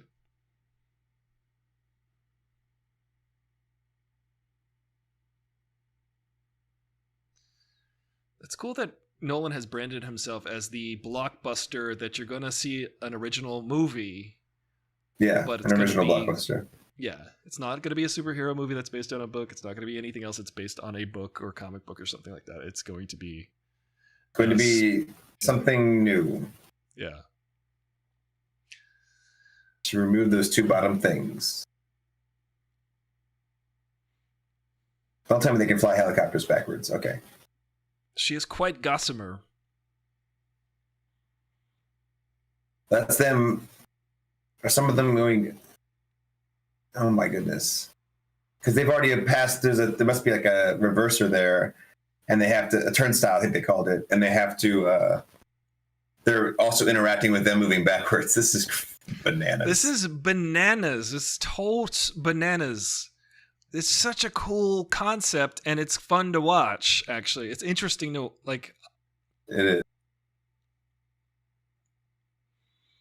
is. So, yeah, look out for the explosions and then dodge them. It's got to be weirdly counterintuitive, though, you know? So if you see a puff of smoke, you got to step back from that area because it's about to explode.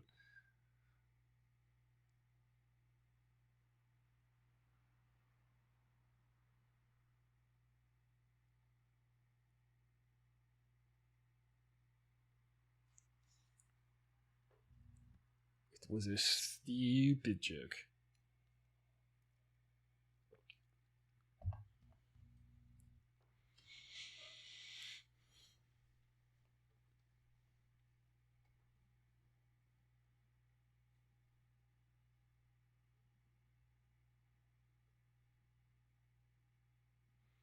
No, she don't. She don't like him.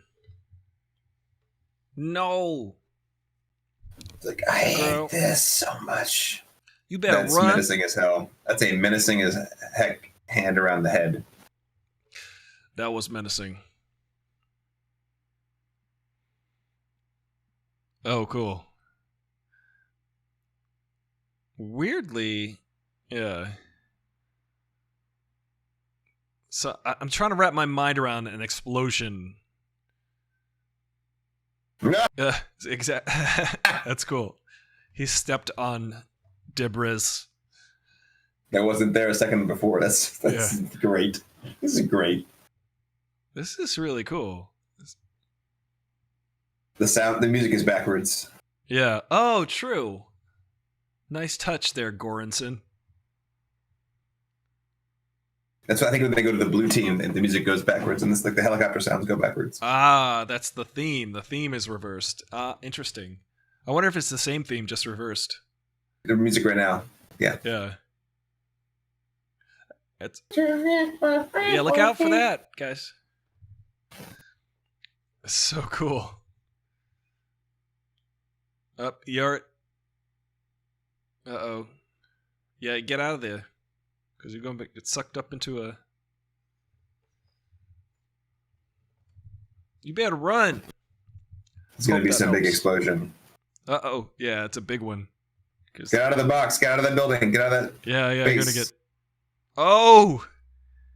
So the force will kill you anyway.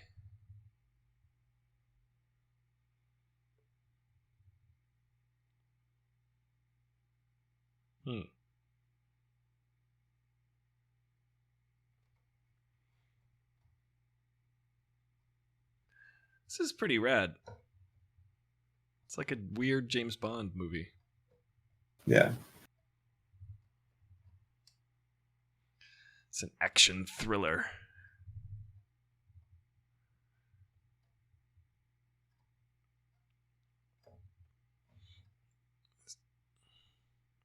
Oh my gosh. That building is going to have a problem. Oh, there's that guy. So they have two teams that are attacking this in two different time directions. Yeah. This is so They cool. need to do this in 5 minutes. Yeah. What? One hit the top, one hit the bottom. Oh, Because they knew to do that right at 5 minutes. okay. I'm confused. That was. What happened? I'm not So entirely they- sure. But one of the rockets hit the top and one of the rockets hit the bottom. And then it reformed going one direction and exploded the other direction. Oh, right. That's why it would do that. That's why. Oh, that's awesome, actually. That's Because so one funny. of them was exploded from the top, one of them exploded from the bottom. So like, Because going that's the other way, it midpoint. like reformed at the top, it exploded at the bottom. It was like, So exactly, because the 5 minutes part moment is the exact midpoint. And I was saying, yeah, the last back action sequence will be in that fucking. Oh, sorry, that effing format. Why am I sorry?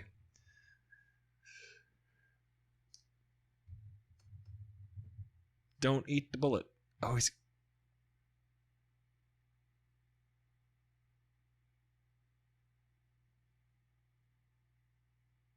He knows she's acting.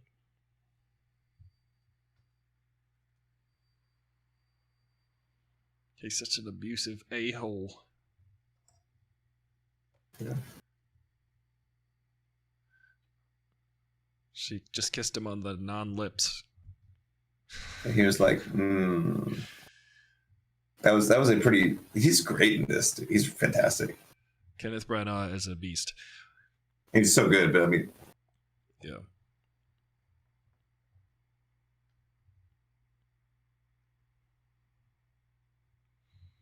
It's funny that Branagh can basically do whatever. Well, Nolan notoriously features English folks in his movies. sure. Not notoriously. What's He this guy just, doing? that's a feature of his movies is he's very proud of British culture, English culture.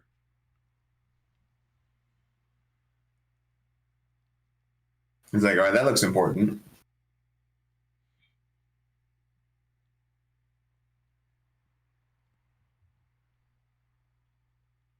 It's funny, Nolan is so smart because he's like, I will hire all these UK actors and definitely get like an American superstar to like be the center point of my movies. Yeah. McConaughey, DiCaprio, Washington, D.C.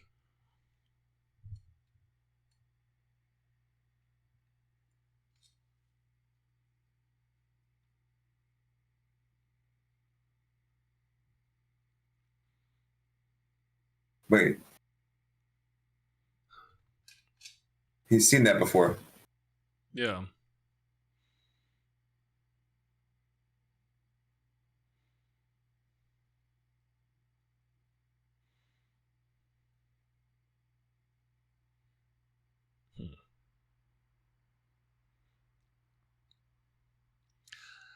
Confused when like something explodes or gets shot, like in which direction.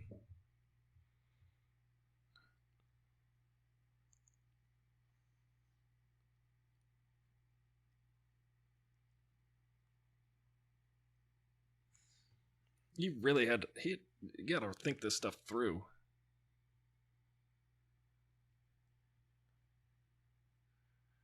Kenneth Branagh.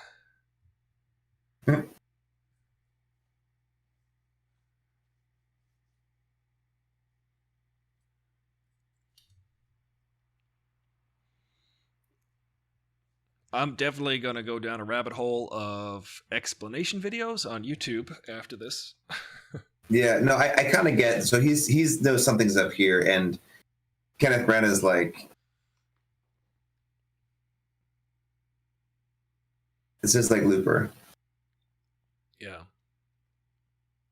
She has to make him take this pill, right? Or was it ecstasy?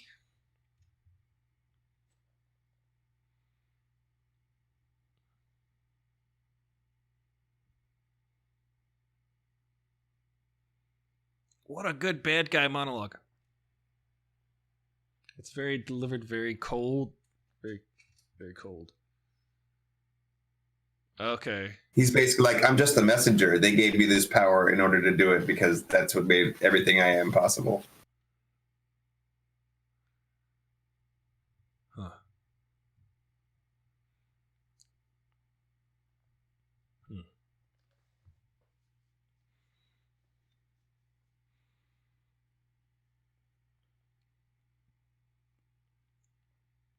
He sounds a little like his dad now.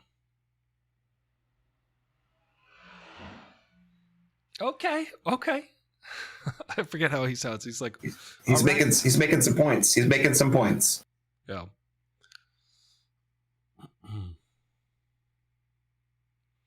That's so cool that building exploded so weirdly, because So he's actually on red team now, I think. Yeah.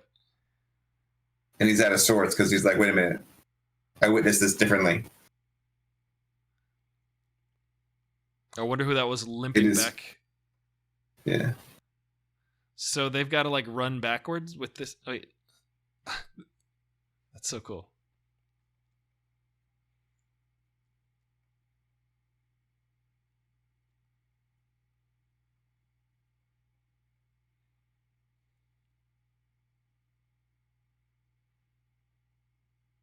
He thinks he's wow.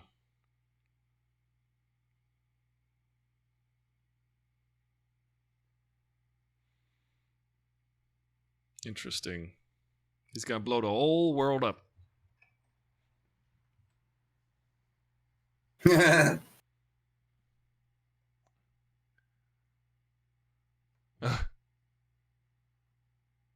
Interesting.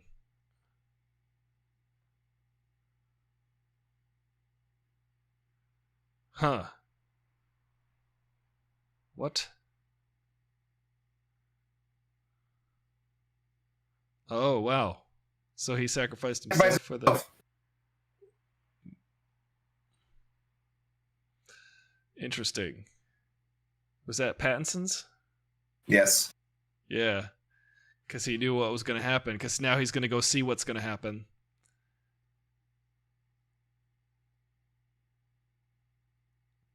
This whole battle's a paradox.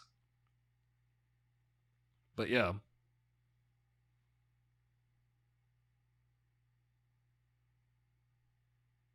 So all of those people have to go somewhere and wait 10 minutes.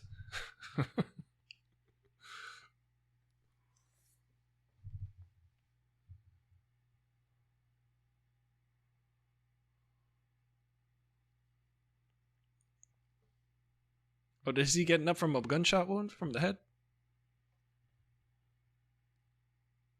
Come on. What are you doing?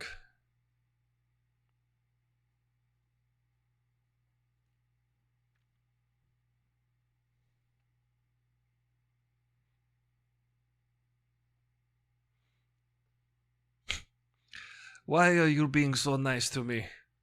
Are you going to kill me?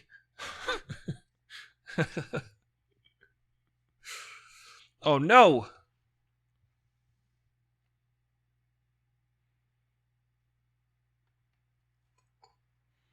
And then he pulls the pin. Is it gonna... Wait. So confused. I'm that guy. Wait, what's happening? How does he know her?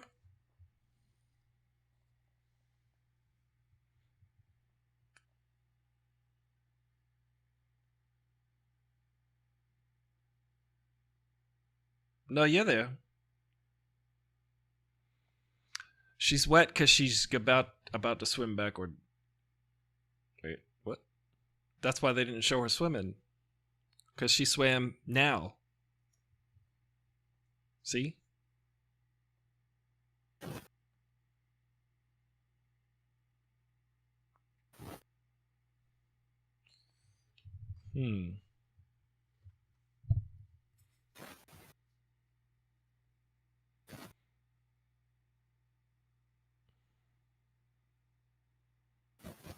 Wow.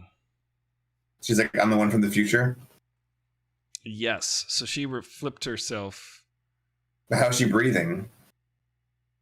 Oh, that's why she slid it. Oh, Oh, did you see the breaky necky, the neck break? Ooh. Oh, he like hit the bar. Ooh, everything. We saw it all. I saw it. There was a little crack for his neck breaking. What is happening?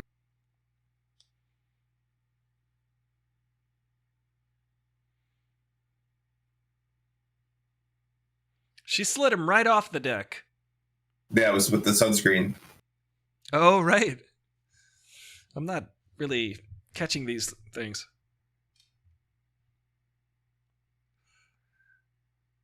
What? He had him. He had the attraction thing, Oh, yeah. like skateboard. One of them is.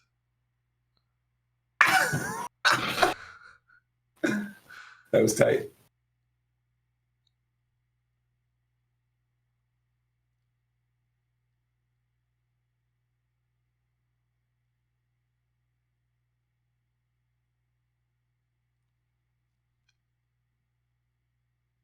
She did unclip those 2 wires. Oh, and they showed up and he wasn't there, so they assumed he time traveled or died or something. So she just dove. That's why she's wet? Wait, I'm confused.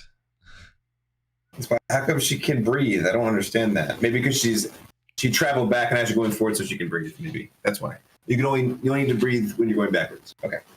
Yeah.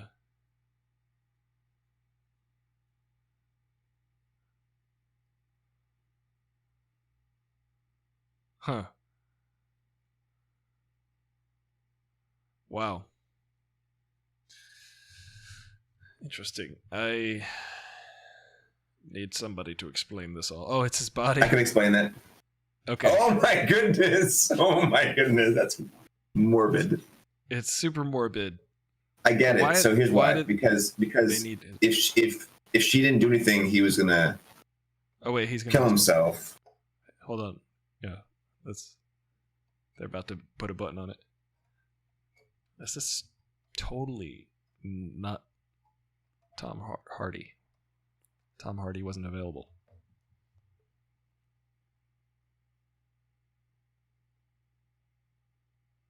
Uh-oh. Double cross. Twist. It was my plan the whole time. Huh.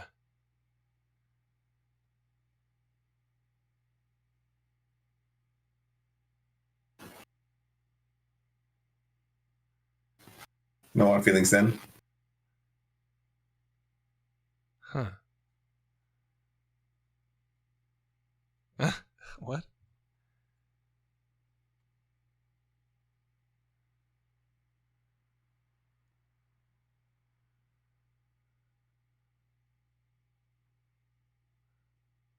Huh. To try and make a second one? No. I mean, they definitely tried to franchise this concept.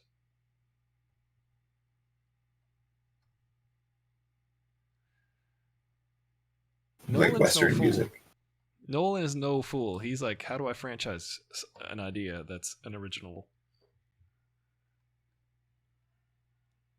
He's gonna go save his life.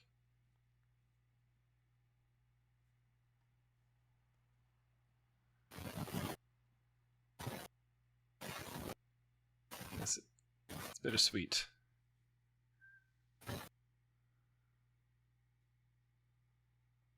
He's going to meet his fate. Yeah, that's why I recognize it in the backpack. Yeah. Of the guy. Huh. Right.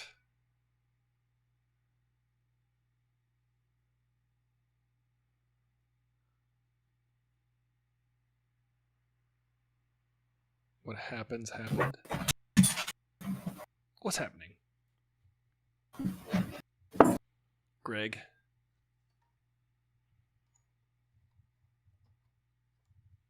Shiny.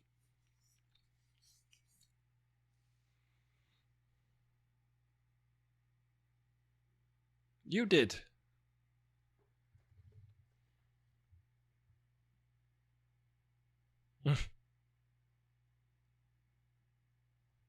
Huh. Let's. Huh.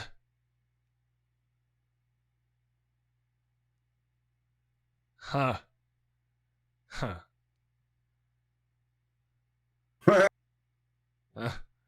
We get up to some stuff, see?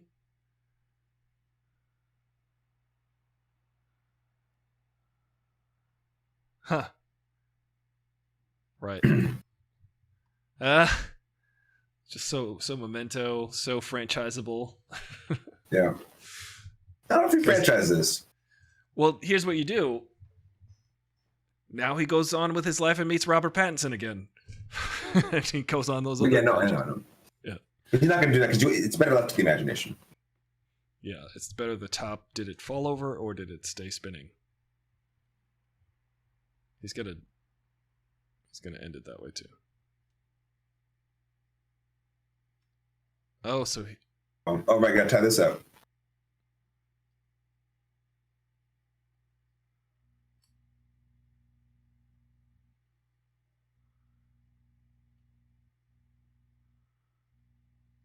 Huh.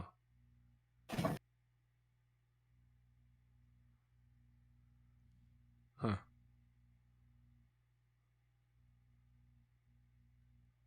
Yeah, so he's...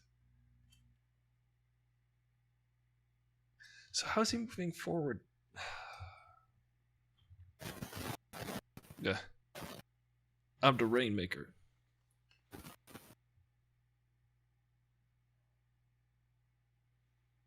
Oh.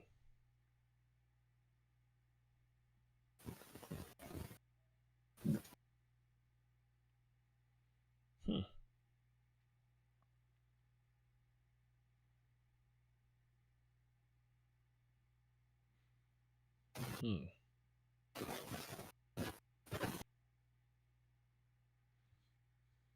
The end. They probably set that up with some of the earlier dialogue and everything, but I like that it's got I like it. It's good. I like it. I don't know what people are talking nonsense about. It's a good movie.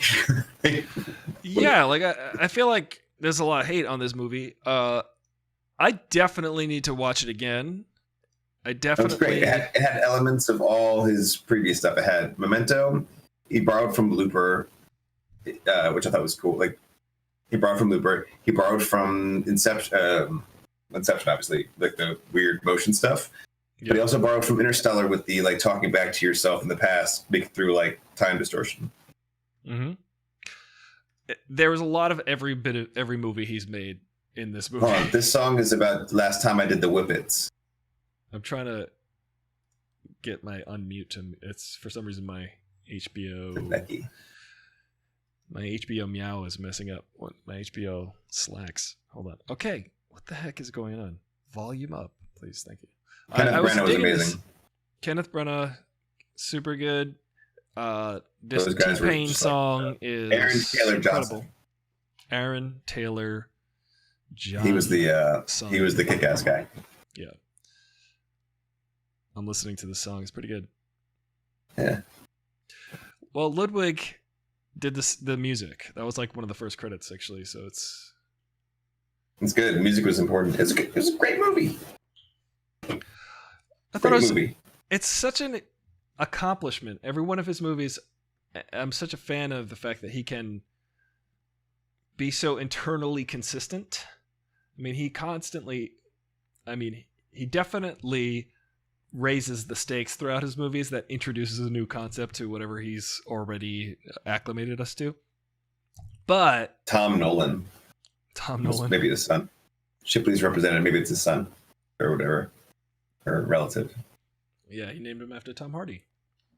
Aaron Taylor Johnson had to have been originally cast as Tom Hardy.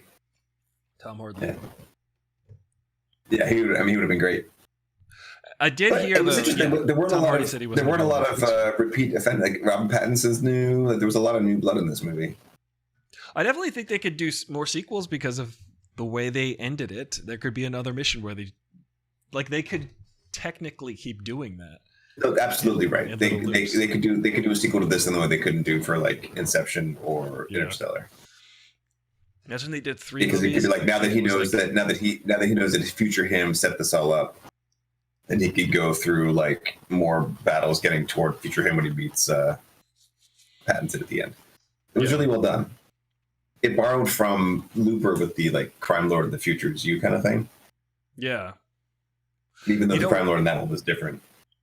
It would be interesting if there was like a trilogy and then it ends with John David Washington D.C. saving Pattinson's life, and it's kind of like that closes the loop. But then that's the thing that ends the universe, or that's the thing that destroys the algorithm or the ability to end the universe. Right. It closes it ends the whole thing. Interesting. Yeah, I could see them doing the sequel. They did go to Estonia. Tallinn is the capital there. It's a real. Man, I really enjoyed it. I thought it was pretty good. I It's like not even a matter of yeah. I don't like it. I loved it. No, I thought it was really good. Yeah, it was worth it. I thought interesting. I put it in the category with Inception of like really enjoyable movie with so much plot explained. Yeah, because it's a foreign like even Interstellar they explain the time dilation but that's like at least theoretical physics you're aware of. This is like just purely made up stuff. Yeah, but it's internally consistent, which is very Christopher Nolan. He's so good at the construction, at the format, that his screenplays are so tight because of it. Dude, those car chase scenes were like Matrix stuff. Incredible, but way cooler. They had the two cars sandwiched between trucks so that they would appear to be moving in the same speed, so that the GPS wouldn't detect anything off. And it's so cool that the first half of the movie just has these weird random backward things happening, and you're like, why is that happening? Why is this happening? And then as the back half of the movie unfolds, it's all now, it was really great. And of course, in the same style or the same sense as Memento, Nolan keeps like a B story or a C story going forward the whole time. Yeah. So in Memento, you had Guy Pearce kept cutting back to the hotel room where he'd get a different tattoo. Talking on the phone about the other guy. Yeah, it was the black and white sort of linear, straightforward thing that kind of just like ran through the spine of the whole movie. Here it was red and blue. Together. Yeah. Well, the thing that runs through the whole movie in this is the fact that these characters are moving forward, and we're moving forward with those characters also. But yeah, I still gotta. So explain to me what's going on with. All right, movie's over. That was fun, man. That was fun. Yeah, explain to you what. So I don't really understand. So they got pulled out of the hole in the end because they saw I guess they saw the hole first, and then they. So when they were dragging them out of the hole at the battle scene with the Jeep, they pulled them, the two guys out of the hole. So I guess they. Yeah. Huh.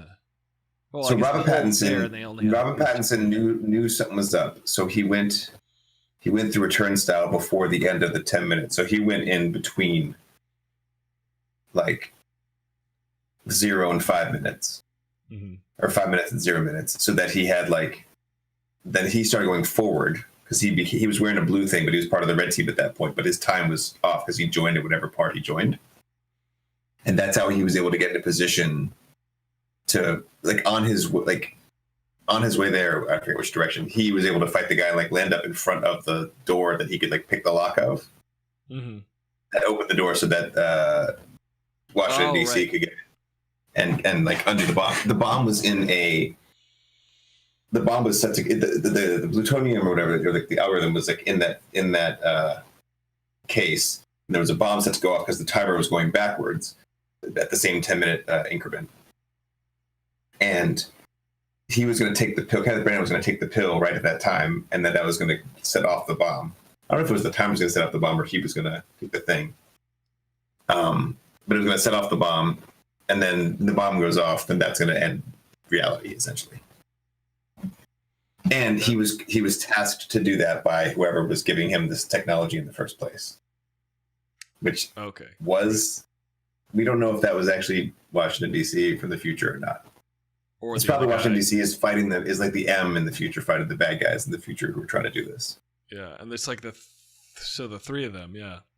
That was interesting. So Kenneth Branagh was like a vessel, basically. Sorry? Yeah, he was the ward or the keeper of the time looper thing, I guess. He was like Zorg in The Fifth Element, your favorite movie. Yeah, that movie, I talked about it yesterday and how much I didn't like it. Well, Kenneth Branagh was the Gary Oldman of this. Have Kenneth Branagh and Gary Oldman been in a movie? They have to have been. I mean, they're both English. And yet they weren't. Neither one was in Harry Potter. Weird. No, Kenneth Branagh was. No? I feel like he must have. Johnny Greenwood was in Harry Potter for crying out loud. Well, we'll have to check the tape on that. Yeah, Gary Oldman though is great. Yeah, I think that was the point. Oh, Gary Oldman, of course, was in Harry Potter. He was Sirius Black. What am I thinking? It's idiotic. Oh, he was. He was he was a main character. I'm so stupid. Gary Oldman. Yeah, Gary Oldman was Sirius Black. He was a main character. I'm an idiot. Of course he was, but I don't think every I don't know English if actor. Huh? Yeah, it really was the Law and Order of Britain. Yeah. I like the movie a lot, man. It was cool. I like the fact that the airport scene was him fighting himself. Right. I thought they were going to go back to the Kiev opening, but they didn't. But Pattinson was probably the one who shot the backward bullet there. The backward bullet? So I missed that part. Well, there was a backward bullet in the Kiev scene when they were trying to escape with the Chris Cooper guy. He jumped down into the main audience. And then I didn't exactly follow what was happening, but there was a shootout, and then he was kind of crouched behind, and there was a wall there, and he noticed that there was a bullet hole in the wall, and then he saw kind of reverse out. Yeah. And he was like, "What the heck was that?" And it was a dude with the mask, who then ran. Oh, right. Ran off or something. So we assume he's the bad guy, but it was actually Pattinson. It was probably Pattinson. Yeah. Because I think he actually needed that to happen. Because I think that bullet he went through someone else who was about to get him or something. Ah. So do you use a reverse gun for a reverse bullet? How does that? You have to intuit. I think they use regular. I think they use regular guns. Yeah. But they're able to. That's a good point, because she was saying intuiting all those things, but I don't think he was actually mind controlling them. I think it was that they had passed through going reverse. They had gone through a turnstile or something. Yeah, I think that's the magical rule in this, is that you can sort of predict the future, but very briefly, in the sense that, because she said just intuit that you dropped the watch, and that's how the watch would rise up into his hand. So I wonder if that was. Do you know what I mean? I don't know if that's. I don't know how you intuit that without sort of. Well, someone, I think, would have had to have gone into the room after having this. Now I'm confused. I don't think it was intuited. I think it was someone must have gone into the room going backwards and placed all those items there. Ah. And then those items became placed there going forward when they came out of his hand or off of his wrist. So someone from the future must have gone backwards and placed them there, because they knew that they had to have been placed to come off of his wrist to demonstrate how it works. Right. So maybe he orchestrated that from the future or something. Okay. I'm gonna have to watch this 2 more times. If John David Washington is the big boss in the future, then he set up this entire elaborate scenario to introduce himself to the world of this backwards world stuff. So maybe he was even the one sending Kenneth Branagh stuff from the future, because he needs to get himself in the past interested in the time travel, into the time travel world. Right. In order to do in order to take out whoever initiated this in the first place. Interesting. Hey, Dr. VAN-ker. Welcome to the Aristotle Full Throttle Show. We just finished watching Tenet, and now Ollie's got to explain to me what we just saw. So if you saw it... By explain, I mean hypothesize.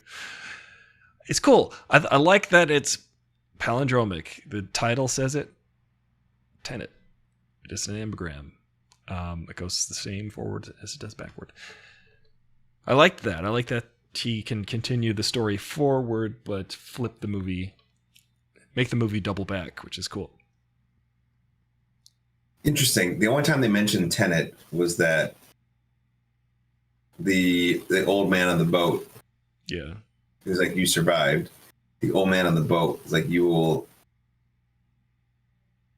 The old man on the boat was like, you'll be, the code word is Tenet or something. And he used that in a conversation with the Indian lady, and she responded with the word Tenet. So that must have been like placed there by future him in order to like lead him to like, oh, this is the person I need to talk to, not the guy. I'm holding up the husband, but really it's the woman. She said Tenet. That's the code word. It was like a code word, or it was like interesting. Yeah, because he used code words with the guy he was rescuing out of the Kiev Opera House as well. So they established that. Like, and then you tell me what I'm supposed to say at the end of this. Yeah, which is like the grandfather paradox. Okay, sort of. Yes. So it kind of like the Bill and Ted paradox when they like put the keys there for him. No, but it's like excellent, bogus. So I think when she said Tenet and he said Tenet, that was like their way of saying like, oh, you're the one I need to talk to, because then he immediately switched to talking to her and was like, all right, give me the lowdown on what's going on. And so she was instructed. So she was instructed by who like instructors were, but really it was him from the future, kind of like getting him to get on the path. Similarly to Michael McConaughey getting his daughter, spoilers, on the right path. Yeah, that was another ending I predicted. Sort of. Well, I didn't predict the whole in Interstellar, the whole bookshelf turning into 2001: A Space Odyssey situation, but I was like, yeah, he's gonna go back. The Tesseract was nice. It was fun. How did he know how to do it though? He's just like, hey, this is my first Tesseract, but I know how this works. If I float around. It's a lot easier. That it's just intuitive. You just 3. Yeah. I know 3 dimensions. You know, I watched a lot of Carl Sagan. I watched a lot of Carl Sagan growing up, but the truth of the matter is, once you're in the Tesseract yourself, it's actually quite easy. I thought it would be much more complicated. Like, you know, am I driving on the left side of the road? Am I driving on the right side of the road? But really, you just float in the thing and you go places, you do things. You know, the back door is the front door. Dr. V. Anker says, I did not. It's even confusing for me. And I can figure this, and I can't figure this out. I think we are trying to figure it out. It's very much like Primer the first time you see it. I don't care who you are. Yeah. You didn't quite figure out Primer the first time. You did think about it for a little while and then figure it out and or watch it again. You did not say, that movie was completely consumable on first watch. But because I feel like the movie Primer pays off at the very end with, I get it now, but also now you have to like think of all of the different timelines, and that takes thinking. You don't just immediately come upon the fact that the dude was... Anyway, going back, go Google the Primer timeline. Also, what were we talking about? Tenet? It's a great movie. No, there was Looper element. It was not Looper elements too. There were Primer elements, but especially with the turnstiles being like the cardboard box. But I think these timelines are much more straightforward. Yes, they had a couple cheats. They're like, we're in the pressurized chamber where you don't need the reverse oxygen because we're pumping the reverse oxygen in here. Yeah, they showed like the plastic. I kind of thought it was an interesting decision. I don't know if I liked it yet or not. The fact that the whole idea of you're going to need oxygen, but they didn't make a big to-do about it. It was just like a little mask or a little bit of plastic. We got gear for that. Yeah, they're just like, we're not going to go all out with gas masks and scuba. You just wear a thing, okay? And that'll be enough. That should be fine. Yeah. Your lungs can do the rest. I did like how Robert Pattinson says, like, I took care of it with the other guy who burst out because he was going to kill him. But then he saw who it was. He's like, oh, wait, you're you're you. I gotta. Here you go. Here's your mask. Yeah, Okay, do whatever you're doing. Yeah. There's a lot of cool payoffs in it, and there's so many things that I will notice the second time I watch it. I thought it was good. I thought it was a solid movie. I don't know if it's Christopher Nolan's best movie, but it lives up to his standard, 100%. What do you think is his best movie? Christopher Nolan's best movie. That's a good question. Probably. I've never seen Insomnia. Well, I was going to say before Memento. I haven't seen that. I was going to say that one was critically sort of mixed, and I do remember liking it. I do know that, like, I do remember after seeing that movie, then seeing Batman Begins, which was his next movie, going, "Oh, he's gotten tighter with working on a more Hollywood scale instead of just doing the indie film Memento." And then, of course, Dark Knight. It might be. I know my number one. Well, Dark Knight is great. No, my number one is The Prestige. The Prestige is, that's a good one.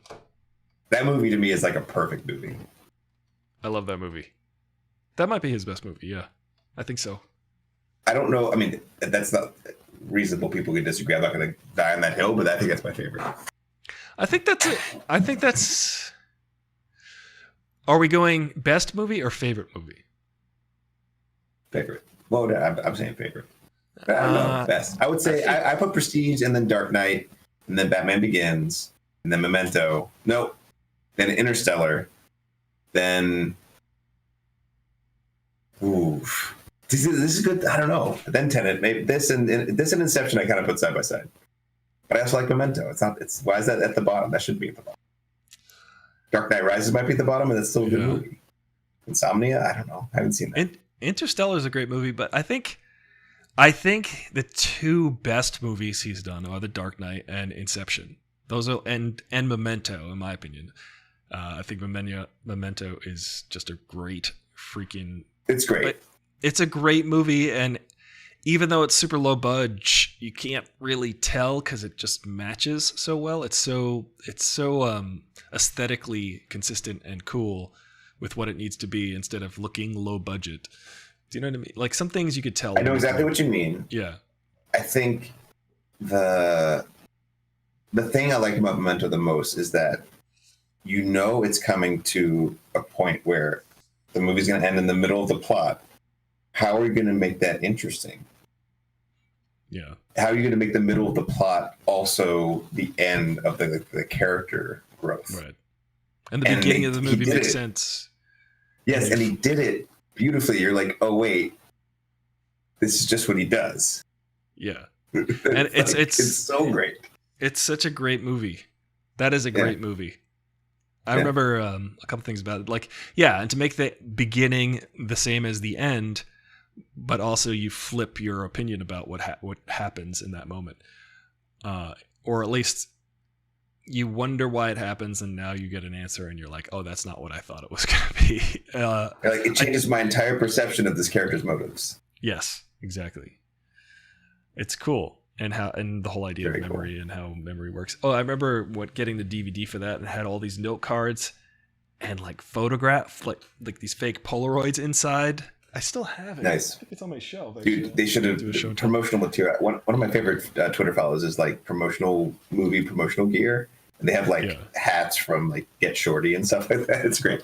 But that totally makes sense. They would put Polaroids in the paperwork. What they should have done is like some of those like temporary tattoos of the stuff that he like put on his body. Yeah, there was all sorts of things that were definitely the brand of the movie. It was really cool. But his best movie, Dark Knight, is just so good. But Dark Knight's great. I'm not going to argue that. I mean, it's the cool thing about Dark Knight. I will argue one thing. Does the Dark Knight have David Bowie? Prestige. So I'm just saying. It's a contributing factor. And what I love about Dark Knight is that it is it's a comic book movie. I hate saying comic book movie. I get so hesitant to say it every time I say it. It's a movie that features characters from graphic novels. The Dark Knight? Yeah, The Dark Knight. But it's like a Hollywood blockbuster, but it's also a great movie at the same time. It's great. I'm not going to argue that. I think 1, 2, I think I prefer Prestige, but I'm not going to argue that.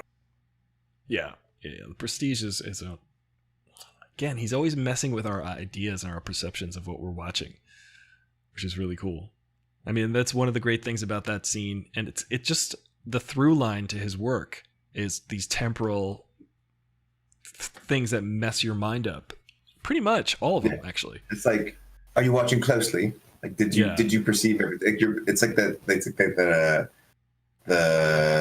Mr. Plinkett stuff, where it's like you didn't notice, but your brain did. Your brain did, and he's able to really convey that well. Yeah, well, Memento's got a weird time thing. Insomnia has like both. It's got a time thing because it's 24 hours of daylight, so their perception of time gets messed up throughout the whole movie. It's part of the idea of the movie. Prestige. There are weird loops that go on. Like, it's similar in the sense. Are you watching Inception and Interstellar also both have weird time situations. Yes. The only ones that don't really are the Batman movies. They have the traditional flashbacks, but they don't mess with time. They're more conventional, straightforward. Yeah, those straight up Inception and like they deal with the compression of time, and then in Interstellar they deal with literal time travel, or at least communication through time. It's just cool. And like in the time dilation when you get near to a black hole and you like go back and you're like the guy on the ship is like 20 years older. He's just like, I've just been hanging out here for 22 years. Yeah, I kind of just put myself on hibernation for 20 years. I was like, hope that's good. Yeah. And I think he said we do it every 5 years and to see if anyone came back. Oof. Yeah. That's pretty. What would you do? That's pretty cool. I would come out of coma. I'd be like, all right, I'm gonna give it a week. I'm gonna watch all the Transformers original series. Watch The Expanse again. Probably get 1 or 2 of those in. I'm gonna eat all the Oreos I brought with me to space, and then I'm gonna go back to hibernation for 5 years. If you just tuned again, we're talking about what we would do while we're waiting for Matthew McConaughey and Anne Hathaway to make it back to our spaceship after a time dilation. And you were in orbit. Kenneth Branagh had his little Fitbit because he's like, and he was the reason. Okay, so it was interesting. It wasn't related to going backwards. He wanted to keep himself in perfect health so that he could choose the exact timing of his death. He didn't want to die. He didn't want to like have a heart attack before then. Right. Even though he had pancreatic cancer. So he wanted to make sure that like he lasted as long as he could so he could absolutely control the moment he died. That was a cool touch. Interesting. Yeah. He's like 1:30. When they see each other on the highway, and he's like, "Oh my, what are you doing here?" That's great. Oh man, it's a good movie, man. I think this is a movie that's going to grow on me. The more I think, because it's like when it's happening, I'm like, I don't need to figure this stuff out because it's so dense, and I just have faith that they thought this through. So I'm going to watch it again and pick up stuff, and I'm not trying to just absorb the plot, and I'm going to appreciate that they put the thought into it because it's the kind of movie that feels like they put the thought into it. Yeah. I mean, I do remember specifically the Prestige growing on me every time I watched it because I was like, the first time I was just like, wow, I feel weird. It's a little disturbing. It's very disturbing. They really kind of played a number on our perception. I can't wait to watch it again. Simple, but not easy. And it's so genius because one scene, Christian Bale's talking like this, and the other scene, he's talking like this. And you're like, okay, interesting. He's just very angry sometimes. When you rewatch it, it's so deliberate, and you're like, oh, he definitely talked to the director about who he was playing that day. Who's who again? Yeah, which is cool. It's such a cool little. I mean, also, you put Christian Bale in a movie, it's going to be a good movie. Like, at the end. Yeah, the dude's been in. Except for Terminator movies. Salvation. That is a pox on everyone who's associated with it. Underrated, the one with the dragons, him and Matthew McConaughey. Oh, End of Days or whatever? No, that's the Schwarzenegger one. I think it was like called Dragon Feet. No, it was like End of Well, maybe Google it. It was around How 2000, to Train. right? How to Train Your Apocalypse. What's the one with Sean Connery? Is there several? Dragonheart. Dragonheart, but that's not Dragonheart. It was No. Christian Fart. Bale Dragon movie.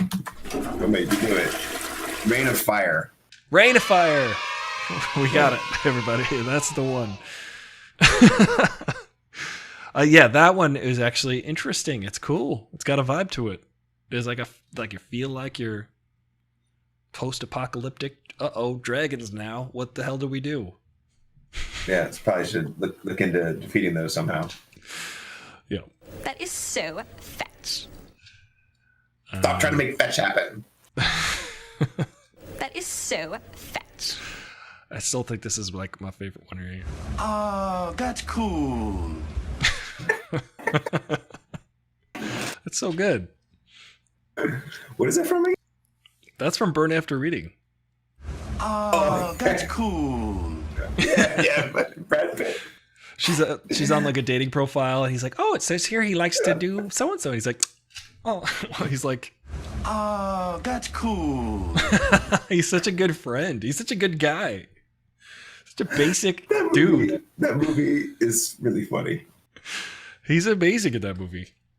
That was the movie where I was like, "Oh, Brad Pitt is amazing. He's an amazing actor." You know what scene is burned into my brain from that movie is George Clooney walking somewhere in a huff with his like sex triangle under his arm. Yeah. Just like storming off with it. He had such a funny character because he was like, I got enough time to get running. He was always wanting to go running, and he was very thin. It was funny because Clooney slimmed down to be that character in that movie. It's just funny. I got enough time to go running. Yeah, we can get running. He's so funny. I'll have to watch that one again. We're in a tight spot. That's a different one. It is. That's good. I liked it. I enjoyed it.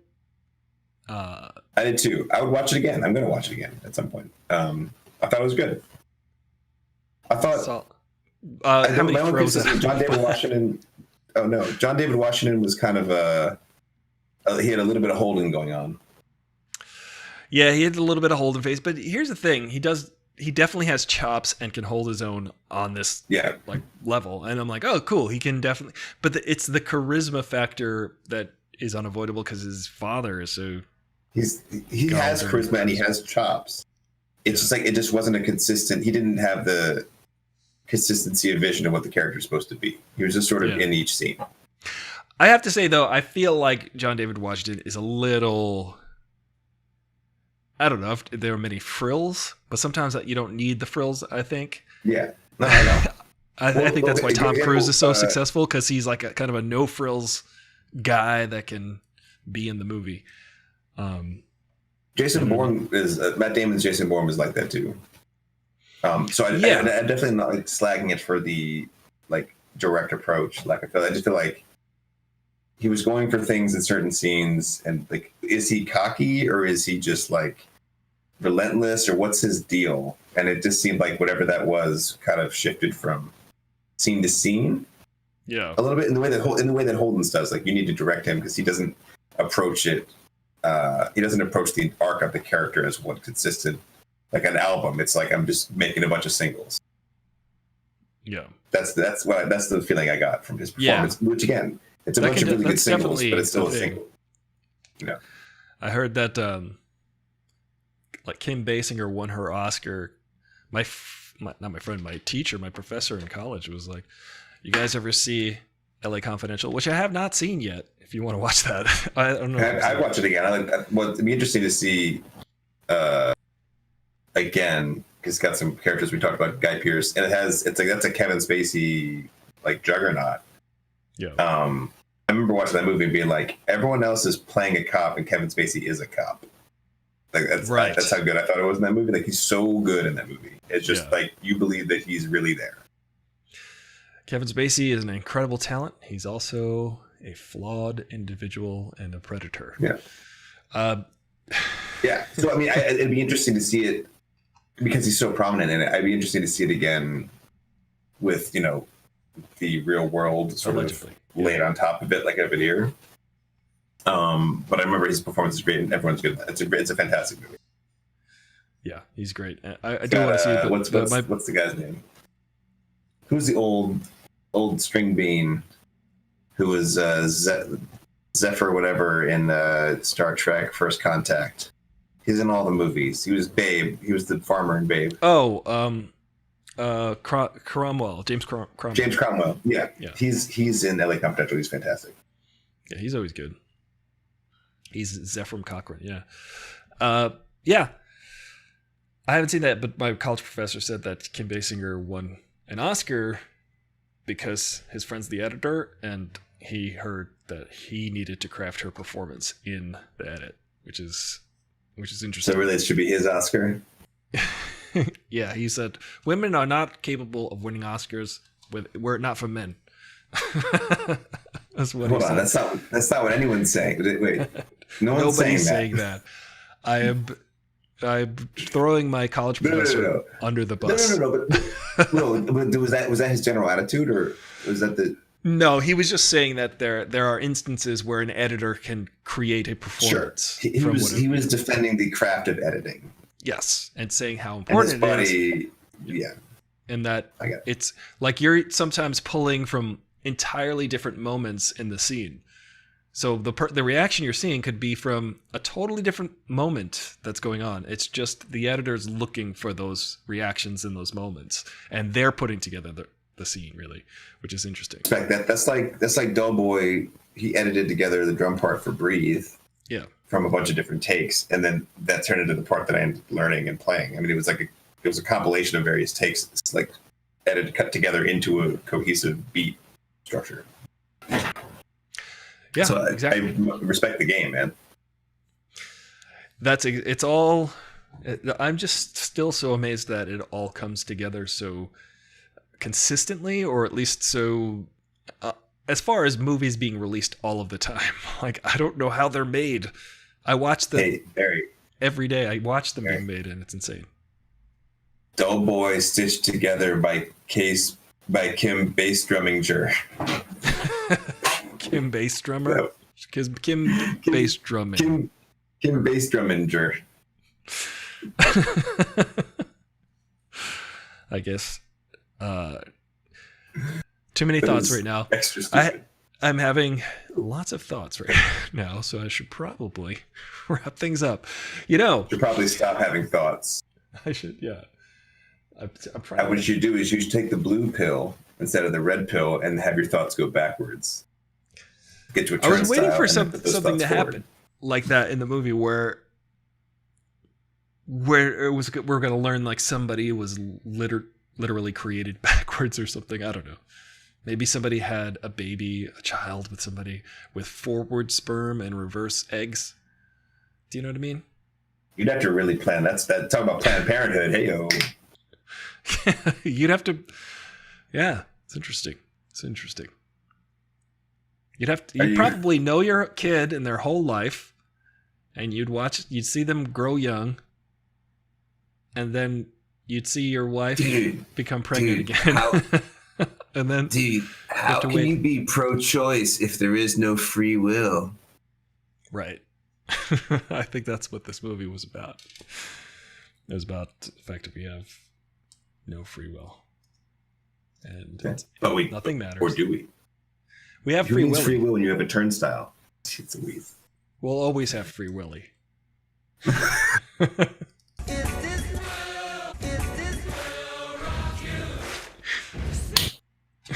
Nice.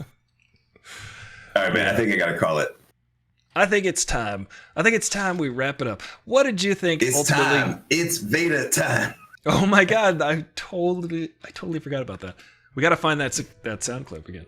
Actually, I got it somewhere. We got to put it on your soundboard. It does have to be there. I'm sure I have it somewhere. I'll find it and send it.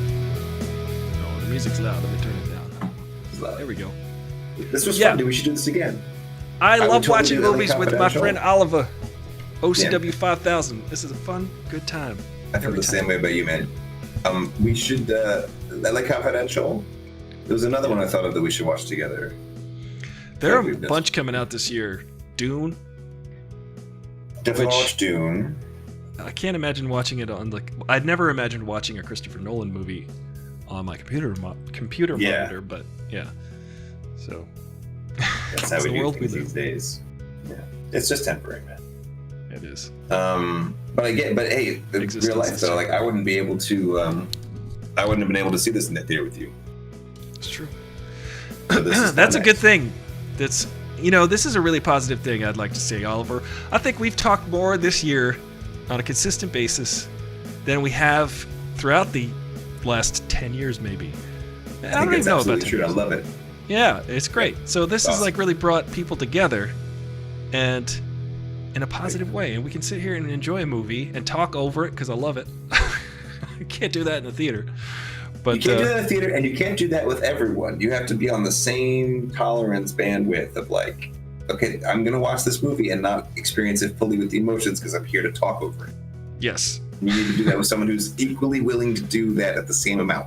Right, and still be able to sort of grab onto what's going on in the story, even though that was very, very difficult for me today. It was very challenging for me to follow this movie because it's very thought out and detail oriented with all of those little twists and turns. I do love the fact that we do this here on the show. So if you're watching and you want to hang out with us on Fridays, generally speaking, we have the watch parties on Fridays. Although you said Loki's coming out on Wednesdays. Yes, but I think that that enables we could just continue to do Friday movies, whatever. Yeah. I mean, and that be show related. I mean, exactly. they don't all have to be 2.5 hours long. I mean, I guess everything is now, but everything. Again, Christopher Nolan usually is known for making 2.5-hour movies, except they said how Dunkirk, I never saw Dunkirk. Dunkirk is good. It's quick. It's an hour and 36 minutes or something like that. It's so good that I forgot he made it. Exactly. No, but when I was making my top Christopher Nolan list, I bet some people probably put Dunkirk first. The way that some people put Rogue One first in their Star Wars list. Yeah, Dunkirk is not his greatest movie. These people are wrong, but I mean, they're entitled to their opinion. That war movies are the best. You're entitled to your wrong opinion, just so you know. Hey, man. That's what I always say. I say, hey, bro. Look, there's no accounting for bad taste. That's what I say to people. What I say to people is, I can be your eyes, but I can't be your standards. That is true, Oliver. Yes. That is it. Man, I feel like we became better friends in that moment. And we did. We just leveled up. We straight up. All I do is win, no matter what. We leveled up as friends. And thank you, Ollie. I love you. I love watching movies with you. Let's do it some more. Everybody out there, have a wonderful night. And I'll see everybody tomorrow. I'll probably be making beats or something. All right. Good night, everybody.